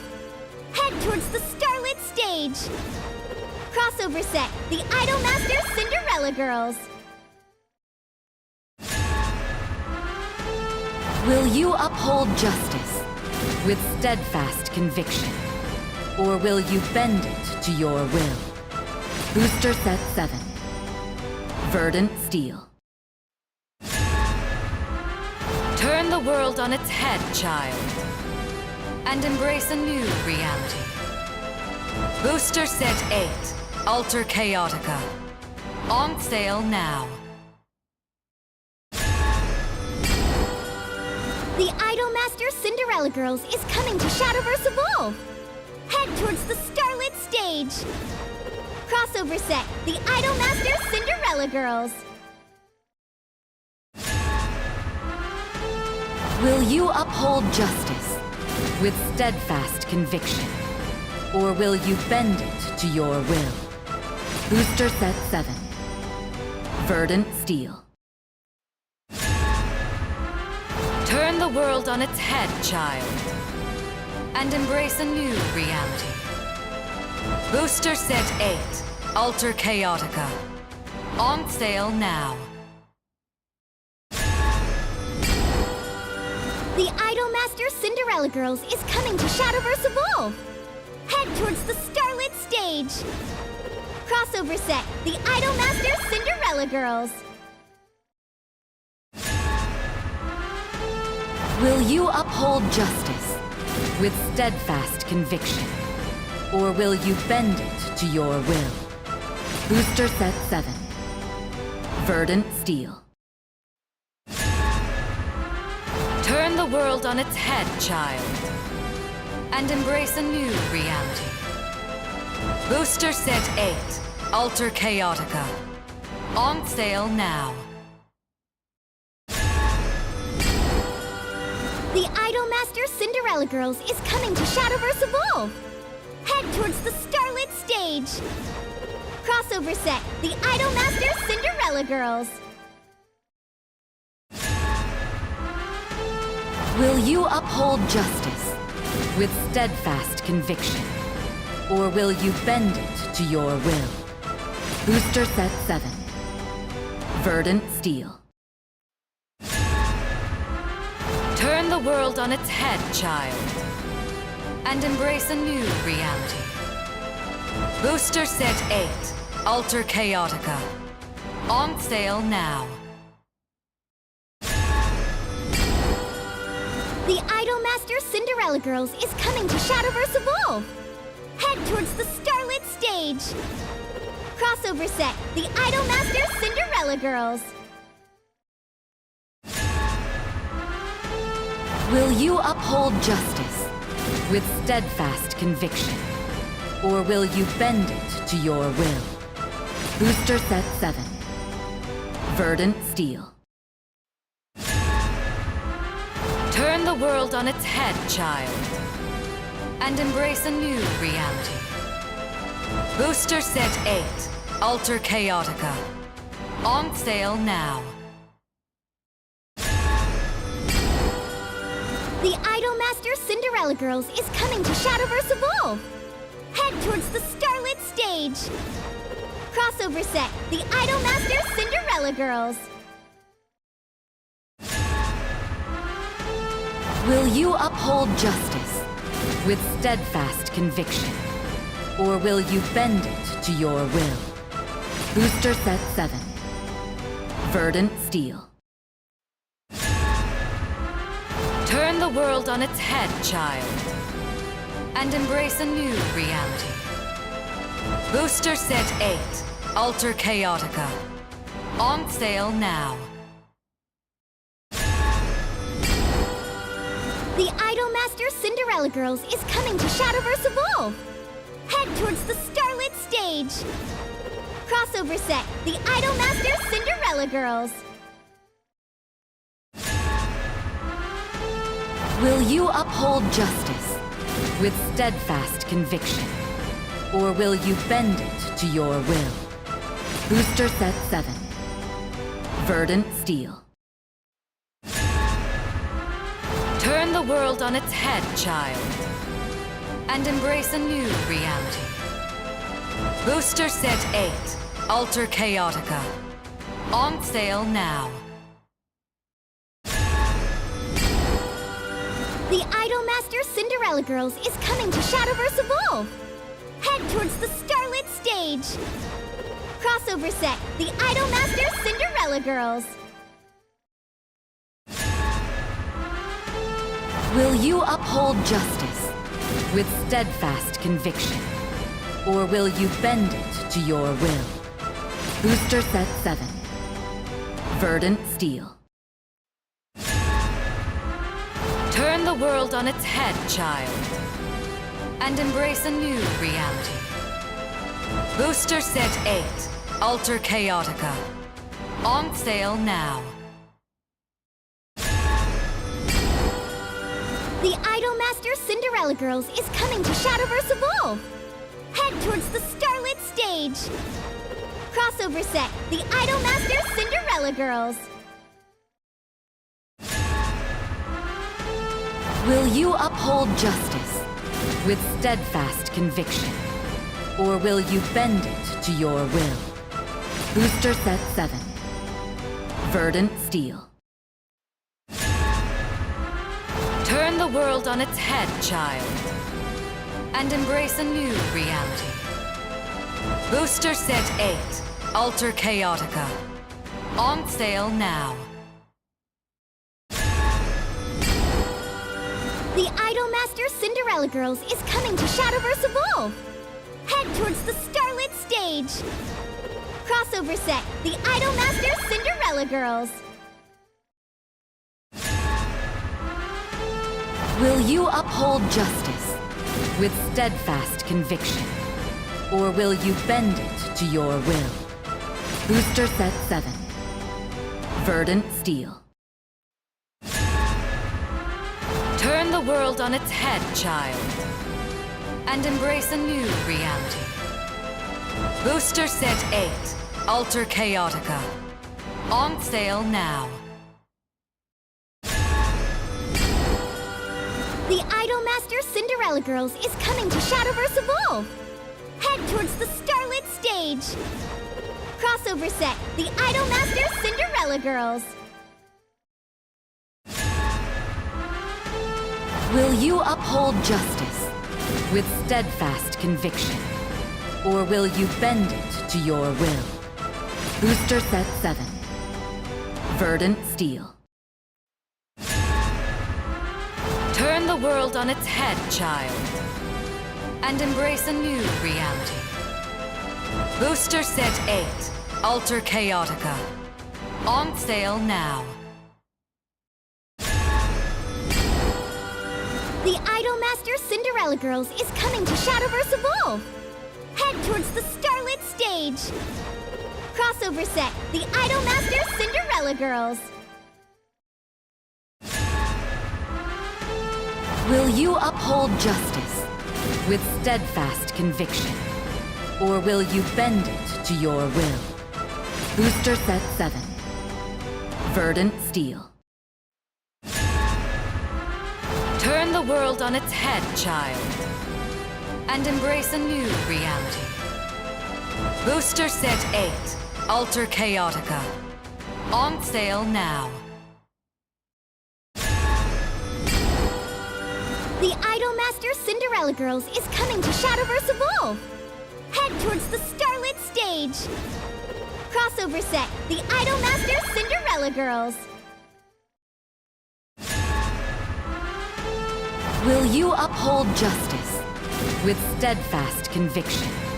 Or will you bend it to your will? Booster Set 7. Verdant Steel. Turn the world on its head, child. And embrace a new reality. Booster Set 8, Alter Chaotica. On sale now. The Idolmaster Cinderella Girls is coming to Shadowverse Evolve! Head towards the Starlit Stage! Crossover set, the Idolmaster Cinderella Girls! Will you uphold justice with steadfast conviction? Or will you bend it to your will? Booster set 7. Verdant Steel. Turn the world on its head, child, and embrace a new reality. Booster Set 8, Alter Chaotica. On sale now. The Idolmaster Cinderella Girls is coming to Shadowverse Evolve! Head towards the Starlit Stage! Crossover set, the Idolmaster Cinderella Girls! Will you uphold justice with steadfast conviction? Or will you bend it to your will? Booster set 7. Verdant Steel. Turn the world on its head, child, and embrace a new reality. Booster Set 8, Alter Chaotica. On sale now. The Idolmaster Cinderella Girls is coming to Shadowverse Evolve! Head towards the Starlit Stage! Crossover set, the Idolmaster Cinderella Girls! Will you uphold justice with steadfast conviction? Or will you bend it to your will? Booster set 7.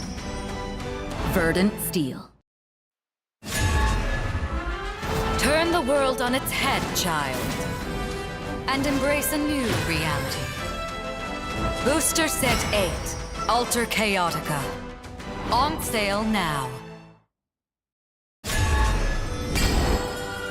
The Idolmaster Cinderella Girls is coming to Shadowverse Evolve! Head towards the Starlit Stage! Crossover set, the Idolmaster Cinderella Girls! Will you uphold justice with steadfast conviction? How's it going, everyone, and welcome back to the Grand Showdown Someren. We are about to hop into our top 8. That's right, we are at the top 8. My name is Kel, also known as Red Zone Rogue, and I am joined in the booth by my good buddy, Different Fight. How are you feeling going into the top 8 here? It's me. We are here now. Only 8 players remain, and only 3 Worlds qualifications up for grabs. Who is going to make it out to the very end? We've seen a lot of really good games. And we've seen a lot of players that were on stream in Swiss make it back. Could it be that the stream actually has some kind of magic spell that carries extra luck into these remaining rounds? We're going to find out, because our top 8, we do have a bracket that we can also show you in order to see which players made it up.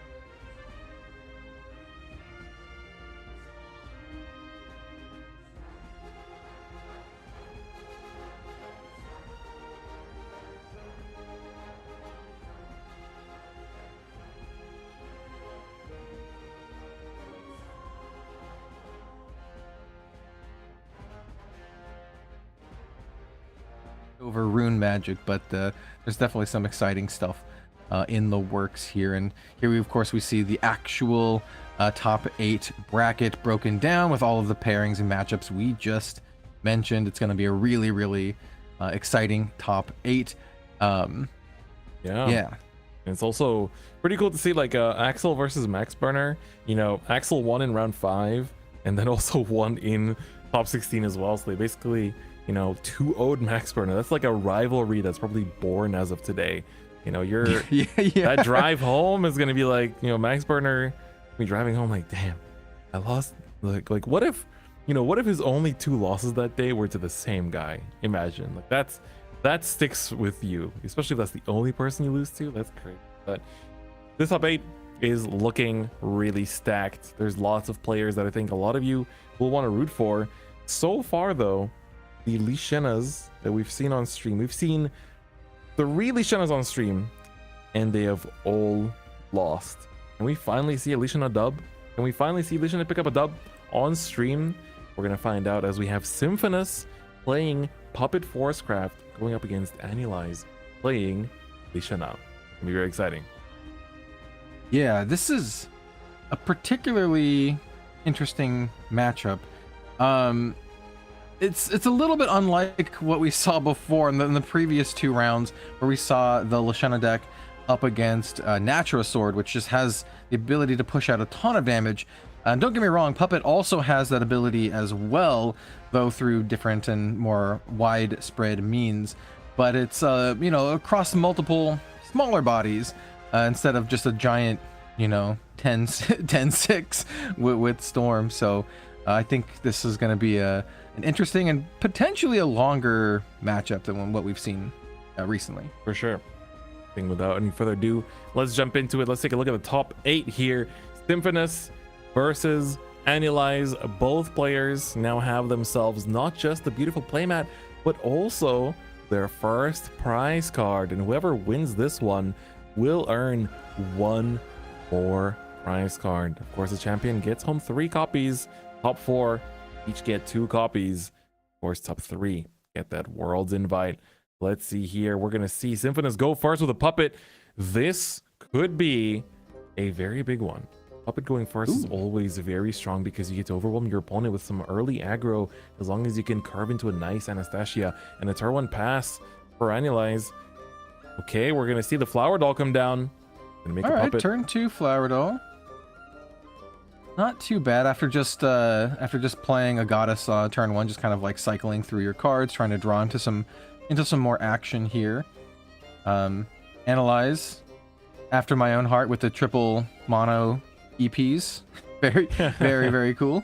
And this is going to be another somewhat similar situation where it's on the Lishena Runes player side to just kind of like establish and maintain board control and apply like these long late game threats. Their game plan is to make the game last as long as they possibly can so they can overwhelm their opponent through like this incremental advantage through their like destruction in white and destruction in black. And on Symphonous' side, their game plan is essentially to overwhelm the opponent with puppets and potentially through some combo turns, either with various puppet stuff or with Anastasia. Exactly. I also like the use of Goddess by the Sunlit Sea as just like an insight, basically just to cycle a card, find your pieces as well. And then here we have, of course, gonna be the so basically like you get the Flower Doll cleared off, but her last words allows you to add herself back into the hand. Then it's like, oh, you have 2 play points remaining. Well, I guess I'll just get another one. I'll put down a puppet in the EX, and that becomes a good target for your Heartless battle for next turn. So if you're Symphonous, you're pretty happy in this position. Yeah, I think that's one of the big strengths of Flower Doll, just the resiliency of her just to be able to come back over and over again and just accrue some value over time. And we're going to see a nice Evo, 2 damage to the leader, 2 damage to the Flower Doll, finally taking her out. Not going to be coming back anytime soon. Yeah, but that also built time. I mean, Symphonous now gets to evolve basically these 2 tokens here. Oh, These yeah. are both gonna get changed up. Victoria's gonna come out as well, become a 4/1 that draws you a card, and the Assail is gonna come through. No play points to respond to that. That is gonna trade it off. Important to keep in mind that for Symphonous, the Lloyd there is not in the field, it is in the EX area. There we go. The judges did ask to move it back a little bit. Yeah, Lloyd is one of those ones that I think you want to just kind of sandbag for a later turn. Since the advanced puppets, or the named puppets as I like to call them, they cost 0, so they're great to save for future turns where you can kind of play them in conjunction with other cards, maybe activate some combo effects, maybe activate your Anastasia, and yeah, just keep an eye on Lloyd. He'll come into play eventually, and probably be, big scary ward threat. Of course. Yeah, it's also like I really like the Symphonis played out. The tempo Michelle, kind of just putting down that threat of like, oh, you don't take this out, I can evolve it, search myself Anastasia, search myself a Noah. There's so many good targets in this. Yeah. And of course we see the Merlin coming on down. We've seen a lot of Rune this weekend, and seen a lot of Merlin. Just an absolute fantastic card, being able to go search up any spell and put it into hand. And I do believe they grabbed the it's the one that lets you go search for Lashena, if I remember correctly. Cool. Do that next turn, I suppose. For now, Yeah. just setting up the Merlin. It's still good pressure, just to have the Merlin up in the first place. Just because usually Puppet Force wants to use turn 5 just to build up tempo. So let's see here. Symphonis does have a Lloyd you can play out for 0, but is that enough? There's also a question of the follow-up for next turn. You definitely want to, start building up your puppets. And this is a great way to start doing that. Little Liam. Yep. Just a nice little 2-drop, make some puppets, and we're gonna see those immediately upgraded into the better puppets, right? Symphonis's puppets haven't lasted too long. They've been transformed pretty quickly here. Oh, and this was so well played because Symphonis basically just had only 2 puppetry cards in the cemetery, and so needed to use the Heartless Battle to hit the 3rd in order to use the Liam's effect in order to look for the top cards of the deck, and managed to get into that Victoria, trade away the Merlin while drawing cards, just really cycling through resources very well here. And also, just keep in mind, like, watching Symphonis play, it feels like he knows what he wants to do like 2 turns ahead in time. Like, he is just making these moves at a very, very efficient speeds, making sure, that time is not too much of a concern as well. Yeah, absolutely, 100%.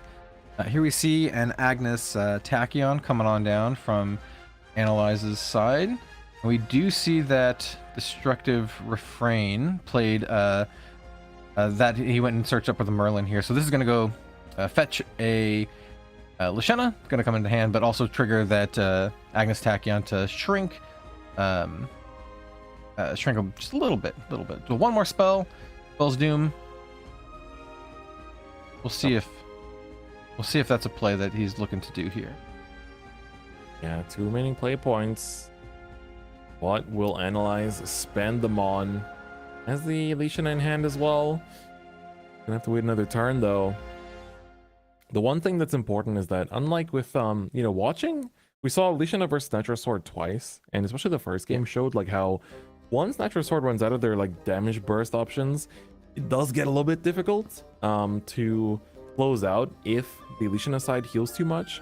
I feel like Puppet Force might not struggle with that as much because they have so many ways to just like make chip damage. You've got Noah, you've got Orcus herself, you've got things like Sukuna for like explosive bursts of damage. You can build boards and buff and go tall and wide with Anastasia, so it does feel like you have a bit more options in that sense. But we do see the Evolve here being committed to, and the 1/1 Liam here is going to stick around for Symphonis. Master Puppet's going to last one more turn. Chip in for 1 point of damage here. Okay. Might as well. It's better than the Search. It also, Ooh, like, I like... Cassiopeia. Very nice. Yeah, I like attacking first when you have nothing else on board, so that if your opponent does have a response, they don't have any windows to actually hit your other stuff. Yeah, 100%. Look at this, like, very efficient use of play points, right? Cassiopeia, but then also has the junk to back it up to make sure that the X area is full for big combo turns next turn, right? Yeah, absolutely. And having two of the Lloyds down there can enable like a really nice combo turn since they both cost 0. Ooh, here we see the one of come through, a very useful one of the Curse Crafter.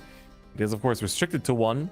It does summon a paper Shinigami token and then allows you to bury it to deal 4 damage to something. So if you want to get rid of the Cassiopeia, could be one of the perfect tools to do it. Goes down to 1 now. And if you evolve the Curse Crafter, that's going to be another 2 damage. Yeah, Curse Crafter is really nice. It could be like up to like a 3-for-1 in terms of, you know, just card equity. Very powerful card, and especially onto a board like this. I think this is definitely one of the cards you want to see here. So we're going to see an Evo. We're going to get that Evo effect to finish off that CC, the alternate art Cassiopeia. Yep. And now he could still choose to attack and finish off. Yeah, so it's a really efficient card, able to clear multiple cards just for the low cost of your single Curse Crafter. Yeah, that one card putting in so much work. There is a reason why they ended up getting that restriction as well. We see Anastasia, we do. That's big. The junk being on board here is really important because that will actually be able to swing this turn too. So let's see. What is it going to be paired up with? We're going to see Lloyd number 1, heal 2. Is now the second card. What's next? All right. Card from hand, though, potentially. Oh, it's another Yum. another Liam here. Okay, that makes sense. Running out the Lloyd first so that you free up 2 of your EX slots so you can actually jam down 2 more puppets. A lot of the play patterns with the Puppet Forest is just sequencing, right? Making sure you play the cards in the right order to maximize all of their effects. And look at that. So that's now, we've had, of course, the Anastasia for 1. Then second card was Lloyd. Third card was Liam. And then we've got the Heartless Battle here for the 4th card potentially. We can also play out other Lloyd as well. But do you want to swing this junk away or buffing it? Just jamming it. Oh, Nature's Guidance for the 4th. Open That up makes the board. sense. That makes a ton of sense here with the guidance. So that's going to be enough to just... I was just going to run in the puppet to finish it off. All right. Yeah, so the important thing is that Anastasia buffs every follower. She doesn't care about the class of the follower, and it makes sense because she's an Idolmaster card. But because of that, the regular puppet had just enough to swing into the Curse Crafter and is gonna back it up with the Rhinoceros here as well. This is gonna be huge. I mean, this is what, the 6th card play this turn? Yeah, this is a big roach. It's this kind of turn, right, that you can really pop off with Anastasia. Push an absolutely disgusting amount of damage. The damage goes through. Even with the 1 play point, there was no answer. Roach's defense is not big by any means, and also not warding up either at 20 defense. Knows that the Lloyd being at as just a 3/5 is going to contribute more to this turn. How will Analyze answer this? Medusa will definitely help, but not necessarily going to do that much damage. I mean, you evolve into her, she splits 5. I mean, you want to, like, honestly speaking, Anastasia is the biggest target here. It's like you can swing into the 2 engaged followers. The Lloyd is just 3 damage, but Anastasia is going to pump whatever stays on board with even more power, and she's also going to keep refunding play points. Yeah, and Anastasia having 5 health is just kind of an annoying health to be at. There's not a lot of cards that deal 5 or more damage. Most of them have like a 4 damage breakpoint, and so that's gonna mean you either need to use some hard removal or some combination of cards. As you mentioned, Medusa could potentially get there, but you know it's gonna be a tricky one here. This is one of those turns that requires a lot of thought and a lot of foresight and sequencing to deal with it. The Lloyd is not warded up, so attacks are available, but Anastasia, well, unable to be attacked right now unless there's some assault shenanigans. We're gonna see here the Medusa come down. Gonna be a big one. I also do want to let people know, for those of you watching at home, that we actually did get the top 8 class statistics. So we gave you the top 32 earlier, so I'll just tell you who converted from top 32 to top 8 while this deck search happens. So from the 7 forests in top 32, 4 forests remain in top 8. From the 4 swords in top 32, 2 swords remain in top 8. From the 6 runes, only 1 remains in top 8. From the 5 dragons in top 32, 0 remain. From the 8 abysses in top 32, 1 abyss remains. And if you did the math, there is 0 havens remaining in top 8 as well. So 4 forest, 2 sword, 1 rune, 1 abyss, and you are watching that 1 remaining rune fight it out here for all the Lishanas in the tournament. You're telling me there's a chance that Abyss is gonna take it. That's all I needed to hear. Right. There is a non-zero chance indeed. But here, I want to see what does this Medusa target down. All right, so You search now removal. we have the Evo, but this is still a really, really tricky turn. What makes it so scary is, as you said, I mean, the end goal is you need to finish off the Anastasia, but you also at the same time kind of need to deal with like at least Roach as well, preferably more. Roach already has 6 attack. It looks like we're gonna send the Evo effect at, is that Roach? What he was signaling? It looks like it, with the dice being removed especially. Okay. Okay. Yep. Remaining go into the... Oh, okay, it's not the Lloyd, it's the Anastasia. Makes sense. that makes- Anastasia is definitely the bigger target here, I'd say. Yeah, that definitely makes a lot of sense here, and we're gonna see the special effect here come into play, hacking into the The Liam, Liam. and then that gives you another Serpent too. Yeah, I mean the serpents are pretty annoying. I mean they're just 0/1s, but they have Bane, so they basically just take out anything that they enter combat with. Unfortunately, they're not gonna see combat this turn, I don't think. Yeah, no, I think you're gonna just bury them away from Medusa's effect and try to play like you got the Surefire Bullet. You can basically just like use that, get rid Yep. of the Anastasia here. So there was already, yeah, okay. Gonna remove those Yep, serpents. yep. There we go. Of course, there's tournament nerves, top 8. You're 2 wins away from a world's qualification. So this is definitely where things get super nerve-wracking. Get another serpent back because the Anastasia got cleared out. That's gonna be all the play points used up here with 1 remaining. All A right. pretty full hand for Analyze. I mean, all things considered, facing down that board, finishing off the key targets, I think that was a valiant effort here, but it's just going to be immediately faced off against an Orcus, which is happy to trade in all these puppets. Just deal an absurd amount of damage from the Orcus trigger on death. Yep. So that's gonna just immediately melt down all of that defense. Symphonus is so close to winning it all, just setting up the puppet here. Try to punch in the ticket to top 4. This is looking good. Yeah, like Lloyd 3/5 warded up on the back end of a Orcus Vengeful puppet, another puppet on board, more puppets in the back pocket, including another Lloyd that notably Symphonus chose not to run out, even though he could have. Lloyd is a 0-drop puppet, just kind of deciding to hold that one back for now, and he's basically just saying, hey, you need to answer my board like now.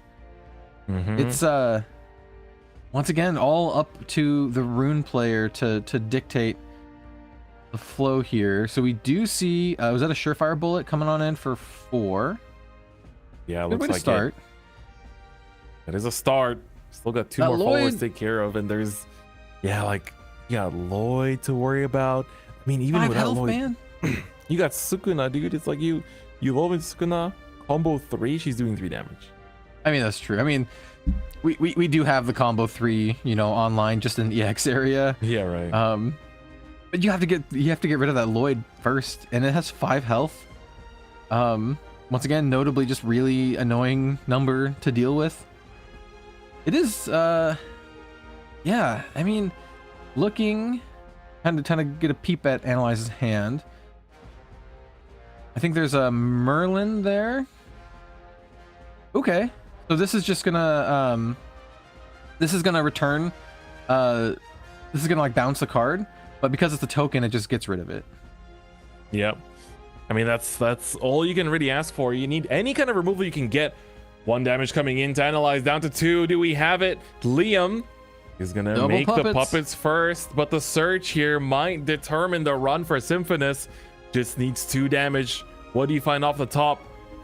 Oh, finds a Liam. Oh, he's got it. Liam off the top, 5 play points. Oh, That's no. all you need to play it out. 2 puppets into EX area. Any puppet Yep. played on the field gets +1.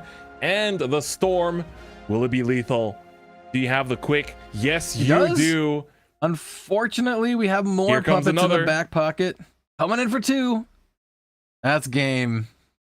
Symphonus takes it, locks in the spot to top 4, knocks out Analyze from the run, and Symphonus is going to advance. That is absolutely huge. Huge congratulations. But once again, hell, Lishana, that was the last Lishan in the tournament. Not a single one took a dub on stream. That's crazy. Yep, I can already hear everyone saying now, you know, stream curse for Lishana. But they put up a valiant effort in the face of an absolute army, relentless army of puppets. They did their best to you know, hold back the tide, but it was a uphill battle to say the least. But valiant effort, great play on both sides, and once again, huge congratulations to Symphonus for moving on into the top 4, which we will have for you in you know, for you shortly. I do believe the players are still kind of like setting up and getting ready for the top 4, so we'll have that feature match for you before too long here. Yeah, I mean, it's also just have to keep in mind at this point that there is, you know, Natra Sword that takes quite a bit as well. You know, we've also got Abyss, 2-cost Abyss still remaining in the top 8 as well, so the games will naturally take a little bit longer too, so we might have a bit more waiting time between games as well. But I mean, just looking at the distribution, I think looking at top 8 having 4 forests is, I think, pretty expected. Like, Yeah. it is half of the top 8, and it was only a quarter of the top 32, so that conversion is really, really good too, right? Considering that there were, I think, but the highest representation going on the top 32 was the Abyss class, Yeah. which had only 1 convert into the top 8, was a little surprising for me, to be honest. I was expecting a little bit more Abyss, given how strong the deck is and given how prevalent it was. But yeah, I'm not surprised by the Forest. A little bit surprised by the Abyss. I was expecting maybe one more to kind of edge in there, but yeah. Yep, absolutely. It's quite surprising that, you know, only one of them made it to top 8, but that is, you know, the fate of the bracket. Sometimes you just you get the bad matchup, you get the bad roll, you run something more aggressive, and you're a deck that needs turn 8 to pop off. It's like, tough luck, buddy. That's just how it is sometimes. So it's gonna be cool. I'm really looking forward to seeing, you know, how the rest of the top 4 bracket does build up. So far, Symphonus has punched in his ticket, and then from all the players remaining in top 4, they're basically, whoever wins their top 4 match makes it into Worlds. And then, you know, even if you lose the top 4 match, you gotta win the 3rd place playoff, and then you'll also be in that Worlds qualification point. It's gonna be hype. I'm really curious to see which of the decks actually make it out. We know that Rune no longer remains, so it's gonna be between Forest, Sword, and Abyss to run it for the final title. Be very exciting, but I do think we are still waiting for games to wrap up, and so we might need a bit more time for the top 4 itself. But of course, once we are back, well, it's gonna be really hype. Yeah, I'm very, very curious to see just how many of the Forest Craft decks like convert. I don't think we've even had a Puppet Mirror yet today, so we could very you're well right. see one going into the top 4. Yeah, I'm very excited to see. The sword decks have been pretty commanding so far, you know, so I wouldn't be surprised if we see one of those, but I don't know. Maybe they don't make it. Very curious to see. Yeah, 100%. And I think we're going to leave it at that for now. We're going to jump to a break. This one, once again, might be a little bit longer than a 5-minute break. But as soon as we can, we'll be back for our top 4. Don't go anywhere. We got a lot more Shadowverse Evolve in the pipeline. Right.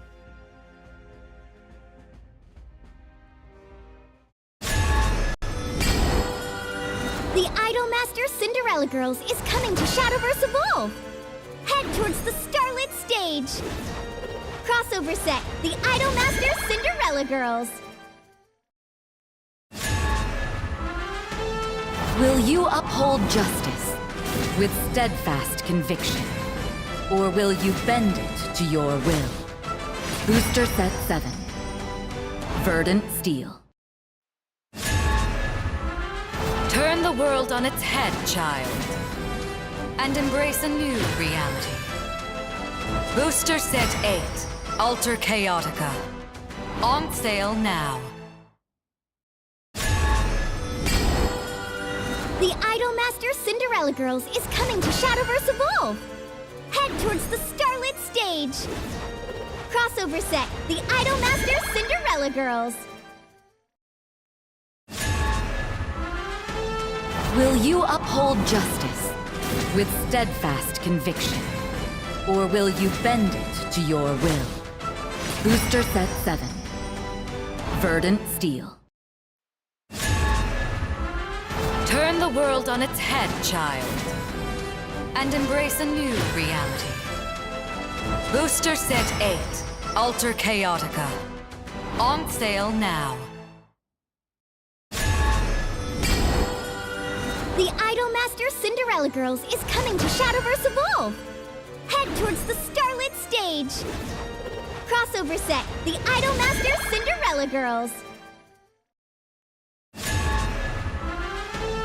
Will you uphold justice with steadfast conviction? Or will you bend it to your will? Booster Set 7. Verdant Steel. Turn the world on its head, child, and embrace a new reality. Booster Set 8, Alter Chaotica. On sale now.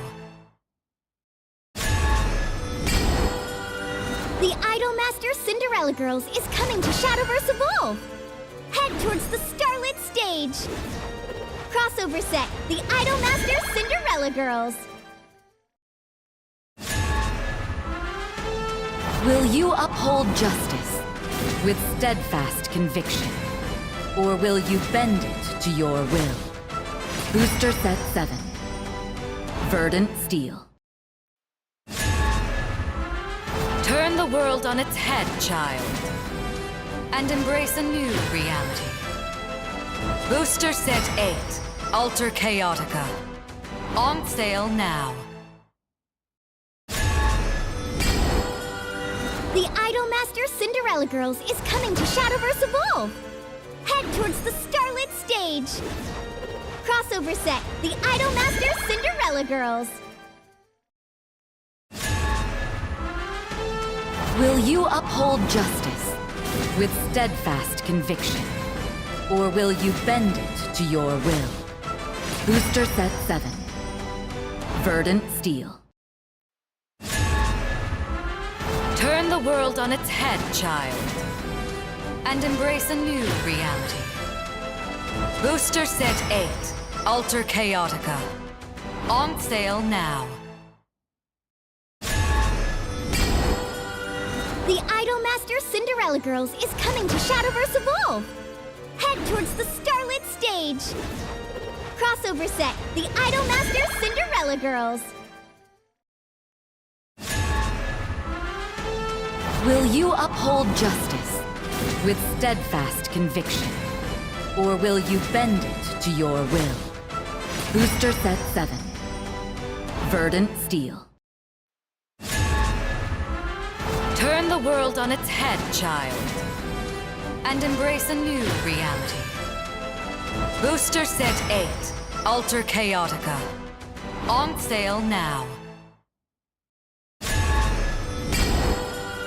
The Idolmaster Cinderella Girls is coming to Shadowverse Evolve! Head towards the Starlit Stage! Crossover set, the Idolmaster Cinderella Girls! Will you uphold justice with steadfast conviction? Or will you bend it to your will? Booster set 7. Verdant Steel. Turn the world on its head, child, and embrace a new reality. Booster Set 8, Alter Chaotica. On sale now.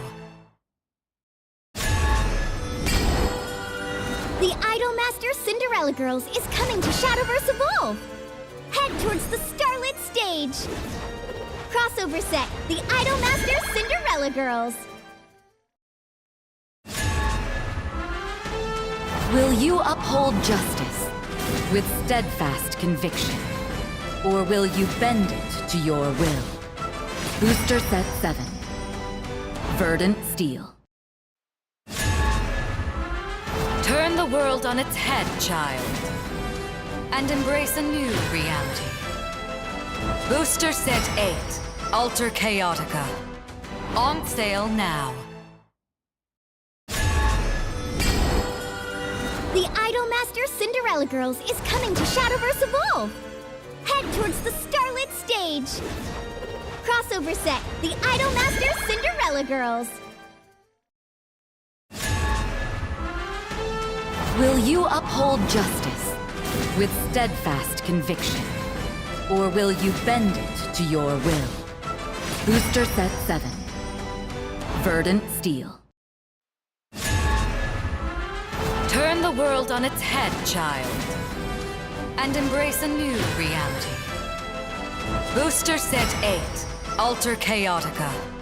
On sale now. The Idolmaster Cinderella Girls is coming to Shadowverse Evolve! Head towards the Starlit Stage! Crossover set, the Idolmaster Cinderella Girls! Will you uphold justice with steadfast conviction? Or will you bend it to your will? Booster set 7.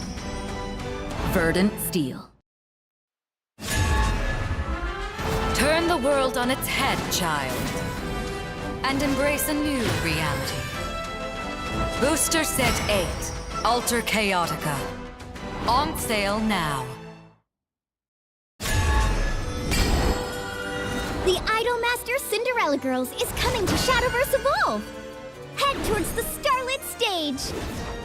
Crossover set, the Idolmaster Cinderella Girls! Will you uphold justice with steadfast conviction? Or will you bend it to your will? Booster set 7. Verdant Steel. Turn the world on its head, child, and embrace a new reality. Booster Set 8, Alter Chaotica. On sale now. The Idolmaster Cinderella Girls is coming to Shadowverse Evolve! Head towards the Starlit Stage! Crossover set, the Idolmaster Cinderella Girls! Will you uphold justice with steadfast conviction? Or will you bend it to your will? Booster set 7. Verdant Steel. Turn the world on its head, child, and embrace a new reality. Booster Set 8, Alter Chaotica. On sale now. The Idolmaster Idolmaster Cinderella Girls is coming to Shadowverse Evolve! Head towards the Starlit Stage! Crossover set, the Idolmaster Cinderella Girls! Will you uphold justice with steadfast conviction? Or will you bend it to your will? Booster set 7. Verdant Steel. Turn the world on its head, child, and embrace a new reality. Booster Set 8, Alter Chaotica. On sale now. The Idolmaster Cinderella Girls is coming to Shadowverse Evolve! Head towards the Starlit Stage! Crossover set, the Idolmaster Cinderella Girls! Will you uphold justice with steadfast conviction? Or will you bend it to your will? Booster set 7. Verdant Steel. Turn the world on its head, child, and embrace a new reality. Booster Set 8, Alter Chaotica. On sale now. The Idolmaster Cinderella Girls is coming to Shadowverse Evolve! Head towards the Starlit Stage! Crossover set, the Idolmaster Cinderella Girls! Will you uphold justice with steadfast conviction? Or will you bend it to your will? Booster set 7. Verdant Steel. Turn the world on its head, child, and embrace a new reality. Booster Set 8, Alter Chaotica. On sale now. The Idolmaster Cinderella Girls is coming to Shadowverse Evolve! Head towards the Starlit Stage! Crossover set, the Idolmaster Cinderella Girls! Will you uphold justice with steadfast conviction? Or will you bend it to your will? Booster set 7. Verdant Steel. Turn the world on its head, child, and embrace a new reality. Booster Set 8, Alter Chaotica. On sale now. The Idolmaster Cinderella Girls is coming to Shadowverse Evolve! Head towards the Starlit Stage! Crossover set, the Idolmaster Cinderella Girls! Will you uphold justice with steadfast conviction? Or will you bend it to your will? Booster set 7. Verdant Steel. Turn the world on its head, child, and embrace a new reality. Booster Set 8, Alter Chaotica. On sale now. The Idolmaster Cinderella Girls is coming to Shadowverse Evolve! Head towards the Starlit Stage! Crossover set, the Idolmaster Cinderella Girls! Will you uphold justice with steadfast conviction? Or will you bend it to your will? Booster set 7. Verdant Steel. Turn the world on its head, child, and embrace a new reality. Booster Set 8, Alter Chaotica. On sale now. The Idolmaster Cinderella Girls is coming to Shadowverse Evolve! Head towards the Starlit Stage! Crossover set, the Idolmaster Cinderella Girls! Will you uphold justice with steadfast conviction? Or will you bend it to your will? Booster set 7. Verdant Steel. Turn Turn the world on its head, child, and embrace a new reality. Booster Set 8, Alter Chaotica. On sale now. The Idolmaster Cinderella Girls is coming to Shadowverse Evolve! Head towards the Starlit Stage! Crossover set, the Idolmaster Cinderella Girls! Will you uphold justice with steadfast conviction? Or will you bend it to your will? Booster Set 7. Verdant Steel. Turn the world on its head, child, and embrace a new reality. Booster Set 8, Alter Chaotica. On sale now. The Idolmaster Cinderella Girls is coming to Shadowverse Evolve! Head towards the Starlit Stage! Crossover set, the Idolmaster Cinderella Girls! Will you uphold justice with steadfast conviction? Or will you bend it to your will? Booster Set 7. Verdant Steel. Turn the world on its head, child, and embrace a new reality. Booster Set 8, Alter Chaotica. On sale now. The Idolmaster Cinderella Girls is coming to Shadowverse Evolve! Head towards the Starlit Stage! Crossover set, the Idolmaster Cinderella Girls! Will you uphold justice with steadfast conviction? Or will you bend it to your will? Booster Set 7. Verdant Steel. Turn the world on its head, child, and embrace a new reality. Booster Set 8, Alter Chaotica. On sale now. The Idolmaster Cinderella Girls is coming to Shadowverse Evolve! Head towards the Starlit Stage! Crossover set, the Idolmaster Cinderella Girls! Will you uphold justice with steadfast conviction? Or will you bend it to your will? Booster Set 7. Verdant Steel. Turn the world on its head, child, and embrace a new reality. Booster Set 8, Alter Chaotica.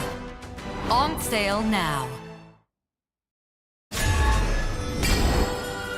The Idolmaster Cinderella Girls is coming to Shadowverse Evolve! Head towards the Starlit Stage! Crossover set, the Idolmaster Cinderella Girls! Will you uphold justice with steadfast conviction? Or will you bend it to your will? Booster Set 7. Verdant Steel. Turn the world on its head, child, and embrace a new reality. Booster Set 8, Alter Chaotica. On sale now. The Idolmaster Cinderella Girls is coming to Shadowverse Evolve! Head towards the Starlit Stage! Crossover set, the Idolmaster Cinderella Girls! Will you uphold justice with steadfast conviction? Or will you bend it to your will? Booster Set 7. Verdant Steel. Turn the world on its head, child, and embrace a new reality. Booster Set 8, Alter Chaotica. On sale now. The Idolmaster Cinderella Girls is coming to Shadowverse Evolve! Head towards the Starlit Stage! Crossover set, the Idolmaster Cinderella Girls! Will you uphold justice with steadfast conviction? Or will you bend it to your will? Booster set 7. Verdant Steel.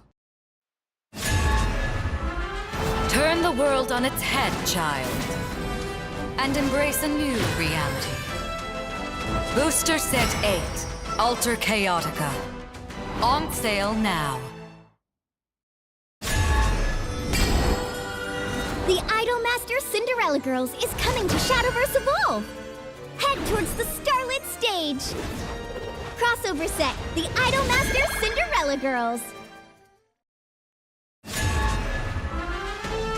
Will you uphold justice with steadfast conviction? Or will you bend it to your will? Booster set 7. Verdant Steel. Turn the world on its head, child, and embrace a new reality. Booster set 8, Alter Chaotica. On sale now. The Idolmaster Cinderella Girls is coming to Shadowverse Evolve! Head towards the Starlit Stage! Crossover set, the Idolmaster Cinderella Girls! Will you uphold justice with steadfast conviction? Or will you bend it to your will? Booster set 7. Verdant Steel. Turn the world on its head, child, and embrace a new reality. Booster set 8, Alter Chaotica. On sale now. The Idolmaster Cinderella Girls is coming to Shadowverse Evolve! Head towards the Starlit Stage! Crossover set, the Idolmaster Cinderella Girls! Will you uphold justice with steadfast conviction? Or will you bend it to your will? Booster set 7. Verdant Steel. Turn the world on its head, child, and embrace a new reality. Booster set 8, Alter Chaotica. On sale now. The Idolmaster Cinderella Girls is coming to Shadowverse Evolve! Head towards the Starlit Stage! Crossover set, the Idolmaster Cinderella Girls! Will you uphold justice with steadfast conviction? Or will you bend it to your will? Booster set 7. Verdant Steel. Turn the world on its head, child, and embrace a new reality. Booster set 8, Alter Chaotica. On sale now. The Idolmaster Cinderella Girls is coming to Shadowverse Evolve! Head towards the Starlit Stage! Crossover set, the Idolmaster Cinderella Girls! Will you uphold justice with steadfast conviction? Or will you bend it to your will? Booster set 7. Verdant Steel. Turn the world on its head, child, and embrace a new reality. Booster set 8, Alter Chaotica. On sale now. The Idolmaster Cinderella Girls is coming to Shadowverse Evolve! Head towards the Starlit Stage! Crossover set, the Idolmaster Cinderella Girls! Will you uphold justice with steadfast conviction? Or will you bend it to your will? Booster set 7. Verdant Steel. Turn the world on its head, child, and embrace a new reality. Booster set 8, Alter Chaotica. On sale now. The Idolmaster Cinderella Girls is coming to Shadowverse Evolve! Head towards the Starlit Stage! Crossover set, the Idolmaster Cinderella Girls! Will you uphold justice with steadfast conviction? Or will you bend it to your will? Booster set 7. Verdant Steel. Turn the world on its head, child, and embrace a new reality. Booster Set 8, Alter Chaotica. On sale now. The Idolmaster Cinderella Girls is coming to Shadowverse Evolve! Head towards the Starlit Stage! Crossover set, the Idolmaster Cinderella Girls! Will you uphold justice with steadfast conviction? Or will you bend it to your will? Booster set 7. Verdant Steel. Turn the world on its head, child, and embrace a new reality. Booster Set 8, Alter Chaotica. On sale now. The Idolmaster Cinderella Girls is coming to Shadowverse Evolve! Head towards the Starlit Stage! Crossover set, the Idolmaster Cinderella Girls! Will you uphold justice with steadfast conviction? Or will you bend it to your will? Booster set 7. Verdant Steel. Turn the world on its head, child, and embrace a new reality. Booster Set 8, Alter Chaotica. On sale now. The Idolmaster Cinderella Girls is coming to Shadowverse Evolve! Head towards the Starlit Stage! Crossover set, the Idolmaster Cinderella Girls! Will you uphold justice with steadfast conviction? Or will you bend it to your will? Booster set 7. Verdant Steel. Turn the world on its head, child, and embrace a new reality. Booster Set 8, Alter Chaotica. On sale now. The Idolmaster Cinderella Girls is coming to Shadowverse Evolve! Head towards the Starlit Stage! Crossover set, the Idolmaster Cinderella Girls! Will you uphold justice with steadfast conviction? Or will you bend it to your will? Booster set 7. Verdant Steel. Turn the world on its head, child, and embrace a new reality. Booster Set 8, Alter Chaotica. On sale now. The Idolmaster Cinderella Girls is coming to Shadowverse Evolve! Head towards the Starlit Stage!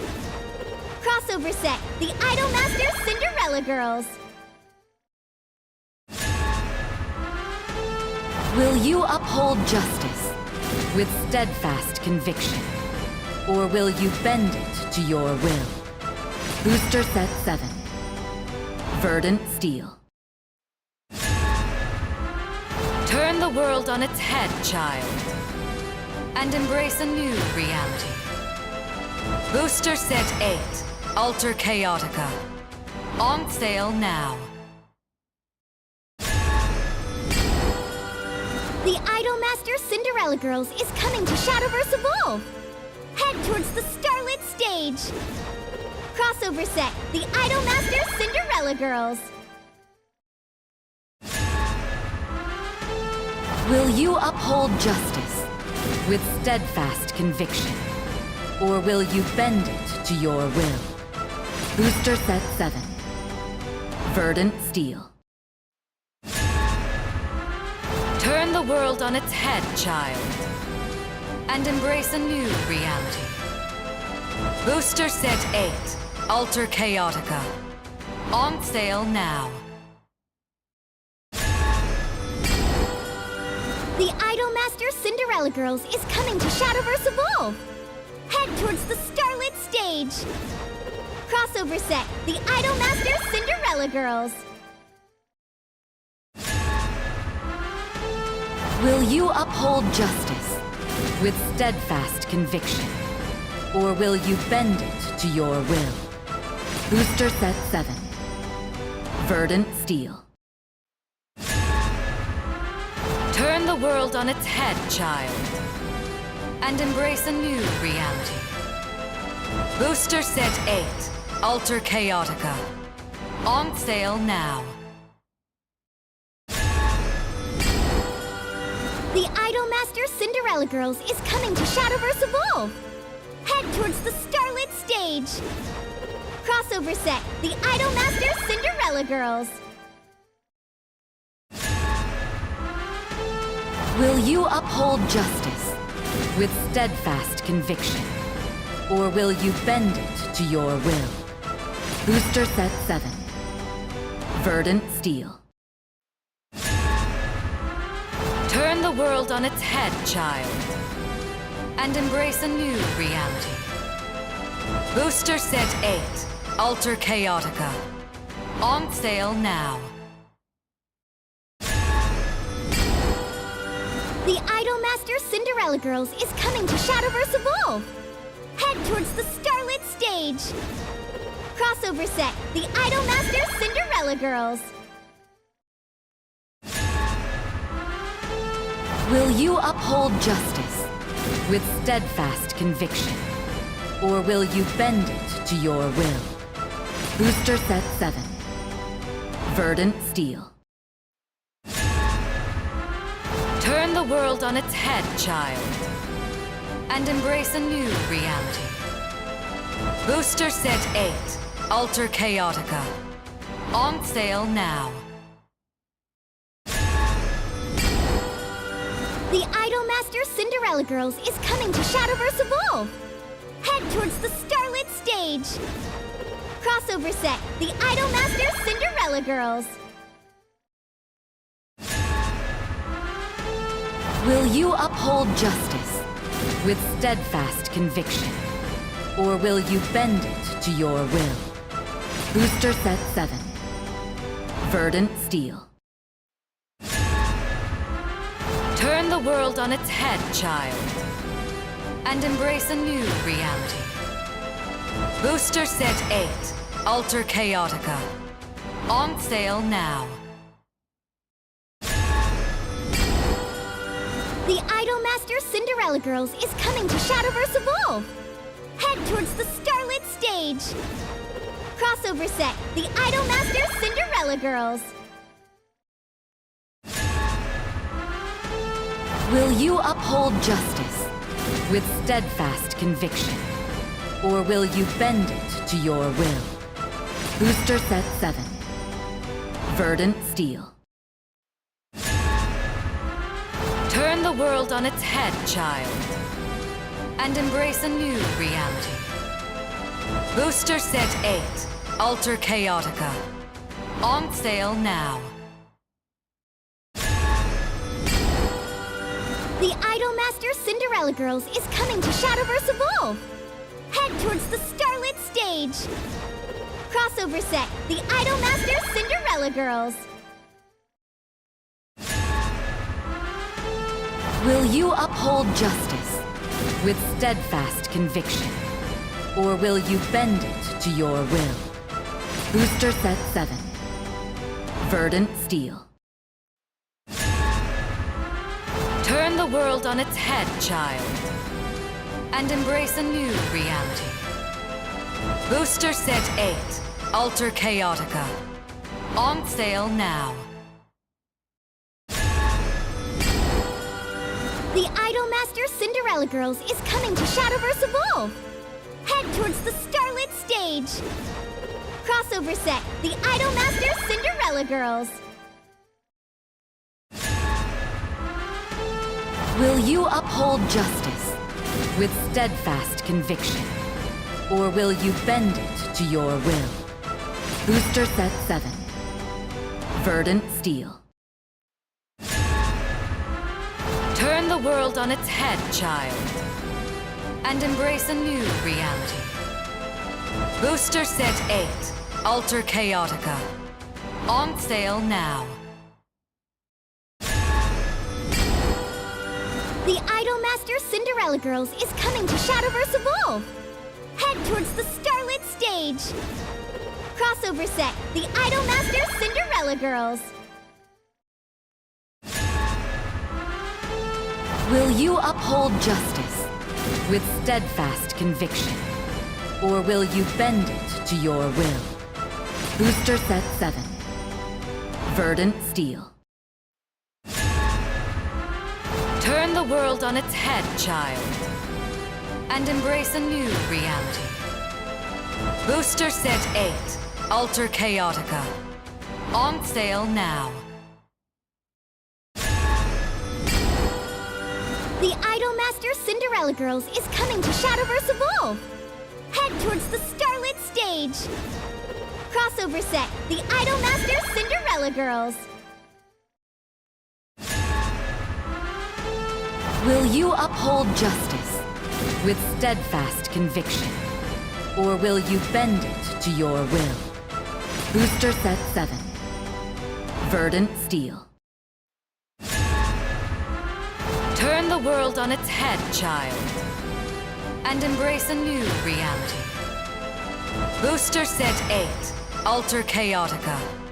On sale now.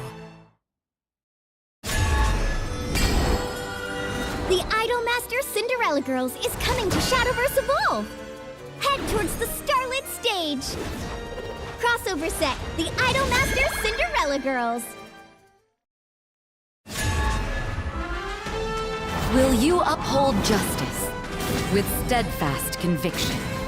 Or will you bend it to your will? Booster set 7. Verdant Steel. Turn the world on its head, child, and embrace a new reality. Booster Set 8, Alter Chaotica. On sale now. The Idolmaster Cinderella Girls is coming to Shadowverse Evolve! Head towards the Starlit stage! Crossover set, the Idolmaster Cinderella Girls! Will you uphold justice with steadfast conviction? Or will you bend it to your will? Booster set 7. Verdant Steel.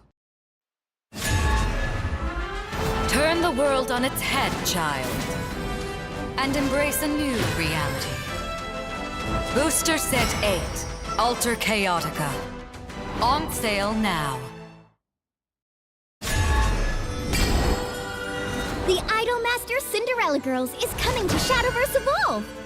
Head towards the Starlit stage! Crossover set, the Idolmaster Cinderella Girls! Will you uphold justice with steadfast conviction? Or will you bend it to your will? Booster set 7. Verdant Steel. Turn the world on its head, child, and embrace a new reality. Booster Set 8, Alter Chaotica. On sale now. The Idolmaster Cinderella Girls is coming to Shadowverse Evolve! Head towards the Starlit stage! Crossover set, the Idolmaster Cinderella Girls! Will you uphold justice with steadfast conviction? Or will you bend it to your will? Booster set 7. Verdant Steel. Turn the world on its head, child, and embrace a new reality. Booster Set 8, Alter Chaotica. On sale now. The Idolmaster Cinderella Girls is coming to Shadowverse Evolve! Head towards the starlit stage! Crossover set, the Idolmaster Cinderella Girls!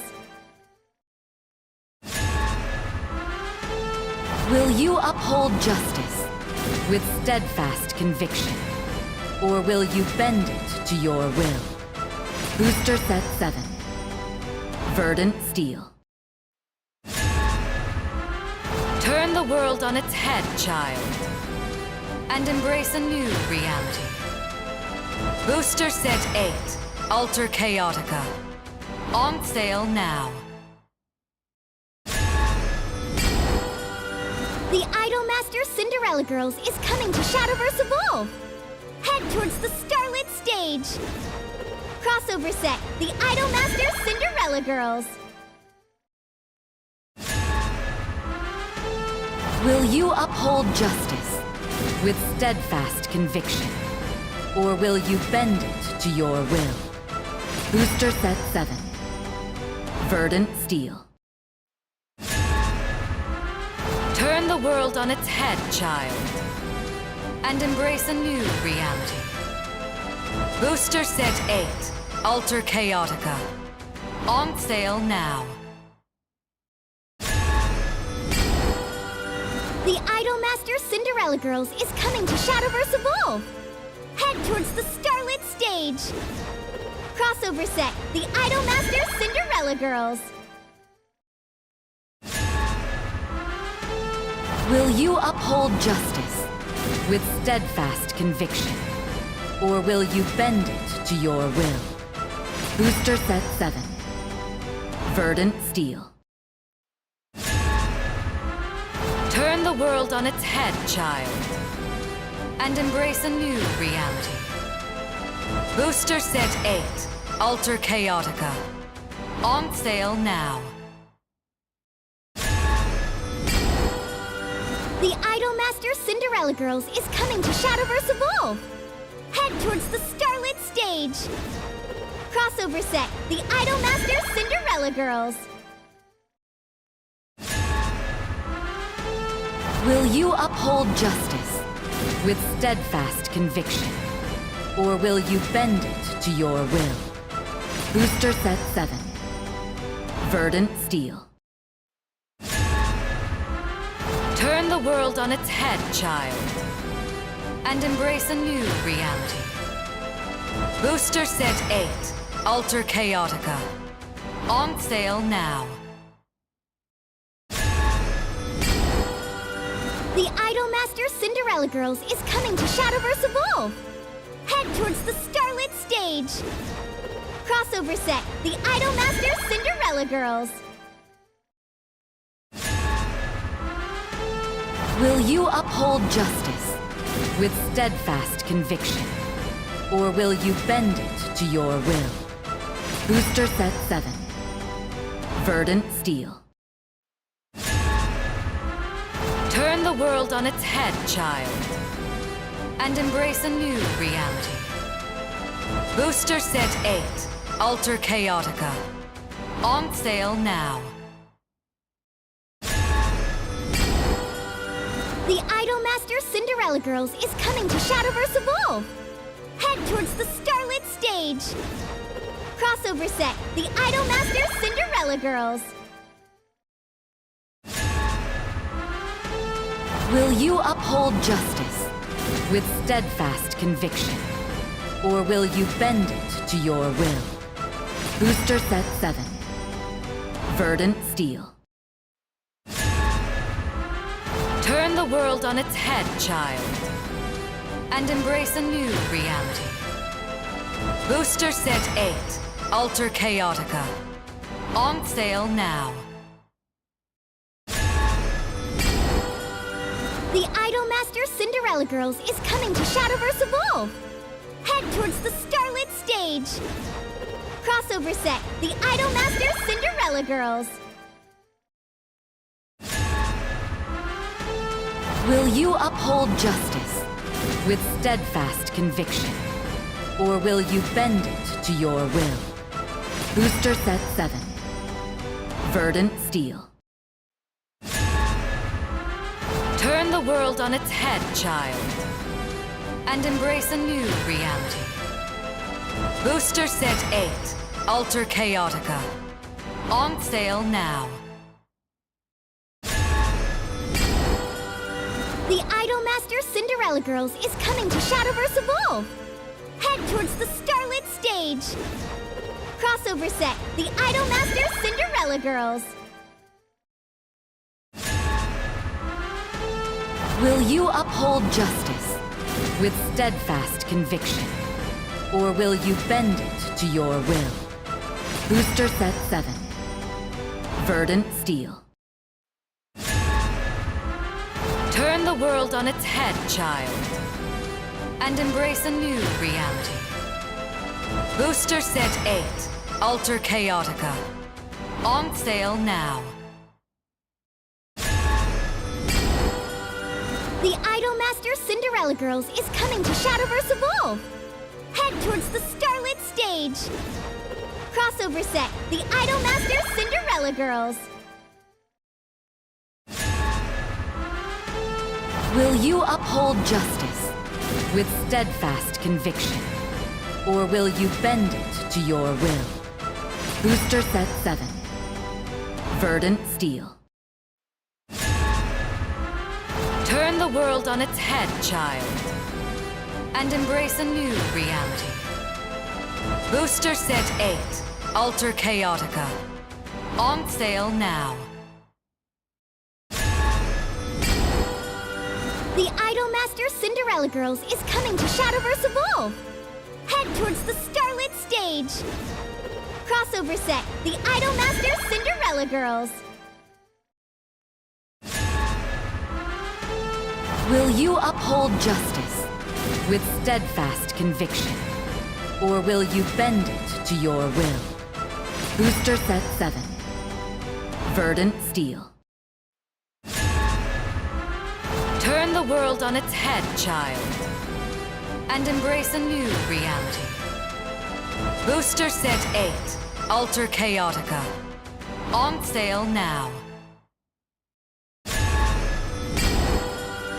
The Idolmaster Cinderella Girls is coming to Shadowverse Evolve! Head towards the Starlit Stage! Crossover set, the Idolmaster Cinderella Girls! Will you uphold justice with steadfast conviction? Or will you bend it to your will? Booster Set 7. Verdant Steel. Turn the world on its head, child, and embrace a new reality. Booster Set 8, Alter Chaotica. Thank On you for sale waiting, now. everyone, and welcome back to what is now the top 4 of the Grand Showdown in Someren. We've kept you waiting. We're back once again, myself, different fight together with Red Zone Rogue. How you feeling, buddy? I'm feeling pretty good. We are at the penultimate match here at the top 4. I think we have actually a pretty cool matchup here, all things considered. I'm not gonna belabor the point too much. We're gonna jump into our feature match pretty quickly here, but I think it's a really cool one. Yep, it's going to be a very exciting one, as we are going to have our top 4 players. Rico on the 2-cost Abyss, which we actually saw in round 4. He actually lost to Melon using that Earthright rune, but made it all the way now to top 4, which is crazy to think about. And now going to be going up against Light, using that Natura sword. So sword versus Abyss, the only 2 decks remaining that are not Forest Craft. So here is our top 4 bracket. Light had to beat Sang, Rico had to beat Cornflakes, Stein on the other side of the bracket had to beat Axel, and Symphonis, of course, beat Analyze on stream earlier. Now these 4 players will be fighting for 3 remaining Worlds qualifier spots. But important point to note is that Light actually already did qualify for Worlds last week. So he's, I think, maybe there's more, but at least I think he's the only one from these 4 that already has a Worlds qualification. Interesting. Yeah, well, Either way, definitely playing for all of the other prizes that come with it. You have those excellent promo cards, the Gilnelly's promo cards, and you know, all of the accolades that come with it. Right, saying you're the Grand Showdown champion is a very cool accolade to have. So definitely fighting for all of the glory and everything that comes with it. 100%, 100%. But it's gonna be interesting now. You know, our 4 decks remaining in top 4 now at the end of the day are 2 forests, 1 sword, 1 abyss. All the Lishanas are gone, unfortunately. You know, I thought that they would get at least 1, but 3 Lishanas lost, and now it's coming down to these 4 players. But let's take a look at the top 4. It's gonna be Kriko versus Light. Let's see which one is gonna take it between these two and go to finals. Get started. Yeah, I'm excited to hop into it. This is a matchup that we haven't seen yet today, right? We have the 2-drop or the 2-cost Abyss versus Natural Sword. We have seen both decks on stream several times, and well, I would say that we saw Natural Sword have a pretty commanding performance, but not so much from the 2-cost Abyss.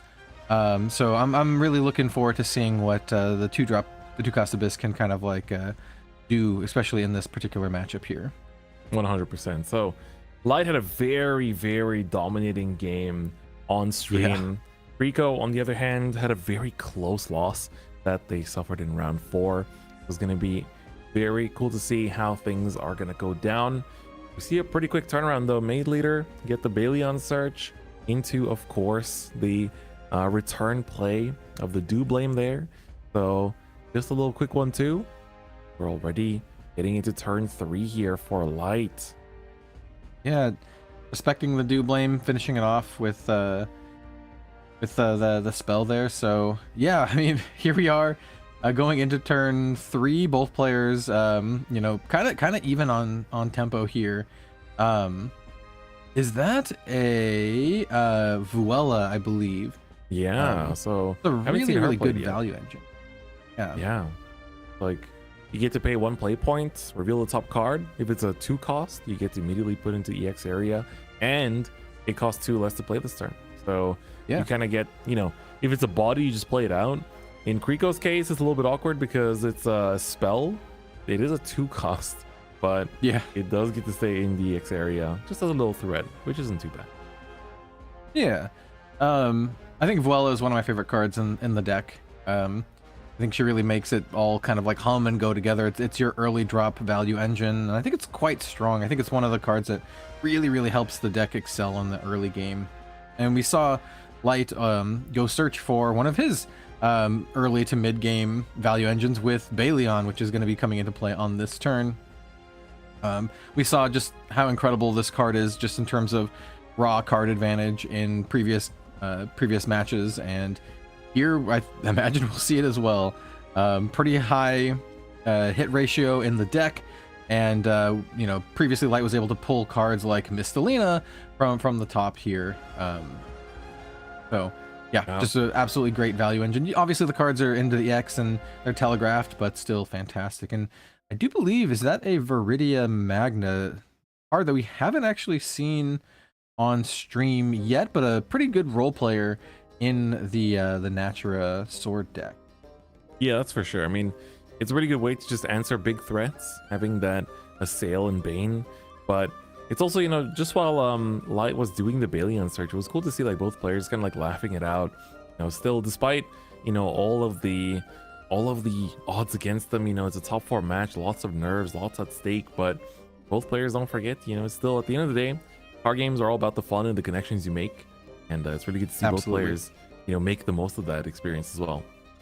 Yeah, 100%, absolutely. We've seen a lot of like fist bumps and camaraderie this, you know, today, and you know, absolutely love to see it. It's one of the best parts, honestly, about like playing a physical card game. You have that the interpersonal like interaction.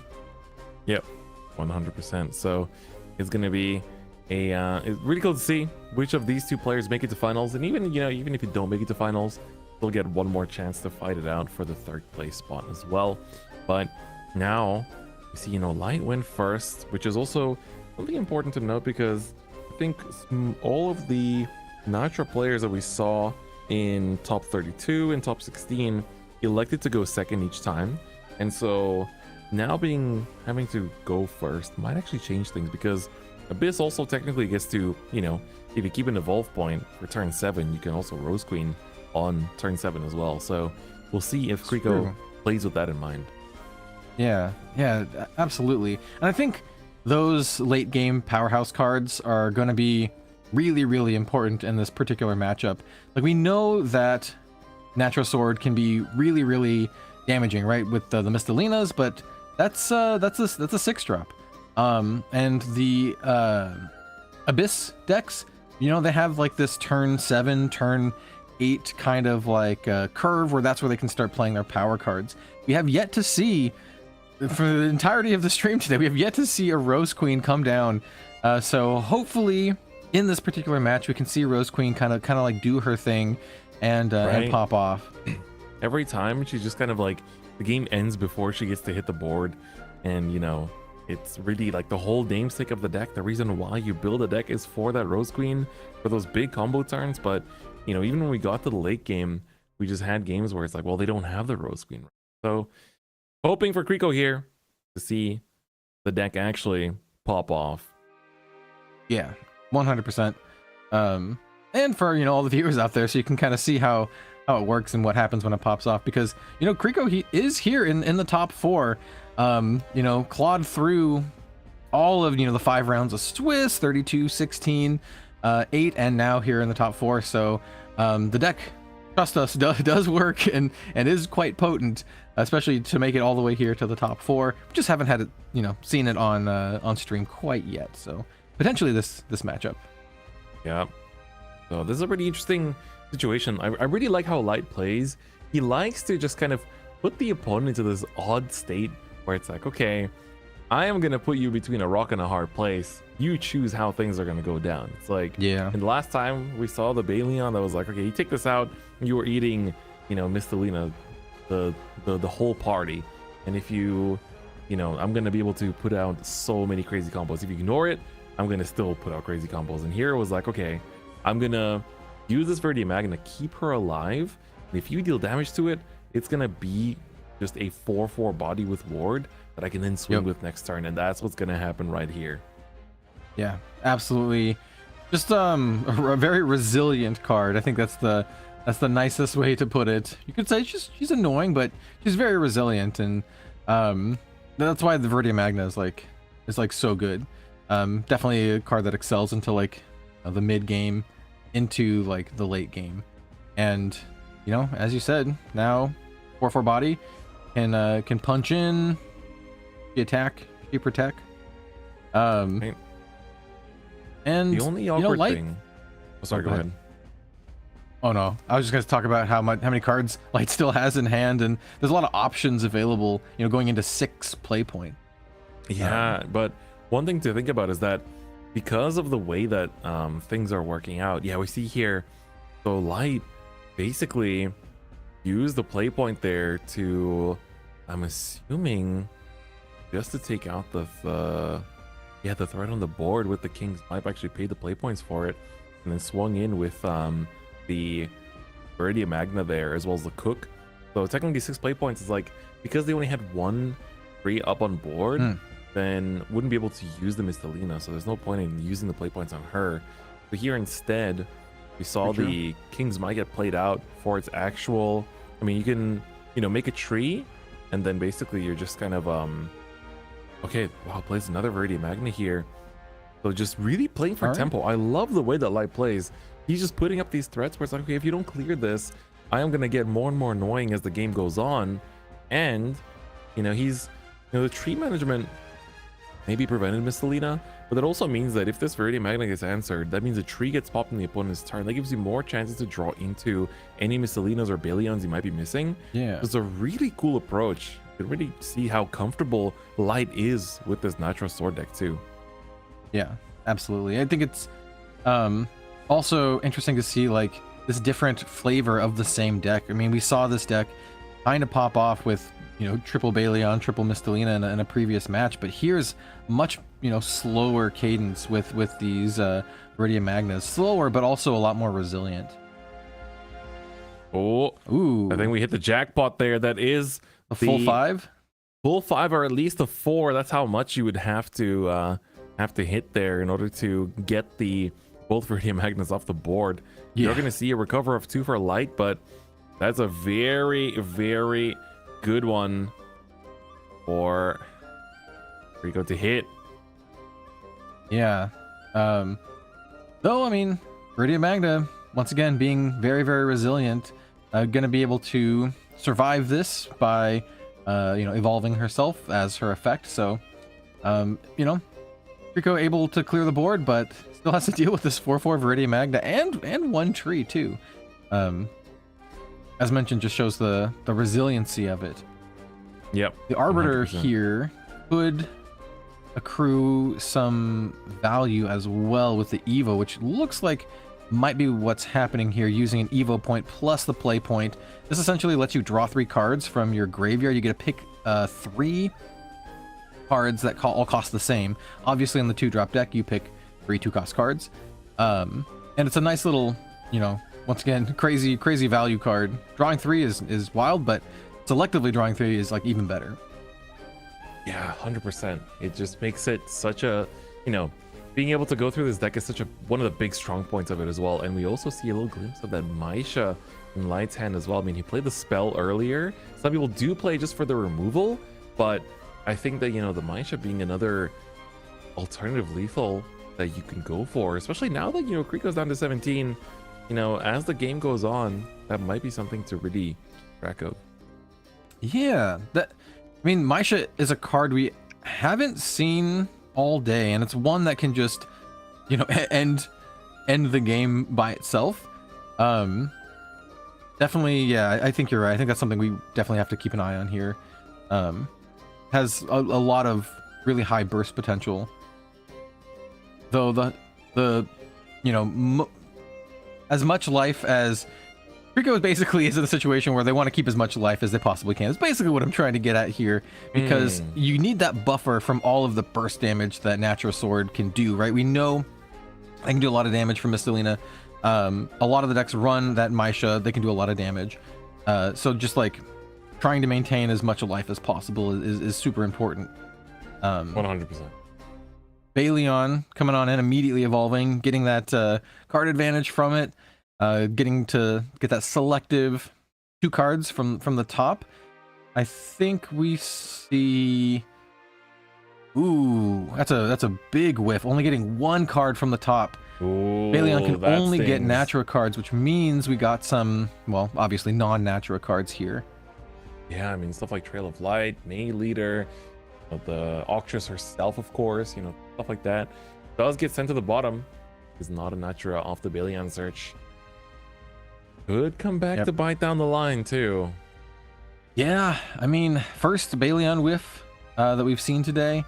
It happens even when you're playing a very optimized deck. I mean, it's not a total whiff. You still got 1 card, but definitely not what you want to see. Yeah, 100%. That is also a reality of the situation. That Arbiter just kind of chilling on the field as well. It's a 6/6, well, 6/2 currently, but still a little bit threatening. Definitely something that Light will want to take care of eventually, though. Definitely has the means to do so. Yeah, that Princess Strike big chilling in the back right now. Just a question of if you leave up the play points to use it, as we see that there's a bit of a consideration for the Swift Tigress or maybe the Lupine Axeman. That will also take care of it. Yeah. That gives you removal now, and then you can use the Princess Strike down like next turn on something else as well.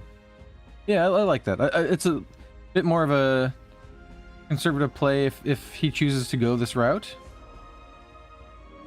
Oh no, we're gonna get. We're just gonna cash him in for Baleon's effect. Oh, and there's the Trail of Light as well for the extra draw. Discarded, draws the card, even if it's by effect. Yeah, absolutely fantastic in combination with the trees. So this signals to me that he's choosing violence here. Light's choosing violence. He's like, I'm gonna pump my follower. I'm gonna use my Princess's Strike to remove yours, and we're gonna choose to go for big damage here. Exactly. And also building up that cemetery more and more. Again, I have to point out there is a Maisha in there. Oh yeah, capable of a lot. So that's a card that came out in Omens Eternal, a neutral tool that a lot of decks can use. Definitely something to watch out for. Yeah, when a player starts fanning out their discard pile like that, they're they've got something cooking. 100%. Ooh, is this a Rose Queen finally? Sorry, not Omens Eternal. Burton Steel. Yes. Wrong popular set. Yeah. So here we have the Rose Queen. Finally hits hand. the board for the first time on stream, by the way. Yep. Right. Yeah. So- Yeah. Exactly. Finally. So you get a Thorn Burst in your EX area. Then you get to reveal your hand, and then you get play points back based on the number of 2-cost cards that you have. And as we saw, 6 play points back. So That's huge. Pico has, a huge turn ahead of them, and a lot of different options. I would not be surprised if Light ended up with just the tree at the end of this turn. Yeah, 100%. Because when you use a 2-cost card, Crimson Rose Queen allows you to choose between 2 effects. One of them just pings 2 damage to your enemy leader, but the other one lets you deal 2 damage to all enemy followers and heal yourself too. They basically can just like wipe out the board, heal yourself back up, and at the same time, you're able to just kind of put in that extra sustain that, we've seen no Mistelinas hit the board so far for Light. And if this Rose Queen gets backed up by another Rose Queen next turn, it might make it a little bit tough to actually find the damage to hit for enough hit for lethal. Here we see the second 2-cost card, and the healing and the damage, it continues. Yeah, draw 2. This is what the deck like basically just builds up to, right? This is the reason why you play the 2-cost Abyss deck. It's all for Rose Queen, and it's all for this turn where you get all your play points back and you just sequence a bunch of 2-cost cards, deal a bunch of damage, make a big board, gain a bunch of life, and accrue all this value. And it looks like, instead of attacking the board, which he's already done, don't need to attack the board anymore, let's go ahead and attack the hand. Discard at random can be pretty rough depending on what it hits, especially with Light sitting only at 3 cards in hand. And hit the ether there. So now any other, discard card effects are going to hit even harder. Light now in 8 play points. What can we back this up? Gets the ether back that was just He discarded. draws an ether. I think I see another Viridian Magna in hand. So I mean, that's a decent one to just kind of like gum up the board here, but not really a like a progressive play. This is also the fact that you have also, I think, Mistelina in hand. So Mistelina for 6. You could also ether. You get yourself 1 to front, 1 to back. Unfortunately, you don't have a way to make 4 trees in Mistelina with the play points that you have right now. But gonna use the ether first. 7 play points. Yeah, that What's does next? make a lot of sense here. Mistelina's pretty good onto this board because she can get her free Princess's Strike to just take out the Rose Queen here. Yep, exactly 6 damage as well, which is what Crimson Rose Queen is at. So Princess Strike only does 2 damage as a quick spell, but if you have Mistelina on board, it becomes 6 damage instead of 2, which is a huge upgrade. Yep. It burns the King's Might. Yeah, the King's Might's pretty clutch in this situation because that 2/3 Bane Demonium was a pretty big wall for this Mistelina, but now Mistelina can just kind of like jam on in. Yeah, that's gonna be but the problem is that the 2 trees were rested for King's Might, so that means Yeah, that that's true. Mistelina's actually, she's not healing. Should only be swinging for 4, so it's gonna be just a pass. Just leaving the Mistelina up as a threat.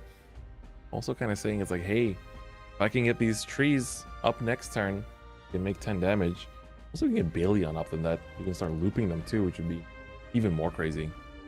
Yeah, yeah, absolutely. And Miss Elena being a 4/6, is just okay. I'm gonna hold that thought for a second because we have another Rose Queen coming on in, immediately evolving, revealing 3, 4, 5, 6. Yeah, That's 6 play exactly points. what you need. Yep. If you're not doing 8, 6 is just fine. You get to play 3 cards for 2 cost this turn, and that does mean that you're gonna get back a bunch of play points. I mean, not play points, sorry. Defense to your leader, lots of healing. Ooh, but let's see here. All right. So, Who's the damage? yep, gonna opt into just kind of like chipping out this Miss Delina. It's pretty good when you can force your opponent to discard it. Oh, they have the Necro charge, so it's just gonna straight up remove Miss Delina and force them to discard a card. That's big. Gonna discard the Viridium Magna. That's the 3rd one. When you only have 2 cards in hand, that's pretty rough. 2 cards in hand and only trees on the field. It makes using these trees much harder too, because you're, forced to just think on each and every single card that you have, and it's like, well, I need this, Yeah. why not? So the decision making becomes the most difficult. Double Rose Queen. That Ooh. makes it really tough for Natural Sword, I think. At this point, oh wait, we actually know the last card in Light's hand.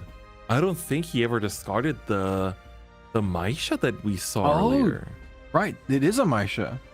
That could actually be quite big. So Maisha, basically, if you evolve her for 2, she's a 2-drop initially. She then lets you pay 5 play points, bury the top 5 cards of your deck, and she gets Storm. And then she chooses a neutral spell that costs 3 or less in your cemetery and plays it for 0 when she attacks. So if she has Storm, she can attack the opponent's leader. And Purgation's Blade, which is the spell that Light used on turn 3, I want to say, or he discarded for cost of something, allows you to not just destroy an enemy follower, but give your Maisha +1 attack for every follower in your cemetery. So, I mean, we'd have to get a follower count because there's some spells mixed in there too, but the Maisha hits the board, the evolve is going to happen. Yeah. Hold up. Going for it. How much damage are we doing here? 5 play points. We're gonna see. We get some more off the top here. Top 5. I think it's all followers. Oh, but there's 2 Miss Delinas. I think that went in There there. are 2 Miss Oh, that's pretty Delinas. tough. All There's right. a lot of followers, but what is the count right now? I don't think it's 27. Yeah, it's a Select the 27 follower. is a pretty big amount. I mean, removing the Rose Queen is very big, assuming that this attack isn't lethal. That's what, 5, Could be 10, 10. 15. How far can we Oh. go? We're getting close. Oh, there's a lot of spells. 17. No, it's only 17. Oh, Or it's plus 17, meaning it's 20 damage on this Maisha on stream in top 4. All Down the to way down to 7. well, that was a pretty big turn, considering that Light started the turn with 1 card, the Soul Maisha in hand, 1 card Kriko- remaining. What does Kriko have to back it up now? I mean, there's still 19 defense remaining for Light. Yeah. And without The the left Rose levels are Queen on matched up. board, 19 is a lot. You do still have the 2 Thorn Bursts; those deal 3 damage a pop. But I mean, you gotta use whatever you can to get rid of this Maisha, of course. 1 card left in hand for Light. 1 card in the prayer at this point to do that Yeah. last 7 damage. That is exact.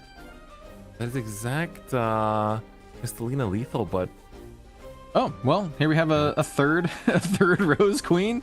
oh, and the 3rd Um, Thorn Burst too. That's also very important.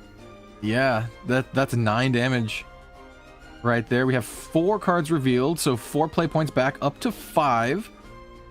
This is essentially. Oh, so yeah, we have the activation on Vuela.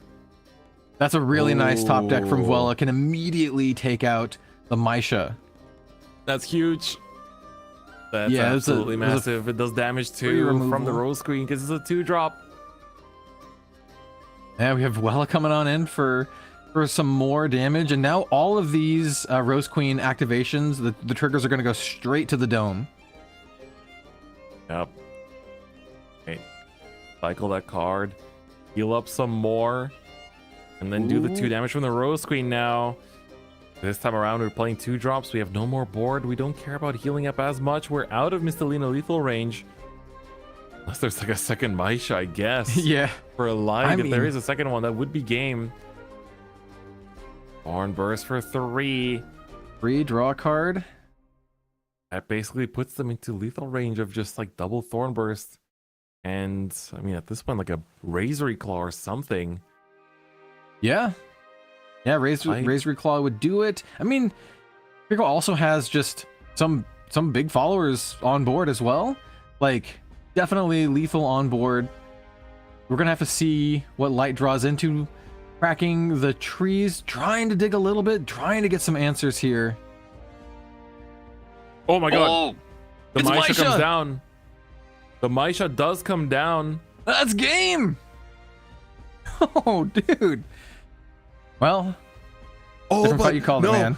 He's showing the evolve deck. He doesn't have the second Maisha to evolve into. He only plays 2 of the base form, so he didn't have a second copy of the Maisha to evolve into, I think, so couldn't get the Storm. So I think with that, he just tapped out. I think Light tapped out because he didn't have the second Maisha and evolve deck to actually go into. And he basically just surrendered. Wow, that's crazy. That's wild. That's actually wild. I saw the Maisha go down on board. I was like, wait, Light's just got it. That's literally the card that you need. But Yeah. but he didn't have the second evolve one. And I mean, it's normal. You don't really play the second evolve one in the first place. It's really, really rare. But that would have won him the game. That would have won him the set there. That's crazy to think about. Rico, despite how big the life lead was and how big those Rose Queens were, Rico actually managed to take it over Light. I cannot believe how that game ended. That's insane. That was a build up for sure. We've been waiting all day to see the power of Rose Queen, and then there we go, 3 Rose Queens essentially back to back, accruing so much value, so much damage.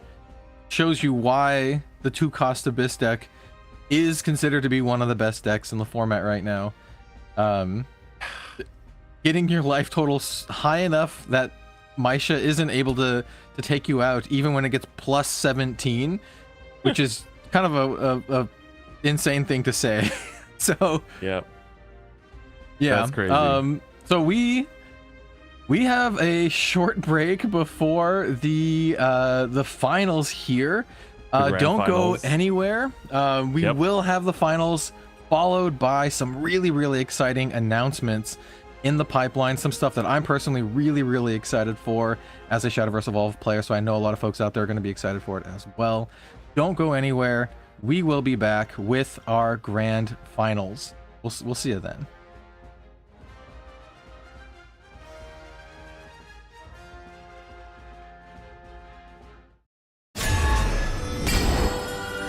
The Idolmaster Cinderella Girls is coming to Shadowverse Evolve! Head towards the Starlit Stage! Crossover set, the Idolmaster Cinderella Girls! Will you uphold justice with steadfast conviction? Or will you bend it to your will? Booster Set 7. Verdant Steel. Turn the world on its head, child, and embrace a new reality. Booster Set 8, Alter Chaotica. On sale now. The Idolmaster Cinderella Girls is coming to Shadowverse Evolve! Head towards the Starlit Stage! Crossover set, the Idolmaster Cinderella Girls! Will you uphold justice with steadfast conviction? Or will you bend it to your will? Booster Set 7. Verdant Steel. Turn the world on its head, child, and embrace a new reality. Booster Set 8, Alter Chaotica. On sale now. The Idolmaster Cinderella Girls is coming to Shadowverse Evolve! Head towards the Starlit Stage! Crossover set, the Idolmaster Cinderella Girls! Will you uphold justice with steadfast conviction? Or will you bend it to your will? Booster Set 7. Verdant Steel. Turn the world on its head, child, and embrace a new reality. Booster Set 8, Alter Chaotica. On sale now. The Idolmaster Cinderella Girls is coming to Shadowverse Evolve! Head towards the Starlit Stage! Crossover set, the Idolmaster Cinderella Girls! Will you uphold justice with steadfast conviction? Or will you bend it to your will? Booster Set 7. Verdant Steel. Turn the world on its head, child, and embrace a new reality. Booster Set 8, Alter Chaotica. On sale now. How's it going, everyone, and welcome back to the Grand Showdown in Someren. My name is Kel, also known as Red Zone Rogue, and we are here at the Grand Finals, joined by my excellent co-host, Different Fight. How are you feeling going into the finals? I'm feeling ecstatic. Hell, this is gonna be a crazy finals. These two players have made it all the way to the very end. It's gonna be Kriko versus Symphonius. Both players were on stream. Symphonius got the dub on round 2 with the puppets and now made it all the way to the finals.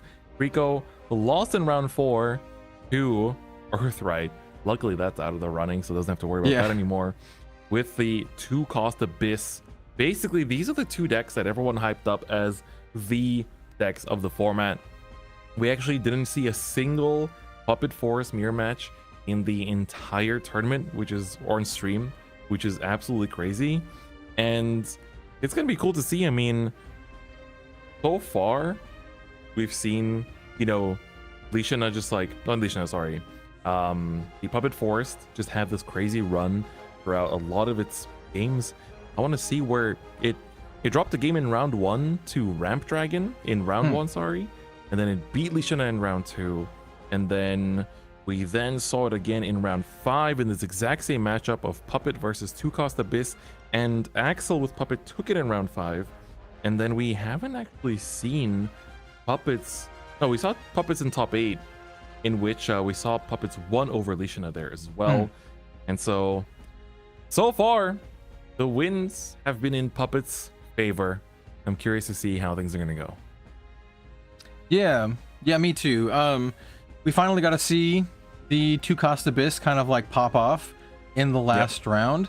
We saw the power that deck can bring, but the big question here is, you know, can that deck get to the point where it can actually start using its big power cards, right? You want to save enough 2-cost cards in your hand so when you activate your Rose Queen's evolve, you can, you know, get all your play points back and have a really big explosive turn. And even better if you can actually, you know, back to back play some Rose Queens. So it's going to be a really interesting back and forth until the 2-cost deck can, you know, get to that point. And the Puppet deck is going to do its best job to try to like aggro them out. It's the kind of deck that can have like these explosive combo turns, but also it's just it's got a lot of puppets, man, and the puppets can just do a lot of damage, even outside of like the big combo stuff. So I think, as you said, these are the two big decks a lot of folks were looking at going into this event. I feel that's very fitting to have them pitted against each other here in the grand finals. It all goes back to that, you know, are you team Orcus or team Rose Queen Yeah. don't going into it, you know? It really does. It really does. And so I think we're also going to be able to take a look at the bracket and see how these players made it all the way to the finals as well. So let's just quickly take a look here as we have our names set. So Kriko is going to be, of course, you know, the first player in the finals. He managed to first beat Cornflakes in the top 8 and then beat the Light, the semifinals, and then going up against him is Symphonis, who made his way here by beating Analyze on the stream match in top 8, then beating Stein in the top 4, and now in finals. And we actually already had the third place playoff already conclude with Light taking it over Stein, which is also pretty crazy to see. So congrats, of course, to Stein for making it in fourth. But of course, Light, I think because Light already had the Worlds qualification, I'd have to check and ask, but I feel like Stein probably gets it passed down. Don't quote me on that, but I think that usually that should be the case. At least in BCSs, I'm pretty sure it should be.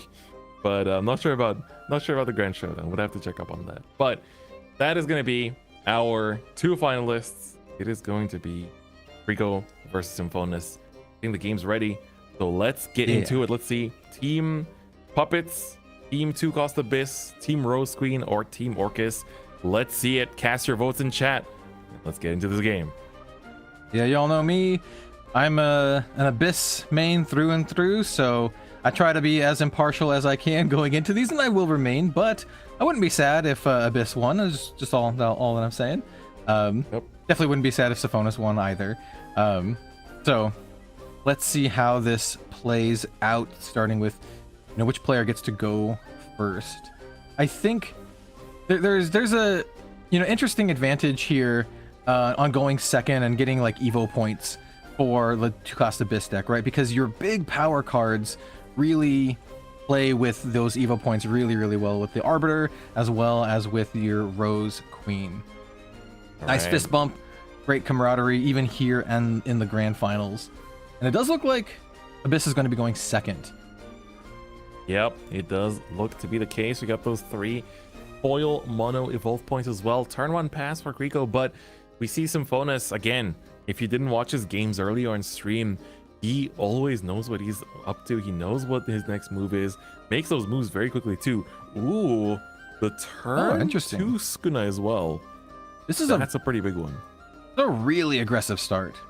Like, you know, Symphonis knows this matchup through and through, and you know that he's like, okay, I'm the beatdown here in this particular matchup. I want to be as aggressive as possible and just push as much damage as I possibly can before that 2-cost Abyss deck can, you know, get to those crucial, 7-8 play points where they can start actually getting effect from their big stuff here.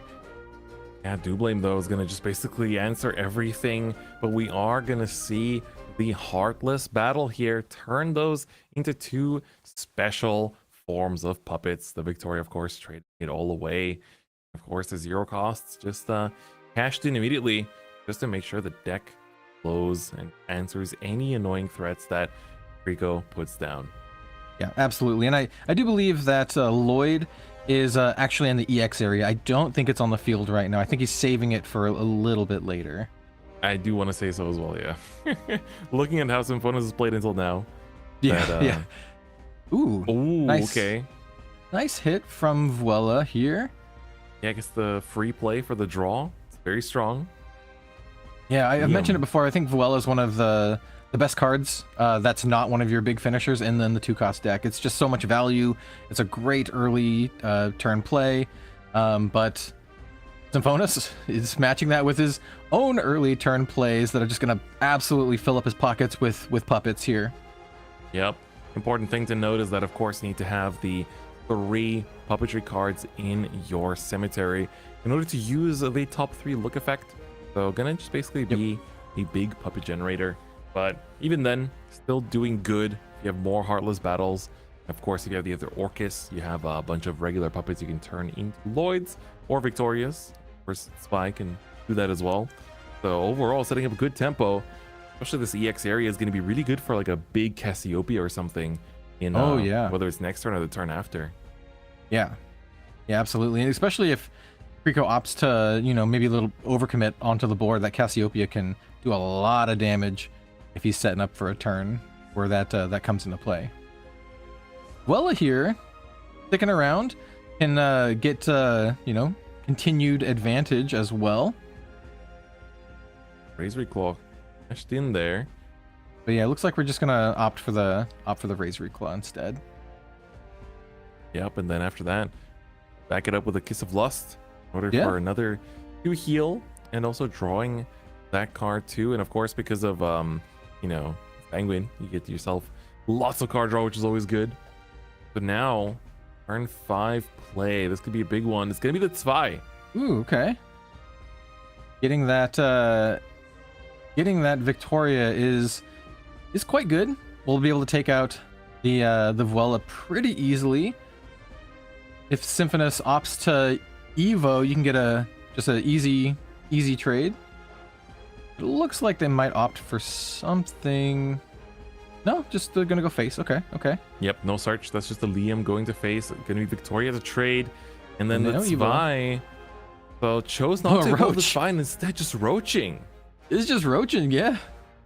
Okay. Yeah, instead of evolving Zwei, evolving Roach, and this is just continues the pattern, you know, that the Symphonus, you know, set from the start here. Just all aggression, right?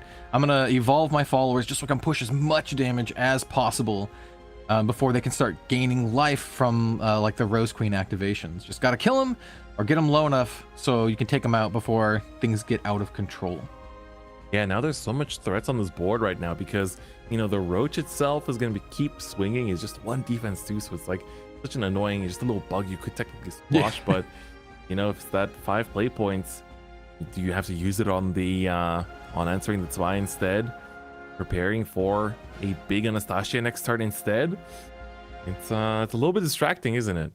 Yeah, it is. And you know, one of the, I'm not gonna say it's a disadvantage of the 2-drop deck, but a lot of your deck costs 2, right? So you only have a limited number of cards you can play this turn, right? You can play basically 2 cards. You have 5 play points. You can play 2, and you don't have an incredible amount of 2-for-1s outside of some nice Evo effects like the Dublame that we saw. So this turn's all about playing optimally, trying to get some nice 2-for-1s to clear the board if they're in hand. Like optimally, you want to go for like a Rulanai, evolve off the EP, and then use the last 2 play points on something else. But if you don't have it, then you're just going 2 and 2, and then floating 1 which your opponent knows you can't use because you don't play 1 cost cards in this deck, period. That is one of the, you know, inherent weaknesses of the deck. Really good point. Yeah, the only really way to use the 1 play point is off of like a Vuela. So if you can play a Vuela and activate it, that is a way to do that. But other than that, it's really difficult. I'm just gonna straight up use was that a Surefire Bullet? Fire bullet. Ooh, and then Demonium Pass. Demonium. Yeah, Demonium taunted up, not opting to get the Bane, just opting to protect life. Right. Now for Symphonus. What is going to be the next play? Flower Doll. Flower Doll. Continuing to fill up the puppet board. Cemetery, what can they get back? Oh, they could get back the Heartless Battle, I'm pretty sure. This will swing and trade. There is no Bane, though. So she will stick around. Anything to use these last 3 play points on? Could. I mean, that's fine just for numbers, but no, doesn't want to use it just for stats. I mean, you already evolved this turn anyway. So it's going to be just poking in down to 12 defense. Really? 3 play points remain. We're going to go for just a draw. Cycle a card. I think drew 1. Yep, it's another goddess. Sure, yeah. Just cycle him. Try to draw, Did he draw more the 3rd? Oh my god. Just drew 3 in a row. 3 in a row. 3 in a row. Okay, well, that worked out. 1 play point, 1 play point, 1 play point. Efficient use of play points there, at the very least. We have Rico going into their turn with 6 play points. This, you know, could be an Arbiter turn. Yep, but the evolve point. Yeah, we'll have to see if Arbiter is in hand. we have seen Arbiter do very, very well this weekend and also have gigantic whiffs. So, Arbiter, always an exciting card to play and to see, you know, in action. I imagine if it's in hand, that's something that might get slammed down, unless we have some other options. We do have, oh, they used up 2 play points already, so I think that's out of the question. Yeah, it looks like they're already queuing up something. The Arbiter might not be there. Wants the card draw instead.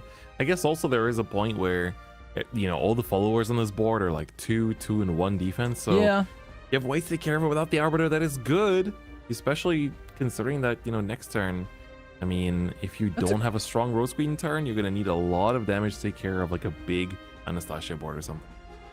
Yeah, I think it's actually a really good point because you're right. All the followers here aren't super threatening, and you can almost act like almost like a pseudo board lock here, where you don't give your opponent enough opportunities to have open spaces, so you can't do a huge combo turn with like you know, your Orcus or anything like that. Apologies, Flower Doll doesn't allow you to take any puppetry card. It has to be a follower. Sorry, so it does not take Heartless Battle. All right, random discard, attack in the hand. Okay, Getting a Cassiopeia. That would have been annoying before, but I feel like now Symphonis is so far ahead that it doesn't really hurt as bad. Spy staying up is also pretty big. It's depends on what's in that hand though.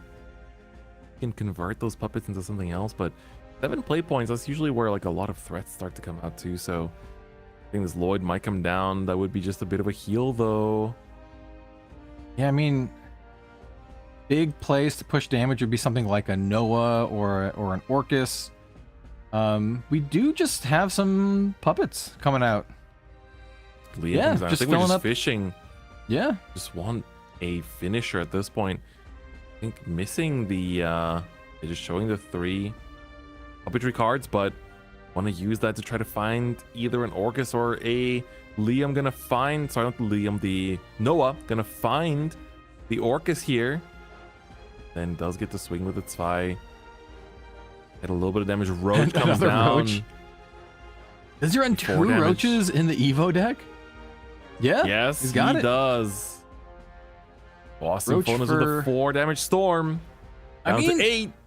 Maybe you don't even need like a Noah or Orcus if you just have all this damage on board anyway.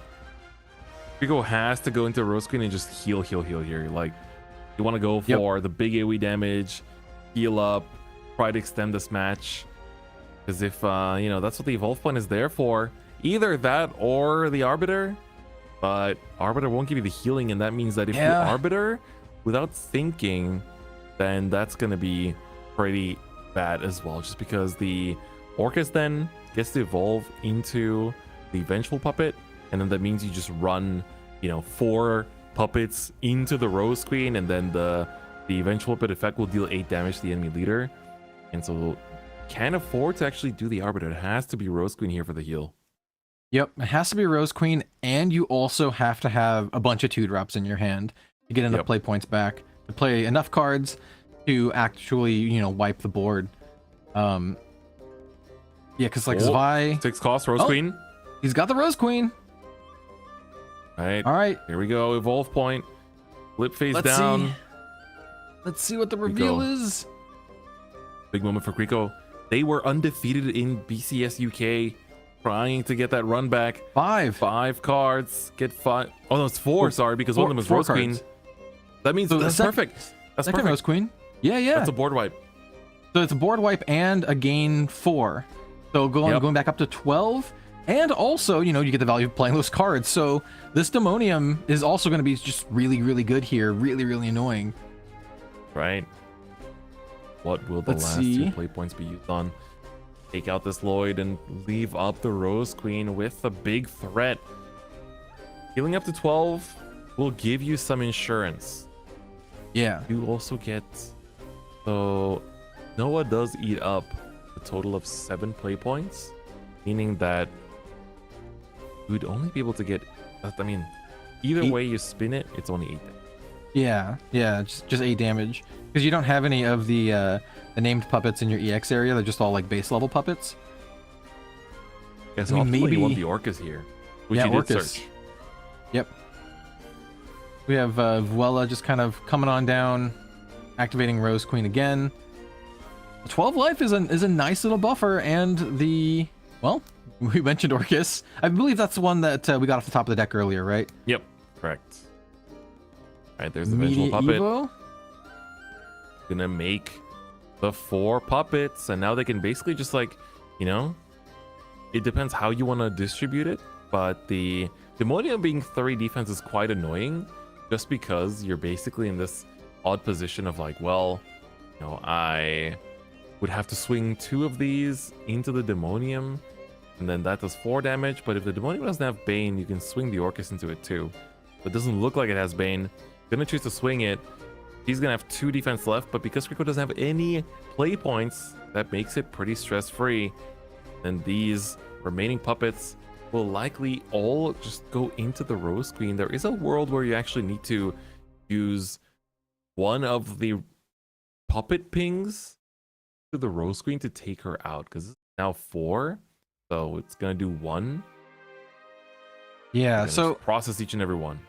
yeah, so for Orcus's effect, for those of you who don't actually know, whenever the puppets leave the field, then you get a 2 damage trigger that you can basically throw anywhere you want, at your Yep. opponent's face or at an enemy follower here, and that's kind of like what we're seeing. A bit of a mix between face and follower here. Okay, last puppet here. They'll have the Assail, so can choose to swing into the Vuela just to get 2 damage into somewhere. Where is that somewhere going to be, though? Vuela has 3 defense. It looks like it's Okay. going to go to face, down to 6 defense. All Quico. right. These are the Rose Queen, which we know they have. Yep, they did reveal the Rose Queen last turn, but do they have enough 2-drops to make it, like, very explosive? We played several last turn, though you always do get a Thorn Burst, so, I mean, that's something. Every 2-drop you play after Rose Queen is evolved, you gain the health. We see Rose Queen come down again. The Thorn Burst into the EX area. We're gonna reveal, what, just, I think, 3 cards from hand? Yeah, If they're thinking of the all Evolve 2 first. drops, goes up to 5. I think they're debating if they want to use the Evolve point here or not. With 2 play points remaining, I think it depends on what you can reveal. So Yep. with only 3 cards I mean- in hand, if you can only reveal 3, then you probably want to use the Evolve point to go back up to 4. It's an interesting thing because you also have Vuela on the field. So you can still activate Vuela if you have an odd number of play points, because it's 1 cost to activate that effect. So it's an additional card that you could potentially play from the EX area. Right? Gonna use the Evolve point here. Evolve. What do we have? Okay, we have 3, 3 go indeed. back up to 4. Okay, that makes it pretty clean here. This Thornburst can actually be very good too. But first things first, Hell's Unleasher. Gonna come on down. Get back a 3 play point. Or Ooh. more. What card was that? Expect is that the a Rose Queen. There's another Rose Queen. Okay. Gonna loop her. Yeah. Vuela just punching in for a little bit of damage. Rose Ooh, and Queen they're just gonna kind of sitting float 2 play points open. Okay. Oh, this is a dangerous place, though. We do have the potential to play some quick speed stuff. 2 play Well- points open. This is basically, unless that quick isn't healing, then I mean it's basically gonna be like Orcus GG, Yeah. Noah GG. There's actually a lot of game-winning cards here. So let's take a look. Gonna play the puppet for 1. Anything? Maybe they just want to open up 2 spaces in the EX area to maximize. Could be the case. Because now we're in the tank here. Definitely want to sequence everything properly. I mean, this is definitely one of the decks where sequencing really, really matters. All right, so 1 damage into the Vuela. I think I see a Skuna in that hand. That is a big source of damage if you can pair it up nicely with something, but That's 8 play points left.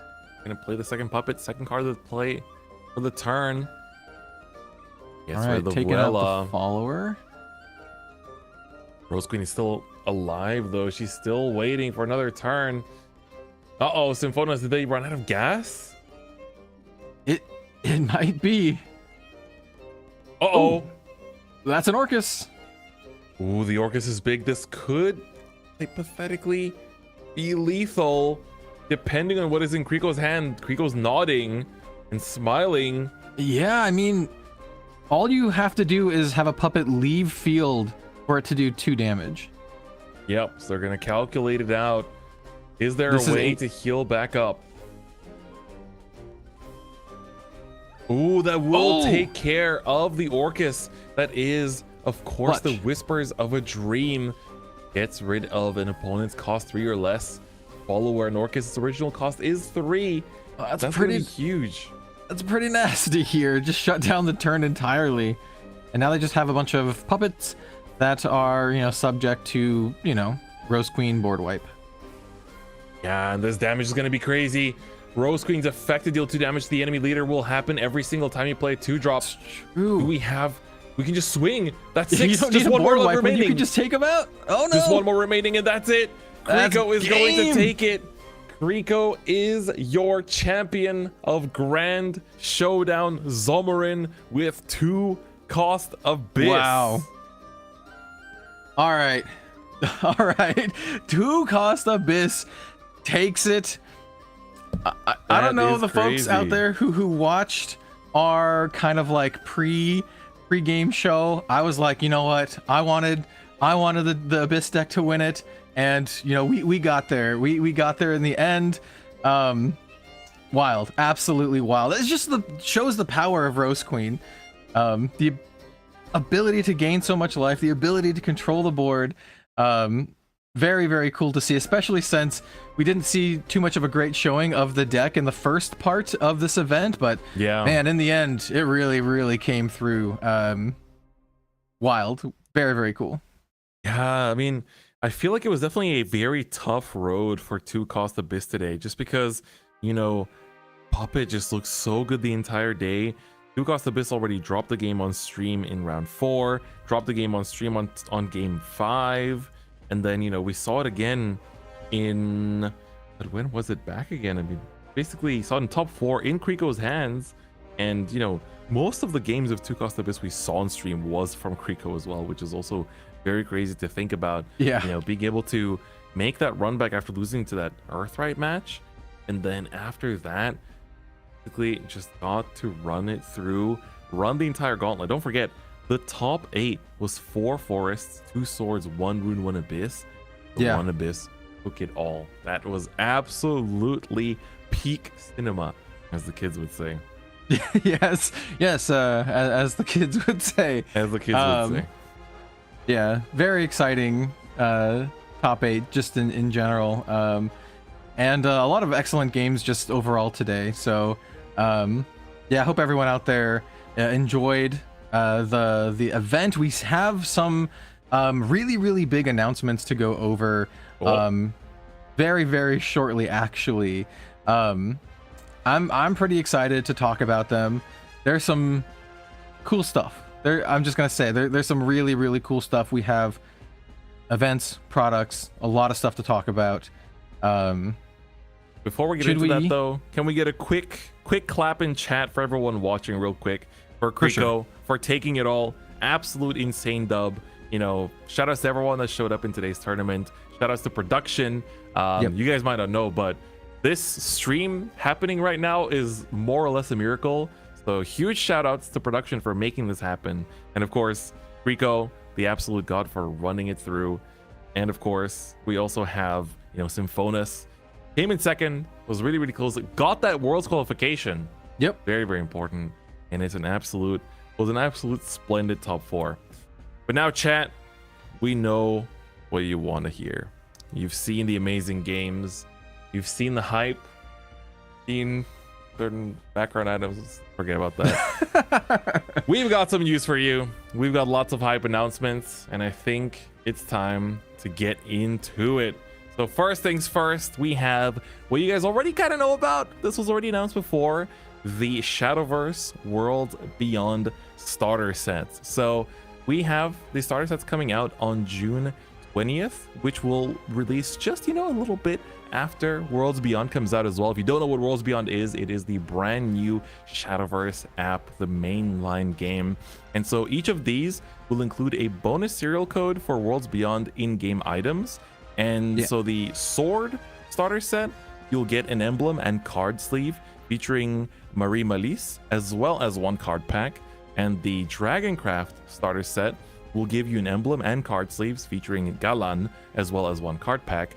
But if you redeem both sets, then you'll receive an original in-game emblem, card sleeves, avatar assets, and each box of set 10, Gods of the Arcana, will also contain a serial code that can be redeemed in-game or rewards as well. And you can even get up to 5 of these codes redeemed, which is really, really awesome. So there you go. There's all the information. We don't know exactly what you get in the Gods of the Arcana serial code, but for those of you that checked out the Worlds Beyond information the other day, you will know about this one too. But that's not all. We got so much information. That's why I'm going a little faster on this one.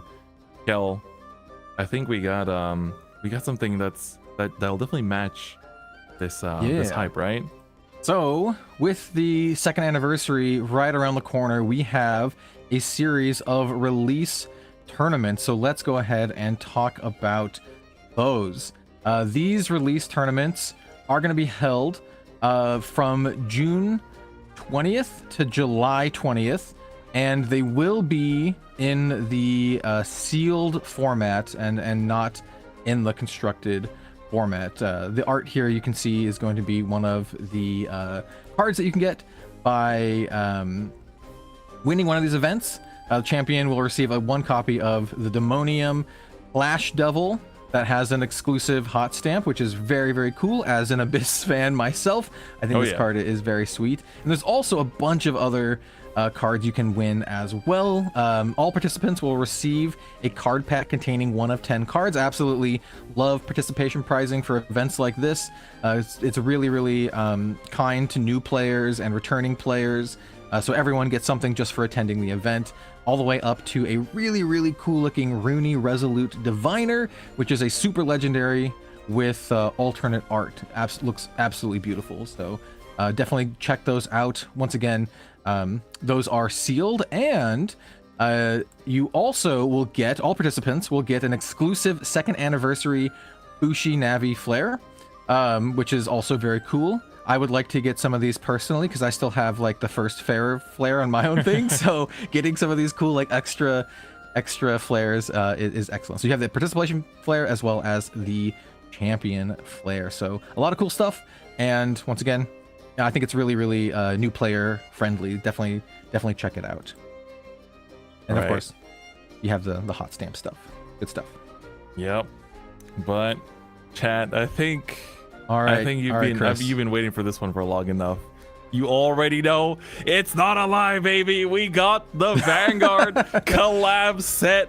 Happy to finally announce Shadowverse Evolve and Card Fight Vanguard crossover starter decks. First and foremost, Sanctuary Knight Brigade and Apocalyptic Fire on sale August 15th, 2025.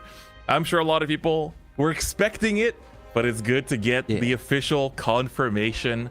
And of course, that is not all. It's not just these starter decks.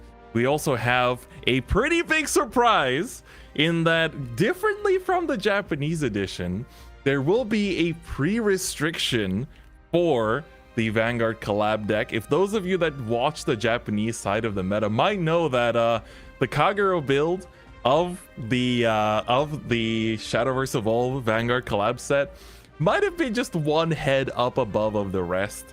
And so in order to kind of, put it in line with the rest of the Vanguard decks and the rest of the format, the Vortex Dragon, the gold rare Vortex Dragon, will be restricted to 1 per deck. So, I mean, this card is crazy. It's a 5-cost 6/6 that banishes 3 Kagero cards from your cemetery to just destroy 2 enemy followers. And so a lot of people in Japan were also expecting that when this card, you know, when they first said there'd be restrictions in the Japanese side, that this card would be hit too. So this is going to be the pre-restriction for Kagero. And trust me, as someone that's experienced this meta in Japan, it's a pretty good one, I'd say. But we do have a lot more information regarding this crossover set as well. We have release tournaments for the Card Fight Vanguard collab in Shadowverse Evolve as well. Let's take a look at some of the details that we have for these release tournaments as well. You see this beautiful Glory Maelstrom that is just popping off in the art right there. And so we can take a look at the actual details here. So if you win one of these events, you are able to win one of these beautiful Glory Maelstrom promo cards with that alt art that we've definitely seen in one of the other Vanguard related things. And of course, for just participating, you get the promo series 12, which is a promo pack that contains 1 of 10 possible cards, as well as the exclusive flare for your Bushinavi of good old Suzuka Moriden, one of the characters of original Vanguard anime, and of course the Dark Dictator flare, which is pretty, you know, if you played Vanguard back in the day, if you know, you know. But anyway, we still got more. We still got more information regarding this as well. So let's take a look at the next slide here. So, I think we still had. All right. Yeah, let's just jump into this one. We saw some of the Card Fight Vanguard news, some stuff that we might have expected. Here's some stuff that you might not have expected. Here we have the announcement of a brand new Glory Finder product. We're gonna have 2 new Glory Finder starter decks: the Lux Heart Legends and the Treacherous Ambitions. It's a little bit of a tongue twister there.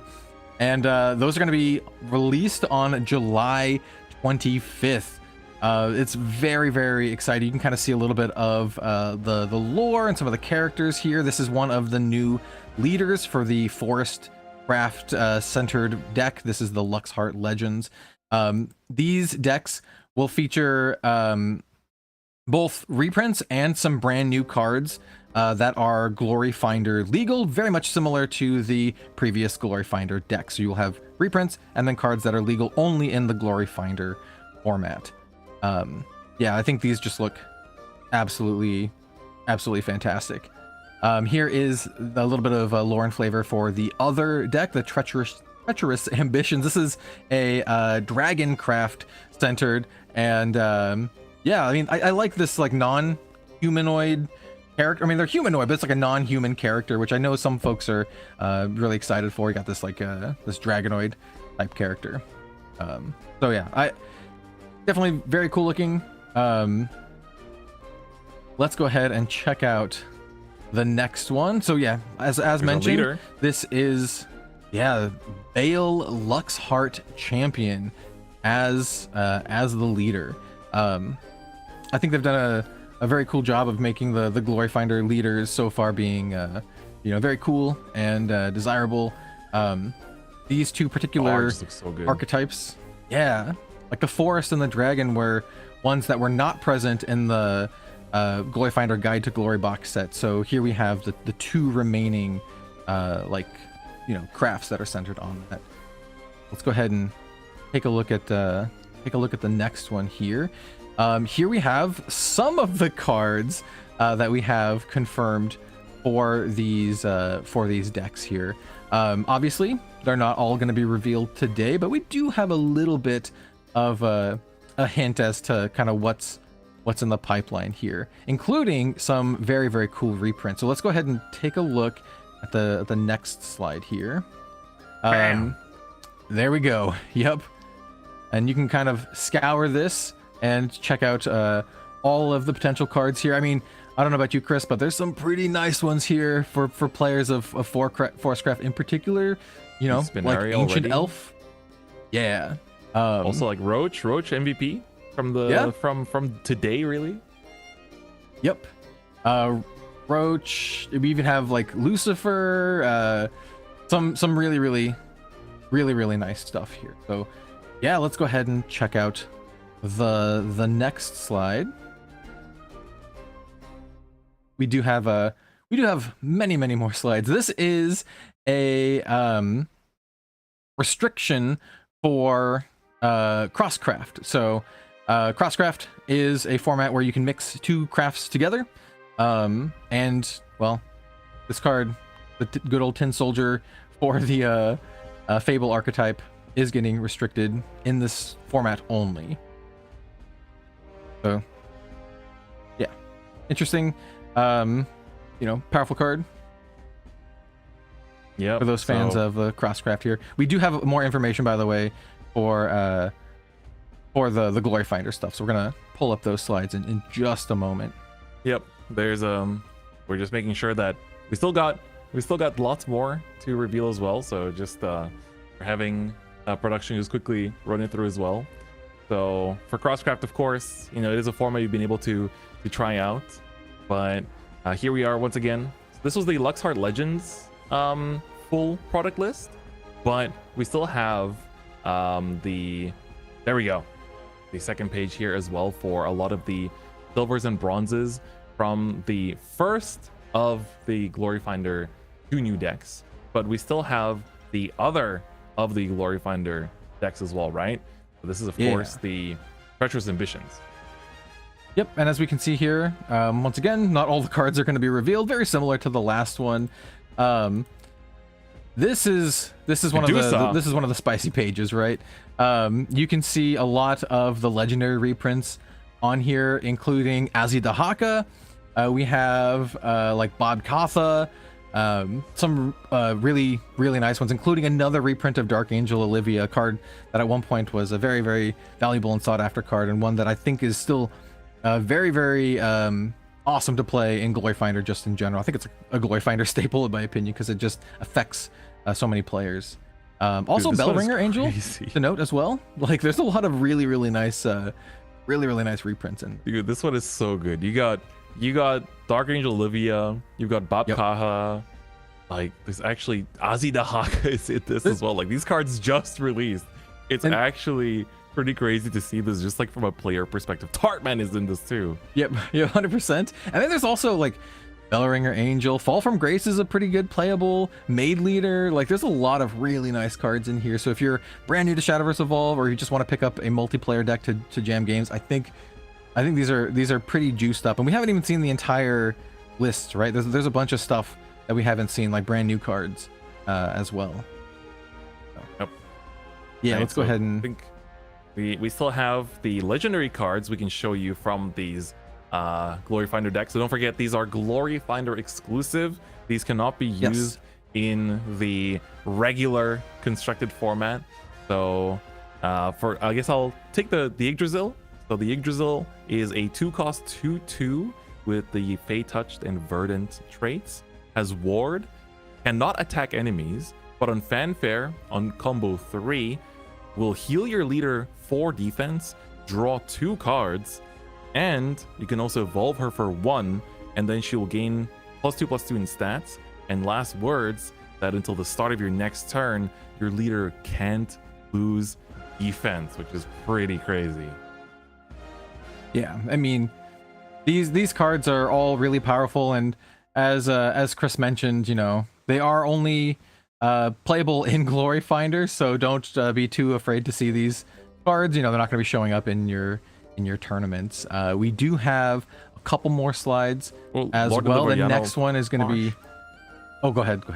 Yeah, just want to read it out for the people watching at home, maybe watching on mobile that cannot fully read out the cards. So just the previous slide, we had the Lord of the Valeriano Marsh, a 9-cost 8/8 that basically on Fanfare returns each enemy follower in the field and enemy card in the EX area to their owner's hand, and evolves for 2 to also give each enemy leader -1 defense for every card in their controller's hand, which is a really crazy defensive card as well. So while being a 10/10, so wanted to give you guys the effect in case you didn't have time to read it out. But this is the rest of the list for the Treacherous Ambitions product as well.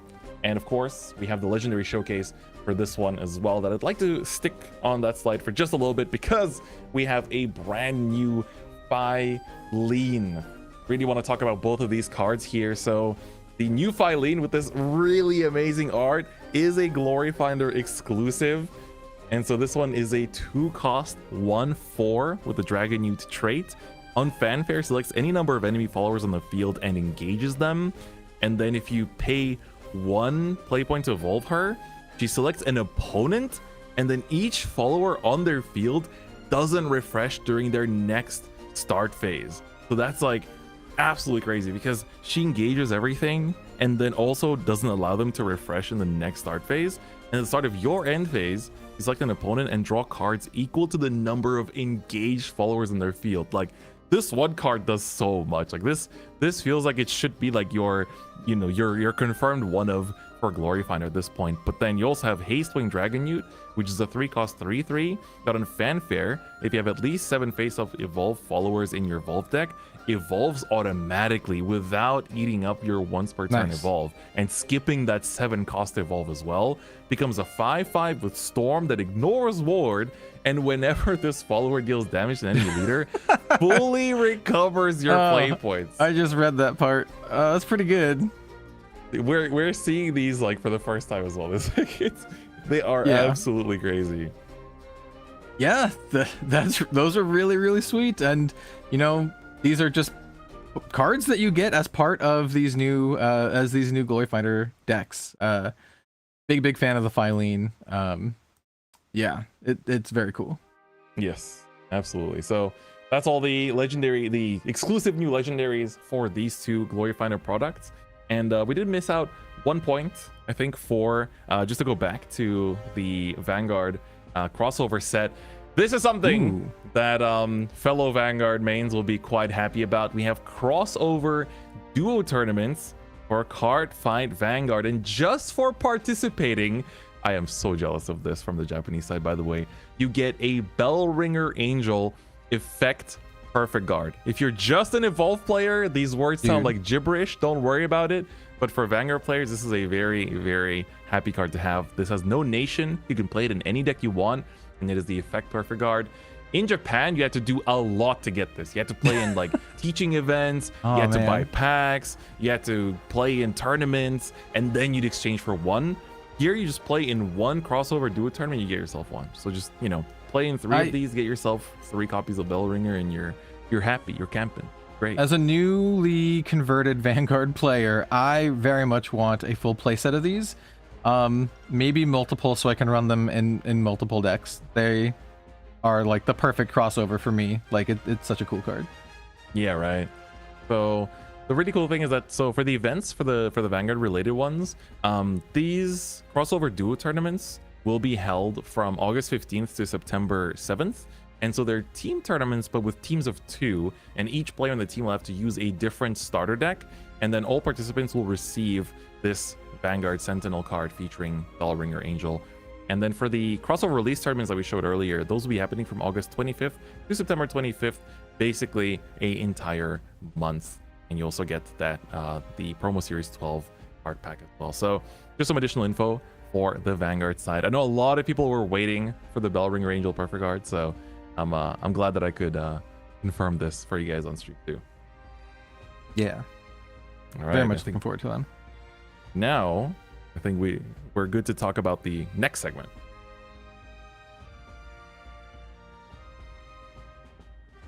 All right. So once again, we already showed this briefly, but for some restrictions, we did show Vortex Dragon Newt earlier for Vanguard.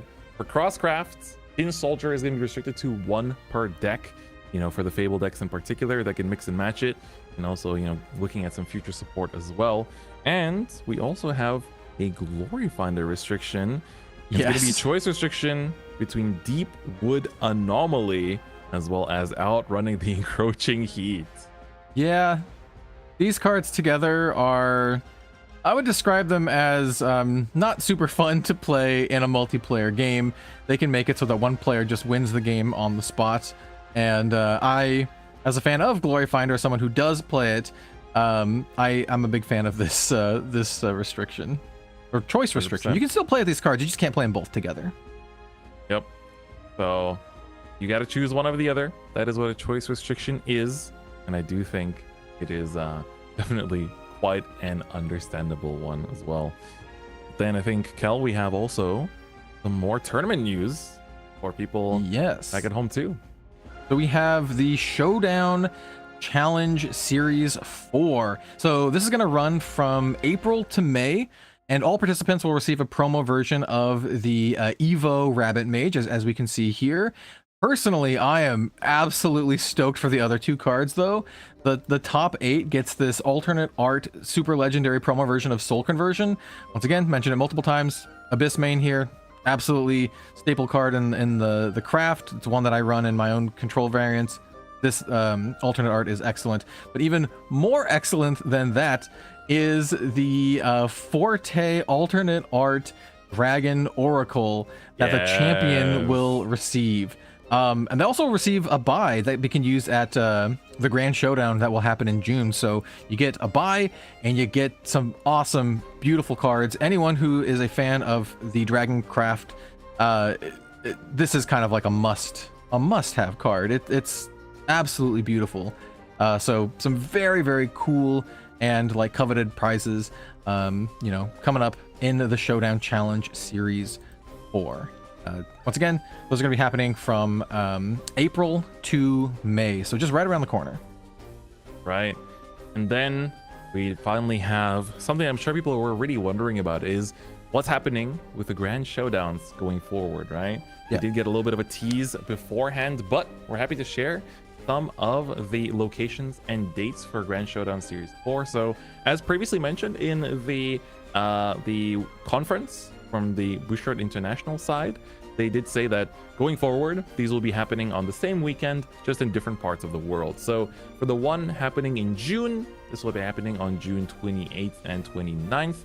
And these are going to be the locations for North and Latin America, which is Dark Store La Roma in Mexico.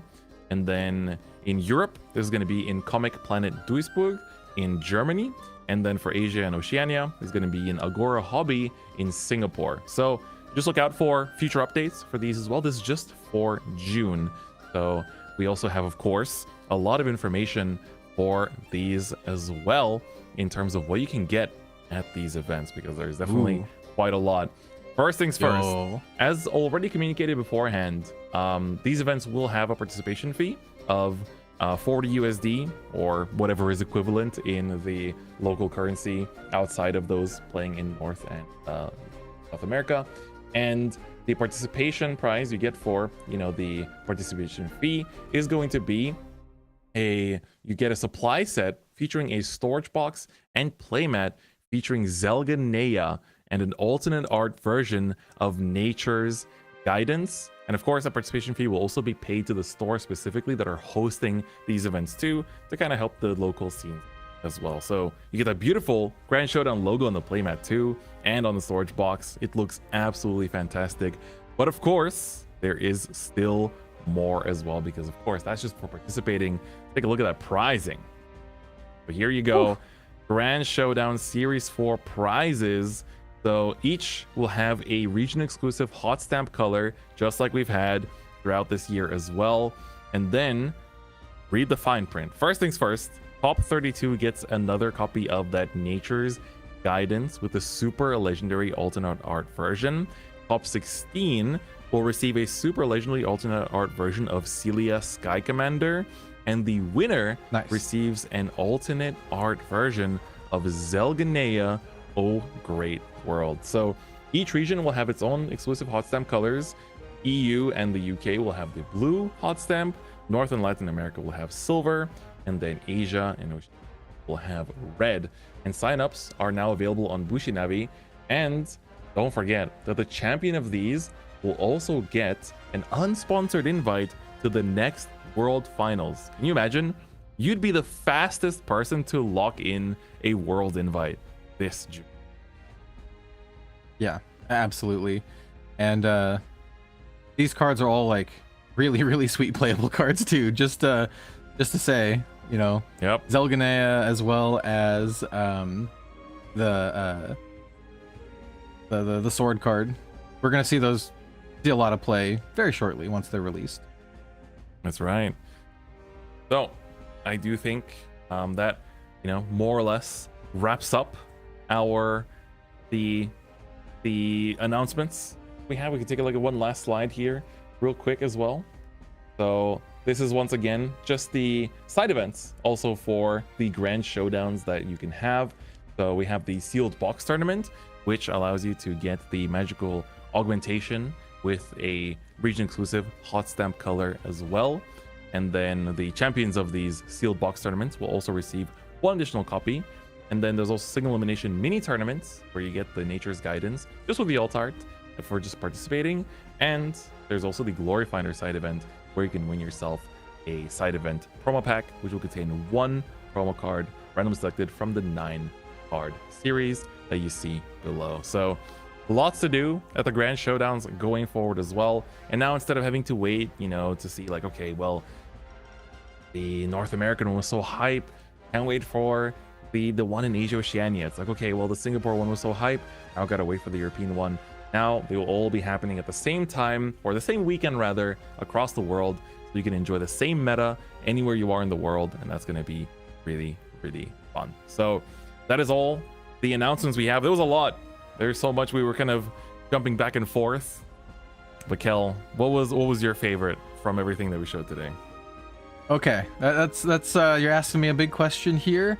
I am going to say the brand new Glory Finder decks. I'm a huge fan of Glory Finder. I thought the Glory Finder Guide to Glory box set was a slam dunk. I personally rated it as one of my top TCG products of last year. Very excited for the new ones, excited for the new cards, excited for the reprints as well. Got to stock up, you know, on your bell ringers and all that good stuff. So yeah, very much looking forward to all of that. And how about you, Chris? What are you looking forward to the most? Boy, I can guess. I wonder. I can guess. Nah, this was long in the waiting. I think they really kept y'all waiting on the announcement for this. I think everyone was really waiting to hear about when the Power 5 Vanguard collab set for Shadowverse will be coming. I know people in the English side were literally importing the Japanese edition as well, just because of how hype this collab is. You know, it still, to me, when it was first announced, felt like a dream come true between, you know, having two different card games actually collabing. You know, it's just so crazy to think about, and especially when it's like my two favorites, it just feels, you know, it's even holding this right here, I can literally open it and show you. This is, you know, you might think this is a Vanguard deck, but it's actually is the Evolve Overlord deck right here. Yo. The Japanese version, of course, though. But very excited about it. I'm really glad that finally it's been announced. So August is going to be a very hype time for you guys over in the English side as well. And you can look forward to, you know, reliving those, you know, whether it's the nostalgic days of back in 2012, 2011, when the OG game came out, or if you got into Vanguard with good old Vanguard Zero throughout the, you know, the 2020, 2021, 2022 times. That is also when, you know, a lot of those units were putting in a lot of effort, like putting in a lot of work during that time too. So it's going to be a very exciting time, but I think overall there's just so much stuff. I think also like tournament wise, there's so much good things. Second anniversary tournament, the Worlds Beyond stuff I'm really happy about, because I'm hyped about Worlds Beyond, and like the fact that we have something in between the two with Evolve just feels really cool. I think the Japanese side is like also getting like Super Evolution and stuff into Evolve 2, which is like, we don't know anything about that yet, and I'm really curious to see how that's going to work. So overall, it's a good time to be an Evolve fan. It's a good time to be a Shadowverse fan, that's for sure. Agreed. Absolutely 100%. Lots of incredible stuff to look forward to. So yeah, that's it for all of our announcements today. Once again, there's a lot to go through, a lot to digest, and a lot of stuff to look forward to. I just want to thank everyone once again for being here, for taking the time out of your day to join us for some excellent Shadowverse Evolve gameplay and news. We really appreciate you all for being here. Chris, any final words for everyone out there? Yeah, I mean, once again, thank you to everyone for tuning in. It's been very smooth ride. I feel like we went through the Swiss rounds quite quickly, back to back, lots of exciting action. And then the top cut, we saw so many different decks. The top 32 cut had every single class represented of the main Shadowverse classes as well. Even Haven was in there as well. So if you finish top 32, make sure you post up those deck lists in social media. If you play in the event, share your thoughts on social media as well. Make sure you check out a lot of the social media for Shadowverse Evolve English edition or Japanese edition, whichever you want to keep up with. And of course, just keep on enjoying Shadowverse Evolve. There's lots of exciting stuff coming up. Don't forget, Worlds is happening in less than 2 months, in just about like 5 or 6 point. And that's also going to be streamed. You're going to get to see Mr. Kel right there. I'll be back in my right, yeah. in my home base, I guess, on You'll the be there. stream. But you can You'll come be say there. hi there too. You can come say hi there too. But yeah, so World's gonna be hype, and today was also very exciting. So thank you so much to everyone tuning in. Thank you so much for production. This stream is honestly a miracle that it managed to go off so smoothly. So once again, a very, very big thank you, and to all the players, judges, and staff that made this event happen. And of course, to Kel as well for joining me. It's especially crazy hours for him starting. Crazy hour over here now in Japan, but hey man, we made it. Yep, it's about the time that I started for you now. It's pretty close to something like that, I think. So it is actually, yeah. Yep. But I wouldn't change it for anything, man. Absolutely love this game, and I'm very happy to be here. So, yeah, excellent. All right. Good stuff. Thank you so much, everyone, for tuning in. It's been awesome to cast this Grand Showdown from, my home region. And I hope that everyone enjoyed a lot of the action as well. Make sure to tune into Worlds, but I think that's going to be us for today. Thank you so much for watching, and guys at Worlds. Bye-bye. Yeah, Worlds.